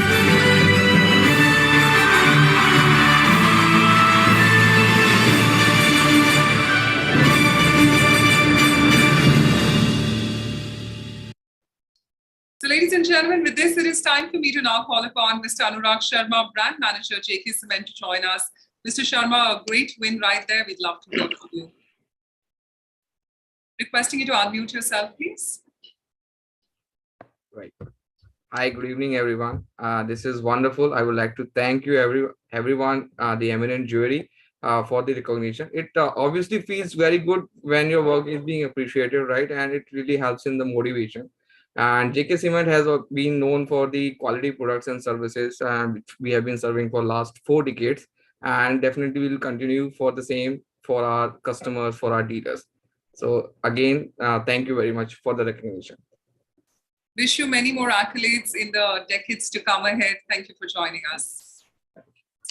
Ladies and gentlemen, also I'd now like to invite Mr. Atul Desai, Executive Director and CEO of Prism Johnson Limited, RMC India Division, to kindly join us. Mr. Desai, we'd love to hear from you. Yeah. Namaskar. Namaskar. It's a proud moment for Prism RMC on continuously second year of winning this award. On behalf of my people, my team, my stakeholders, I humbly accept the recognition what has been offered by reputed jury here. Prism RMC is being built on customer engagement and innovative products and services, and it's always being recognized for a best in the class. On behalf of Prism RMC, I acknowledge and also thankful to my employees, my stakeholders, and personally to my family and my wife. Thank you very much. Thank you, and congratulations to you and your entire team. So ladies and gentlemen, with this, it is time for us to move on to our next category, which is extremely important for our times, which is Brand of the Year for Construction Chemicals Adhesives. Let's find out who the winner is.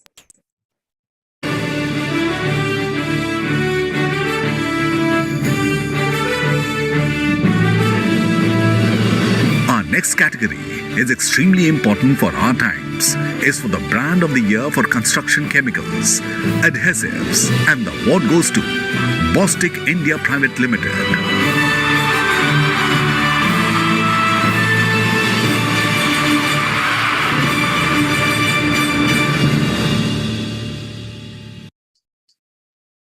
So ladies and gentlemen, it is time for me to now invite Mr. Vikas Kulkarni, Managing Director, Bostik India Private Limited, to accept the award.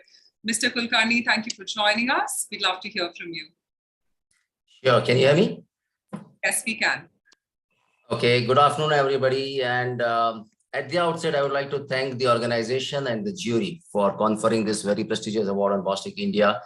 And on behalf of Bostik India, I humbly accept this honor. At Bostik, we continue to work on building sealant and bonding solutions that are absolutely world-class and that fit into the emerging trends of the construction industry. We try to offer solutions that are not just robust and durable and reliable, but something that can be fixed in quickly, conveniently, and create a very clean ambience. I would also like to add that innovation and sustainability is at the core of everything that Bostik does. And on this platform, I would like to make a commitment to this industry that will continue to come out with more innovative products that are sustainable, takes the industry forward in the area of sustainability, and fits into the emerging trends of the industry, construction industry in India. Thank you once again for the award. Thank you. I'm looking forward to all the innovative products coming our way. Thank you for that. Thanks. So ladies and gentlemen, with this, it is time for us to move on to the next one, which is Brand of the Year for Paints. Let's find out who the winner is.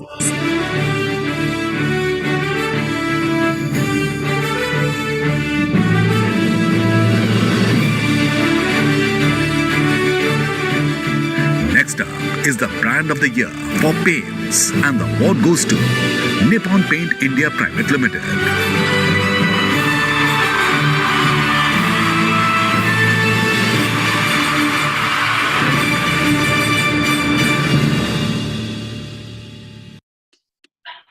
So yes, it is time for me to now invite on the stage and screen, Mark, it is the AVP Marketing Nippon Paint to kindly join us.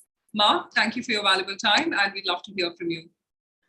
Thanks a lot, Bhavna, and thanks a lot to Realty Plus team for putting this together. You know, in spite of all the challenges that we've had, you've still gone ahead and had this event on the digital platform. I think it's for the second year.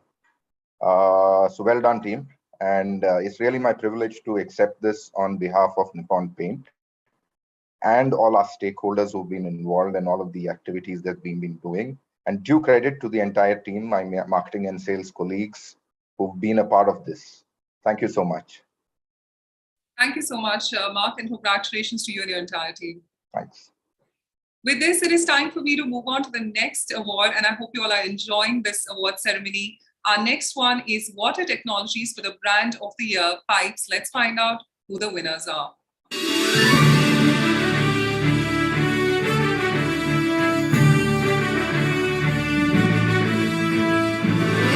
Our next very popular category is Water Technologies for Brand of the Year, Pipes. And the award goes to Tata Pipes, Jeevan, a brand of Tata Steel.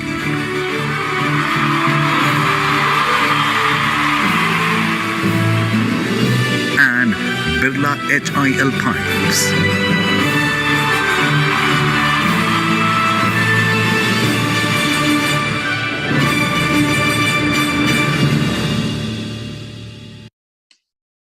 With this, I'd now like to first up invite Ms. Piali Das, Brand Manager, Tata Steel Tubes Division, to kindly join us on the stage and screen. Ms. Das, congratulations. We'd love to hear from you. Thank you. Good evening, everyone. I would like to thank the organizer and 6th Realty Plus Inex Awards jury members for choosing Tata Pipes Jeevan Brand of the Year Water Technologies for Pipes. This is a prestigious award for Tata Pipes Jeevan, which was launched in the year 2018. This is corrosion resistant with UV resistant properties, galvanized steel pipe with green organic coating, an innovative product in the plumbing segment meant for flow of water. And this whole technology was developed by Tata Steel. This is a Green Pro certified super brand product. On behalf of Tata Steel, Team Tata Pipes, I would like to thank you all for this recognition. Stay safe, stay healthy. Thank you. Thank you. Thank you so much, Ms. Das, for joining us on that. Ladies and gentlemen, with this, it is time for me to invite on Mr. N.B. Krishnan, National Sales Head, Birla HIL Pipes, to now join us. Mr. Krishnan, an esteemed win. Over to you. Good afternoon. Just coming in. Yes, we can hear you. Thank you for joining. Thank you. Thanks. We are honored to accept this award, Brand of the Year for Water Technologies for Pipes, at this esteemed gathering. It feels great to be appreciated here at this forum, the Realty Plus 6th Inex Awards 2022, that honors outstanding performance in India's architecture, building material, and design industry. Okay. Birla HIL Pipes offers extensive range of CPVC, UPVC, SWR, and pressure pipes and fittings. That's eco-friendly, antimicrobial, and cost-effective.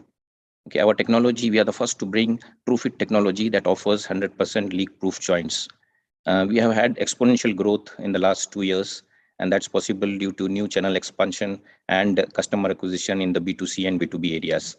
We are all honored, everyone at Birla HIL, to get this award from Realty Plus. Thanks a lot, Realty Plus, and it's great to have Birla and Tata together this time. Thank you. Great to hear you, and wish you more growth in the years to come. Thank you. So with this, it is time for us to move on to the next category. We've got the brand of the year for boards and laminates. Let's find out who the winner is.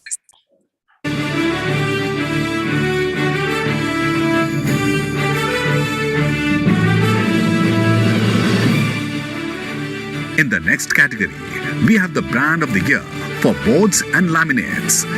And the award goes to Century Plyboards, India Limited.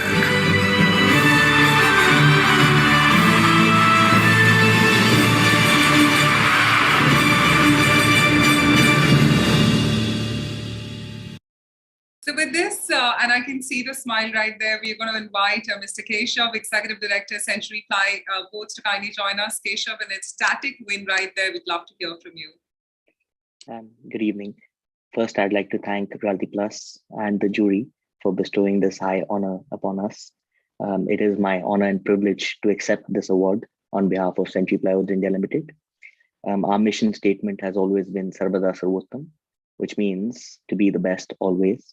And this entails giving the best-in-class products to our customers. Innovation has played a crucial role in the growth of our company over the past 3.5 decades. And I'm very happy that Realty Plus has recognized this trait and felicitated us with this award. So I'd like to thank you on behalf of every single Centurion who has done their part towards us achieving the same. Thank you. Absolutely, and congratulations to all the Centurions out there, and thank you for joining us. Thank you. So ladies and gentlemen, with this, it is time for us to move on to the next award. We're looking at the doors and windows, and in the category of doors and windows, and the brand of the year, windows and doors. Let's find out who the winner is.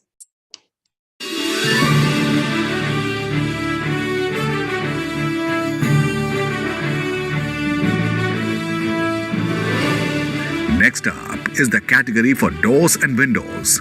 And for brand of the year, windows, the award goes to Fenesta Building Systems.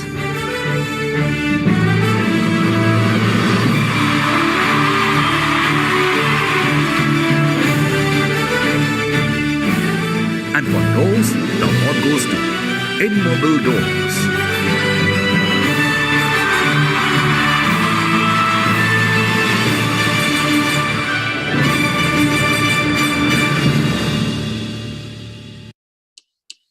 So first up, I'd now like to invite Mr. Harsh Gulati, Brand Manager, Fenesta Building Systems, to kindly join us. Mr. Gulati, we'd love to hear from you. Yeah, thank you so much, Bhavna. I would like to start by thanking Realty Plus Inex and the eminent jury for this prestigious recognition. The complete team at Fenesta feels humbled and honored to receive this award. I would also like to thank the key stakeholders, our channel partners, the architect and interior designer fraternity who have been with us every step of the way, and millions of customers across India and international markets who have shown trust and showered us with love. So thank you so much for this award. Thank you and congratulations once again. With this, I'd now like to invite Ms. Jeenal Palkiwala, Director, Immobile Doors, to kindly join us. Ms. Jeenal, thank you for your time. We'd love to hear from you.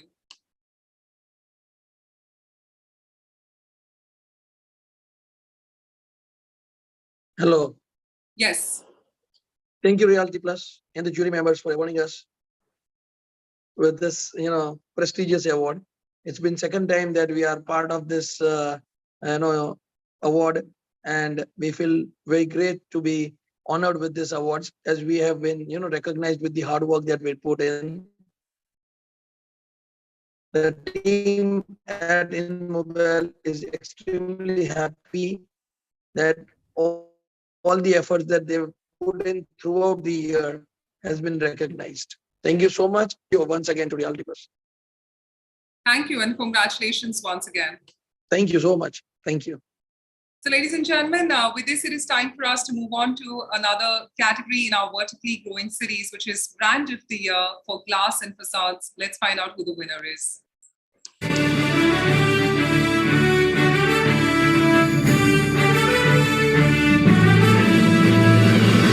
Another very important category in our vertically growing cities is Brand of the Year for Glass and Facades. And the award goes to Stone lamp surfaces.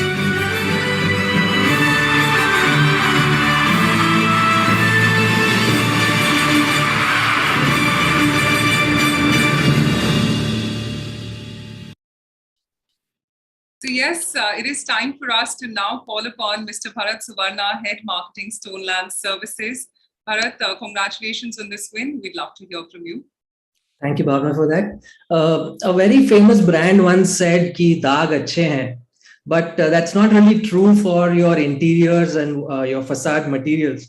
So we wanted to change that. We're a very young company, and we want to bring that kind of vigor into the market and revolutionize the way facades are perceived as not just an exterior cladding material, but also the external beauty of it's the skin of your house or building.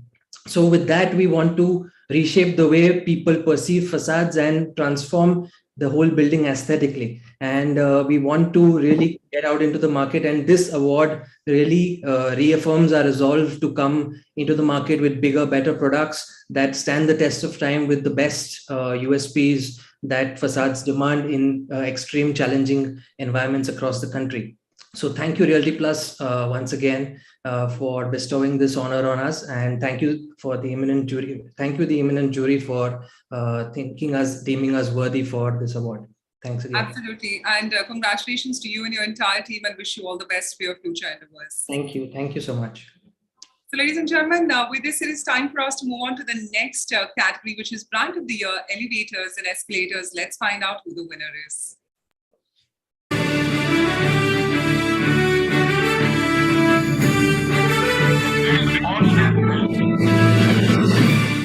Again, a hugely popular category is for the Brand of the Year, Elevators and Escalators, and the award goes to Kone Elevators India.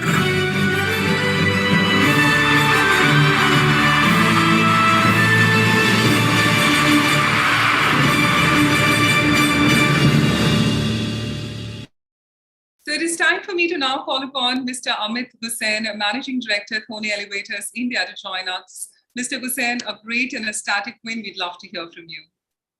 Thank you very much, and thank you to Realty Plus for giving us this award as the largest elevator escalator company in India. I think we pride in building our brand, and to build our brand, I think we need to do a lot of things. But firstly, of course, to keep our customers happy, and that's our motto.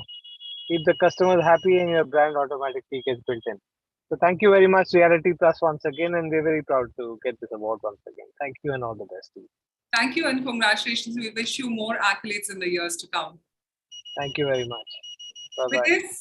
With this, it is time for us to move on to the Brand of the Year for Architectural Hardware and Fittings. Let's find out who the winner is.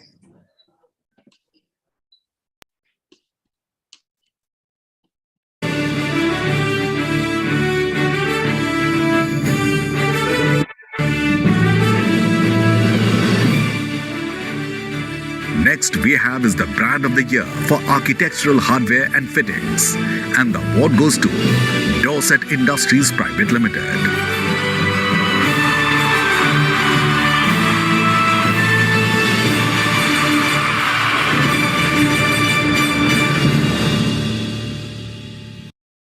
It is now time for me to invite Mr. Saurabh Bansal, Joint Managing Director, Dorset Industries, to join us. Mr. Bansal, an ecstatic win. We'd love to congratulate you. Over to you. Thank you so much, Reality Plus and the eminent jury. I would like to thank our architect and ID fraternity, our distribution partners at large, our developers and real estate developers across the country, and not to forget our consumers at last. Dorset has completed 25 years this year and is proud to announce that we are also the largest manufacturers of door hardware fittings in South Asia. With our recent introduction of digital door lock products and array into which we have recently forayed into the business of furniture and kitchen hardware, we will definitely keep the flag high and make sure that this is not only the third time we are winning this award, but in the years and the times to come, we do not leave this position and continue to do the same. Thank you so much. Thank you, and congratulations on the 25 years, and we wish you more laurels ahead. Thank you. So with this, it is time for us to move on to our next category. It is the Sustainable Product of the Year. Let's find out who the winner is.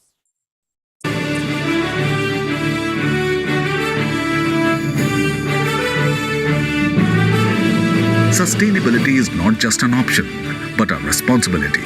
Our next category is for Sustainable Product of the Year. And the award goes to MYK Leticred, India Private Limited.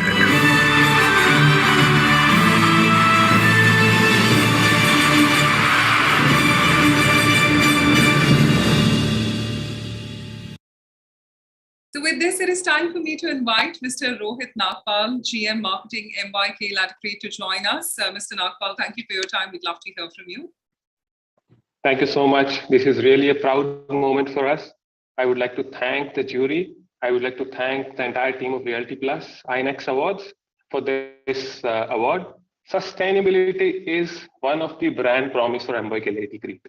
These awards motivate us to continue our journey of education, which we are doing from last 20 years, and going forward, come forward with more and more innovative and sustainable products. Thank you so much once again. Thank you and congratulations once again. I'd request all our winners to please stick back till the very end of the ceremony, as we're going to have a lovely group photograph of all our winners in one frame. Moving ahead, it is time for me to move on to our next category, which is Innovative Product of the Year. Let's find out who the winner is.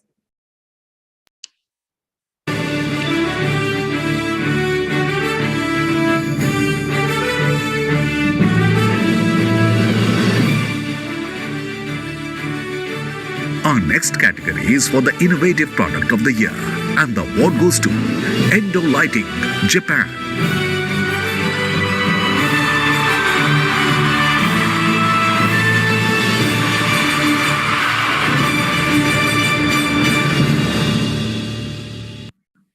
And with this, it is time for me to invite Mr. Yogendra Joshi, Head Marketing Endo Lighting. Congratulations, Mr. Joshi, on this win. We'd love to hear from you. Yeah, thank you very much. At the outset, I would like to thank the jury and Team Reality for conferring this award. Well, Endo Japan has been at the forefront of developing new lighting technologies with a legacy of 50 years. And Synca is a path-breaking step in that direction, because with this product line, we are now able to actually mimic natural light.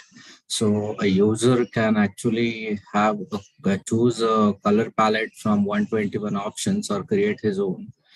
So this gives a wide range of applications, right from high-end residences, retail to commercial spaces through our smart Wi-Fi technology. Well, it is really lovely to have a fruitful association and look forward to more such endeavors in the future. Once again, thank the jury and Reality Plus team for making this possible. Thank you so much. Thank you and congratulations once again. Thank you. With this, it is time for us to move on to the next category, which is Product Launch of the Year. Let's find out who the winners are.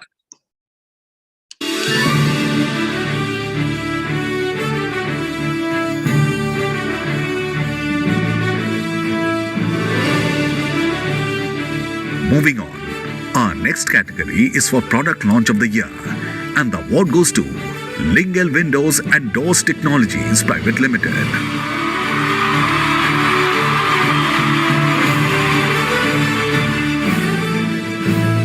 And Neutron Athena.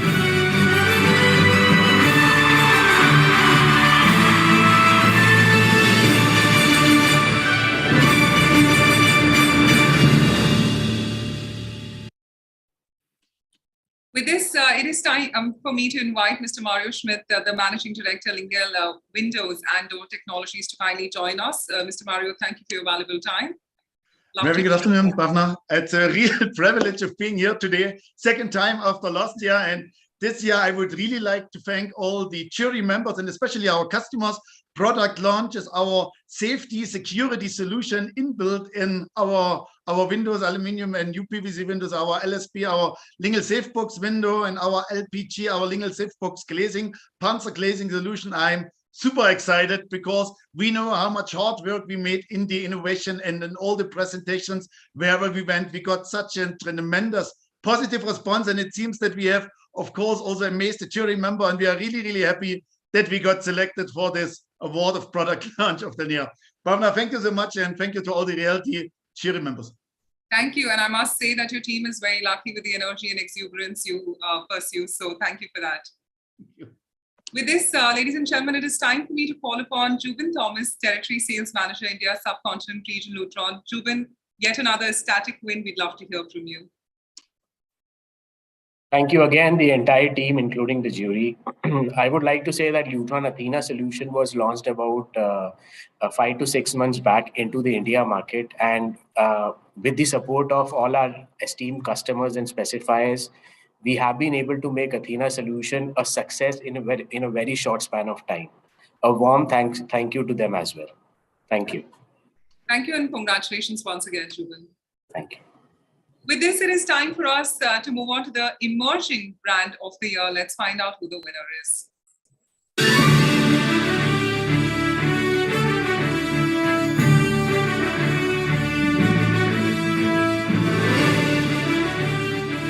Next up is the emerging brand of the year, and the award goes to Tikita Danosa India Private Limited.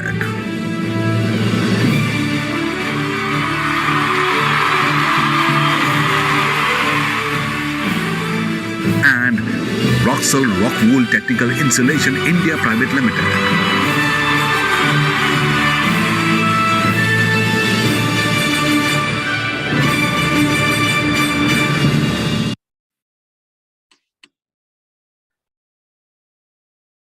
With this, it is time for me to call upon Mr. Himanshu Agarwal, President, and Ms. Shruti Shah, GM Sales and Marketing, Tikita Danosa India Private Limited, to join us. Thank you and congratulations once again. We'd love to hear from you. Thank you, Bhavna. I would like to thank the organizers and the eminent jury for selecting Tikita Danosa as the emerging brand. I would like to take this opportunity to thank our customers, stakeholders, and channel partners who keep their utmost trust in our product quality and services, and have been instrumental in creating the brand that we are. We always strive to be the most reliable, competitive, and innovative company in the construction industry, and that's our vision. Our biggest assets are our employees, and it's their unflinching focus, dedication, and hard work that is building the brand Tikidan to new heights. I would like to dedicate this award to Team Tikidan. Thank you. Thank you, and please congratulate your team on our behalf as well. Thanks, Bhavna. With this, it is time for me to call upon Mr. Vinay Pratap Singh, Business Unit Director, Roxel Rockwool, to kindly join us. Mr. Singh, an ecstatic win right there. We'd love to hear from you.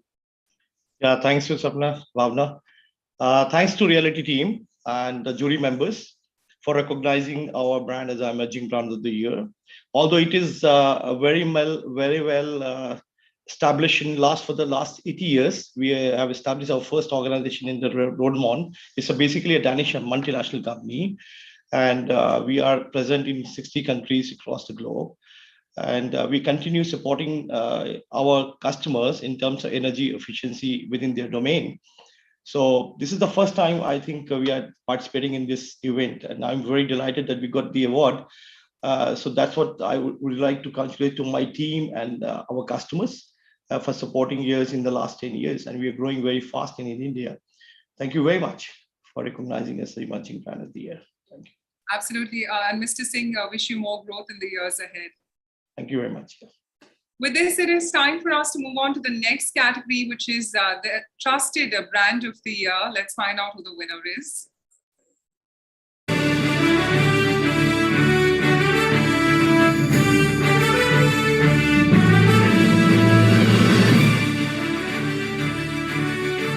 A very important category for the esteemed trusted brand of the year, and the award goes to Birla HIL Pipes.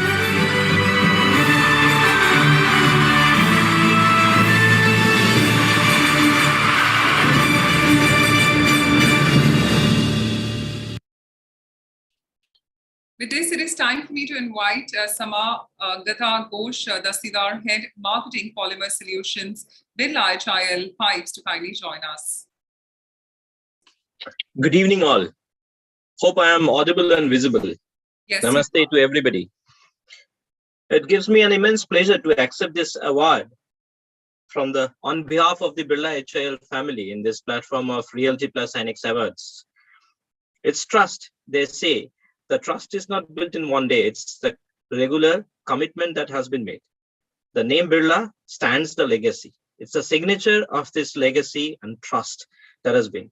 And that, again, this families is of this Birla HIL family is of channel partners, the entire Birla HIL Pipes workforce, and our influencers, which are plumbers, engineers, MEP consultants, and builders.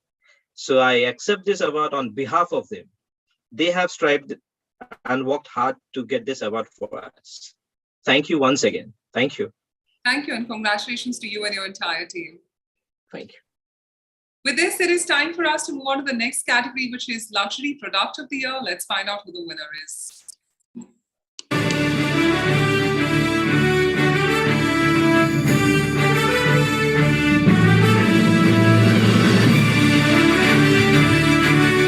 Taking it forward is the award for Luxury Product of the Year. And the award goes to Quantra Quartz.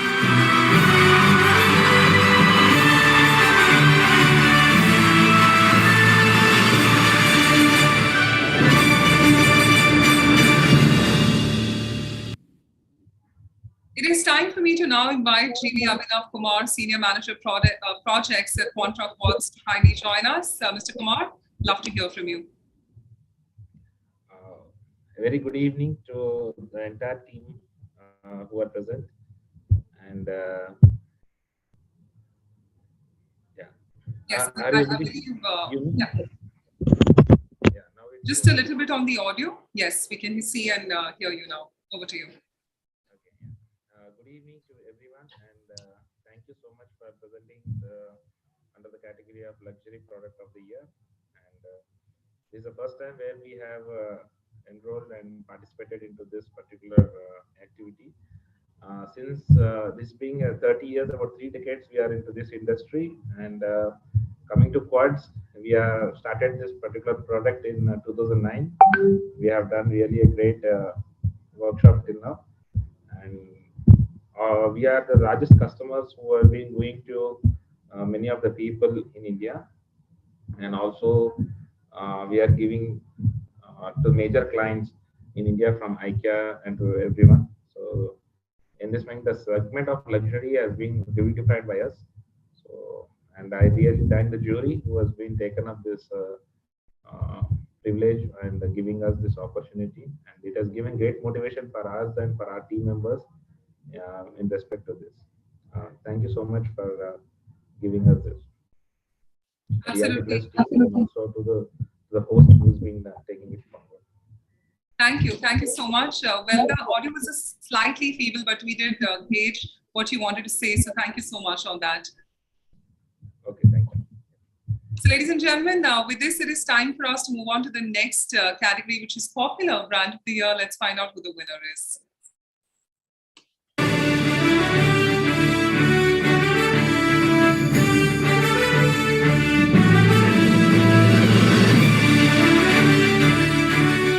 Next up is Popular Brand of the Year, and the award goes to Venesta Building Systems.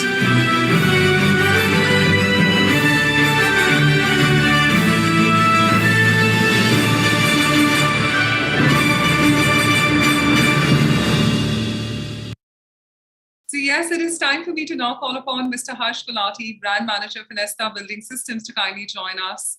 Mr. Gulati, a great win right there. We'd love to hear from you. Thank you, Bhavna. Thank you again. It feels great to receive 2 awards in the same night, and that too for 2 consecutive years now.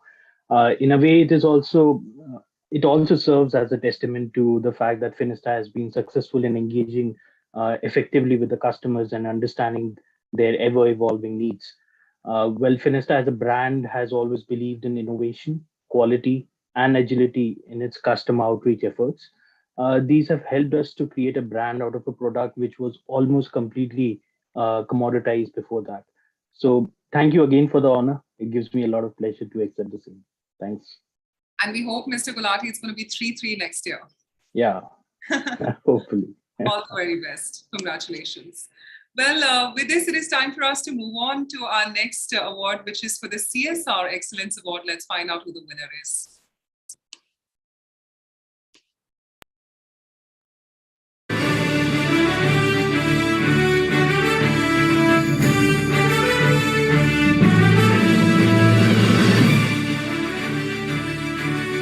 The final tribute in our product awards is for CSR Excellence Award, and the award goes to Schindler India.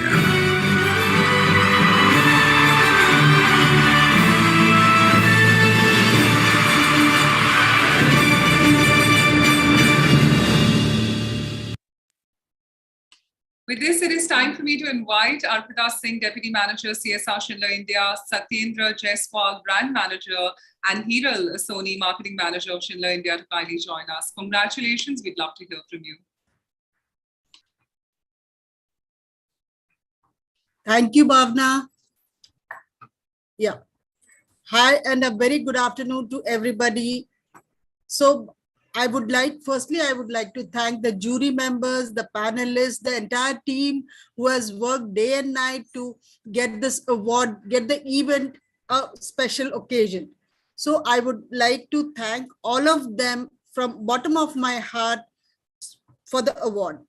And our CSR program, which is called as Fulfill Futures, aims at creating a positive impact in the society, in the community where we live and operate. So this award is a motivation for us so that we keep ourselves connected with the society and give back to the society. Thank you once again. Thank you all for the award. Thank you, Bhavna. Thank you. Anyone else would like to contribute? I can see another video on.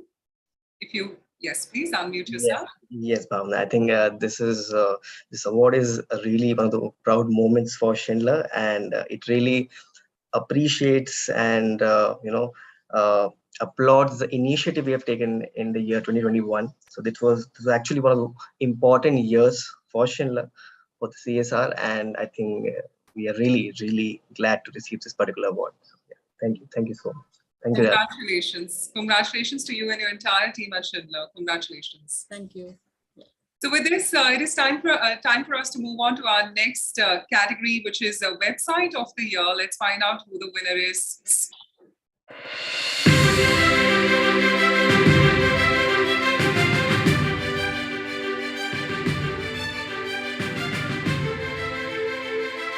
The Inex Branding and Marketing Awards celebrate the making of brand identities that shape consumer perceptions and decision-making behavior. Our first category is for the website of the year, and the award goes to Orient Bell Tiles Limited for www.orientbell.com.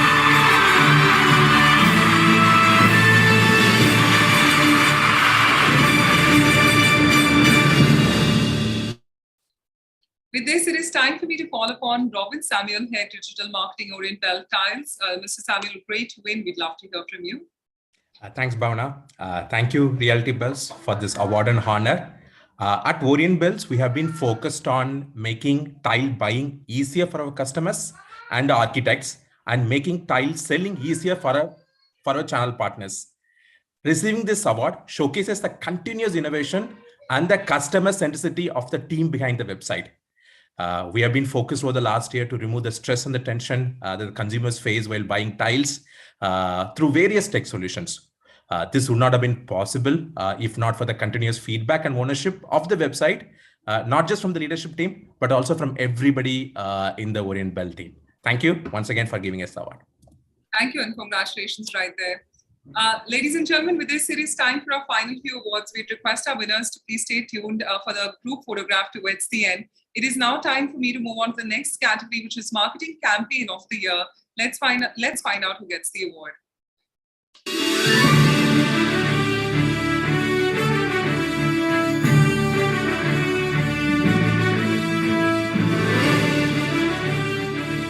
The next category is for Marketing Campaign of the Year, and the award goes to Prism RMC for Build Green and Innovation Gallery.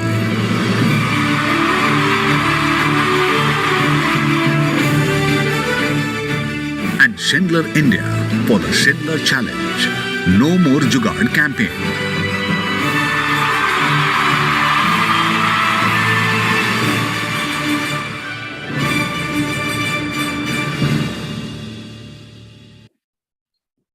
So yes, it is time for me to now invite Mr. Sanjay Mehrotra, Senior Vice President, Marketing, Business Excellence and Academy Prism RMC to kindly join us.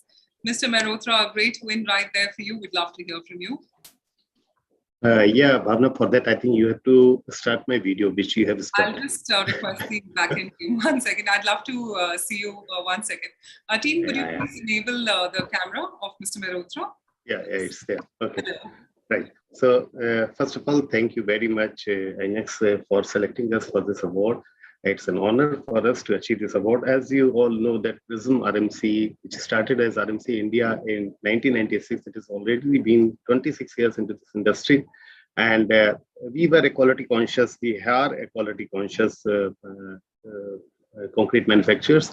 So we never thought of going into marketing campaign. But this year we started marketing campaign, and I'm very, very thankful to the Nari Shakti in my team. That is 4 ladies who are taking care of all the marketing campaigns. And this is their hard work. So the award really belongs to 4 of them, and I'm accepting this award on their behalf. And thank you again, Inex, for recognizing us for this award. Thank you very much. Congratulations, Mr. Mehrotra, to your entire team. With this, it is time for us to move on and call upon Mr. Satyendra Jaiswal, Brand Manager, and Hiral Soni, Marketing Manager, Schindler India, to kindly join us and accept the award. We'd love to hear from you. Congratulations once again. Thank you, Bhavna. And actually, it's indeed a proud moment for Schindler to receive the 2nd award for the evening. And it's quite an honor for us to receive it on behalf of Schindler India.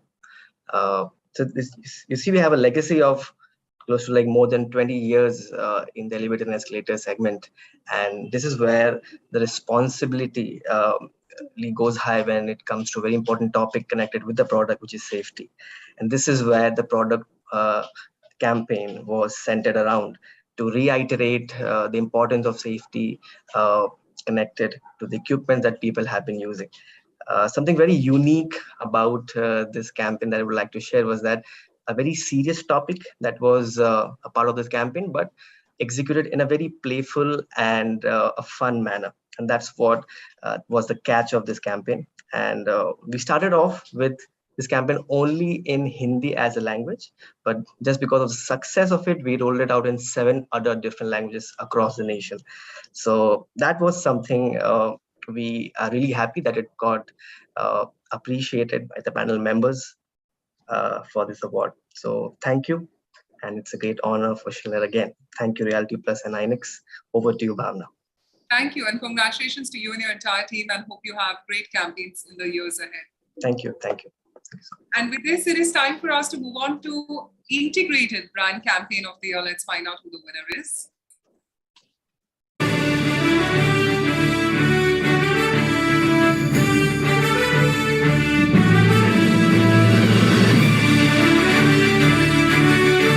And now for Integrated Brand Campaign of the Year. And the award goes to Nippon Paint India Private Limited.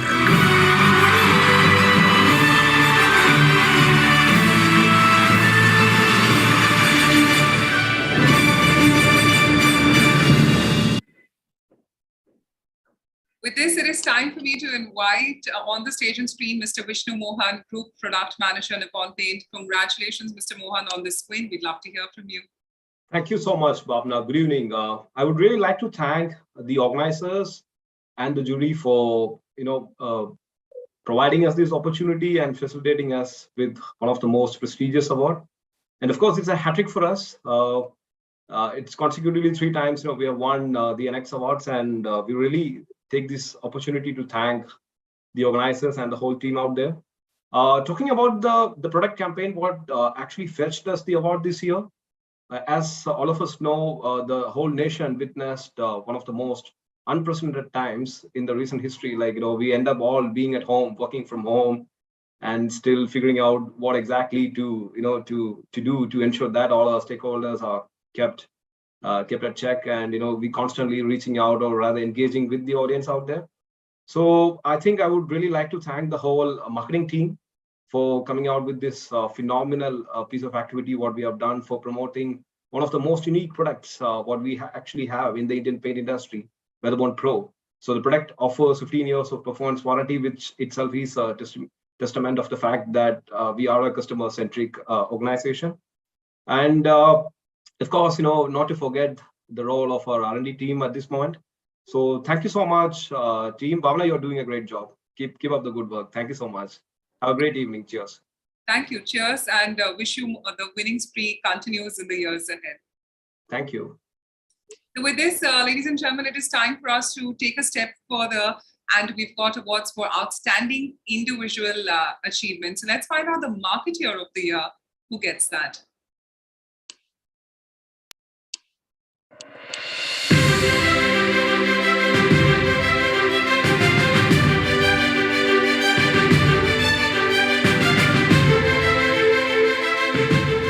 Taking it a step further, we have the awards for outstanding individual achievement and the C-level executive who has shown extraordinary skill in the marketing of his brand identity, the Marketeer of the Year.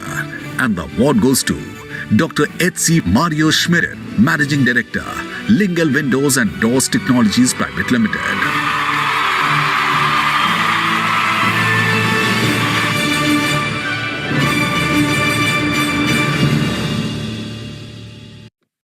So yes, with all the energy, it is time for us to call upon the Marketeer of the Year, Dr. H.C. Mario Smith, Managing Director, Lingle Windows and Door Technologies Private Limited. Dr. Mario, a great win. We'd love to hear from you. I'm super excited.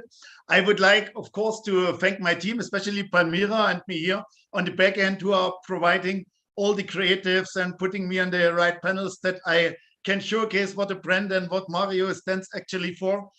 Last year with Realty Plus, we had a book with 50 marketers of the year. Now I'm super happy to won the category, to be on top. I'm just speechless. I am really super excited. Thank you, Realty Plus. Thank you to all the team. Thanks to Team Lingle that this achievement could happen. Thank you, and I'm super happy. Great to see that happiness and exuberance coming on the screen. Thank you, and for joining us. Congratulations.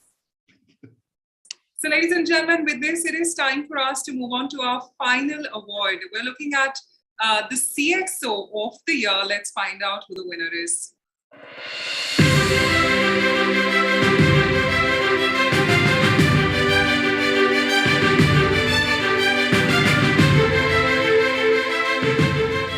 A very prestigious honor is for the C-level executive who is an expert in his specific profession as well as a motivational leader, the CXO of the Year. And the award goes to Vinay Pratap Singh, Business Unit Director, Roxol Rockwool, Technical Insulation India Private Limited.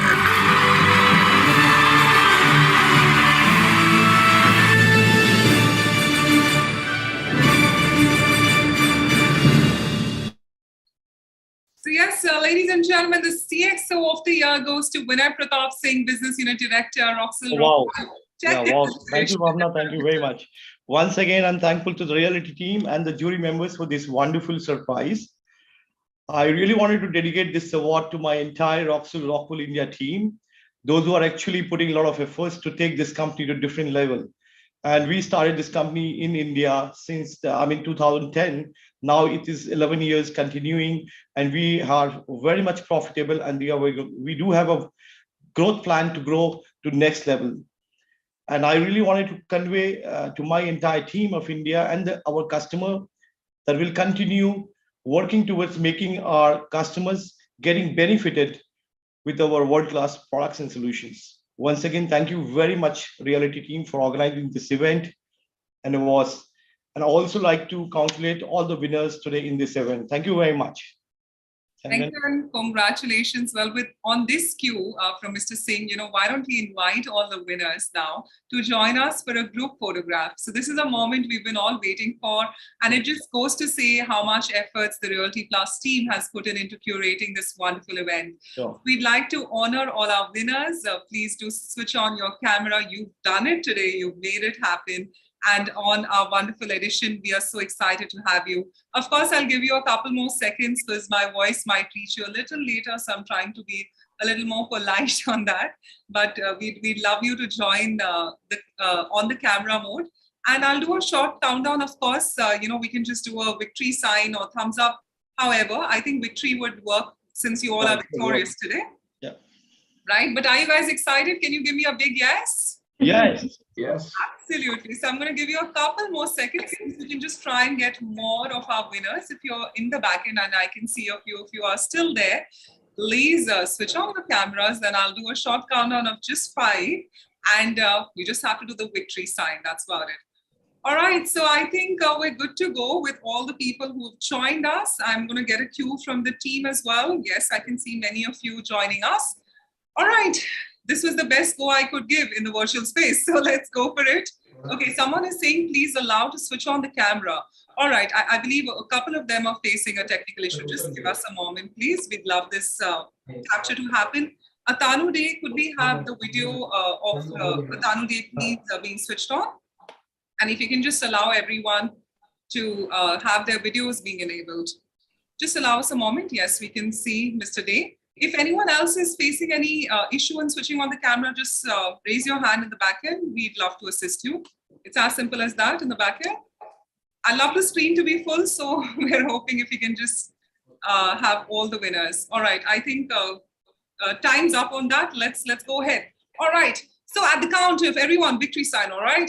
At the count of 5, 4, 3, 2, 1. Your biggest smiles and the victory sign, everyone. Yes, and a huge round of applause for yourselves and your teams. Congratulations. Thank you so much for joining us. Thank you so much. Winners. Thank you very much. Thank you. Thank you so much. Thank you, everybody. Thank you. Bye-bye. Thank you, everyone. Bye-bye, everyone. Have a great evening.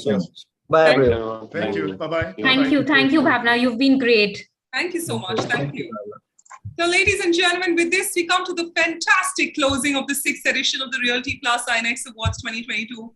I'd like to give kudos to the entire team.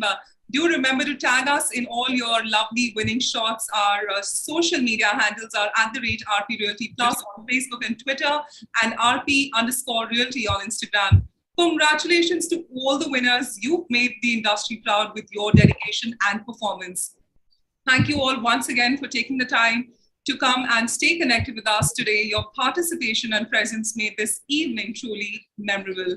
We wish you health and well-being, and we look forward to seeing you all soon and hopefully having the delightful opportunity of connecting in person too. Thank you and God bless. This is me, Bhavna Bhatia, signing off on behalf of Realty Plus. Thank you.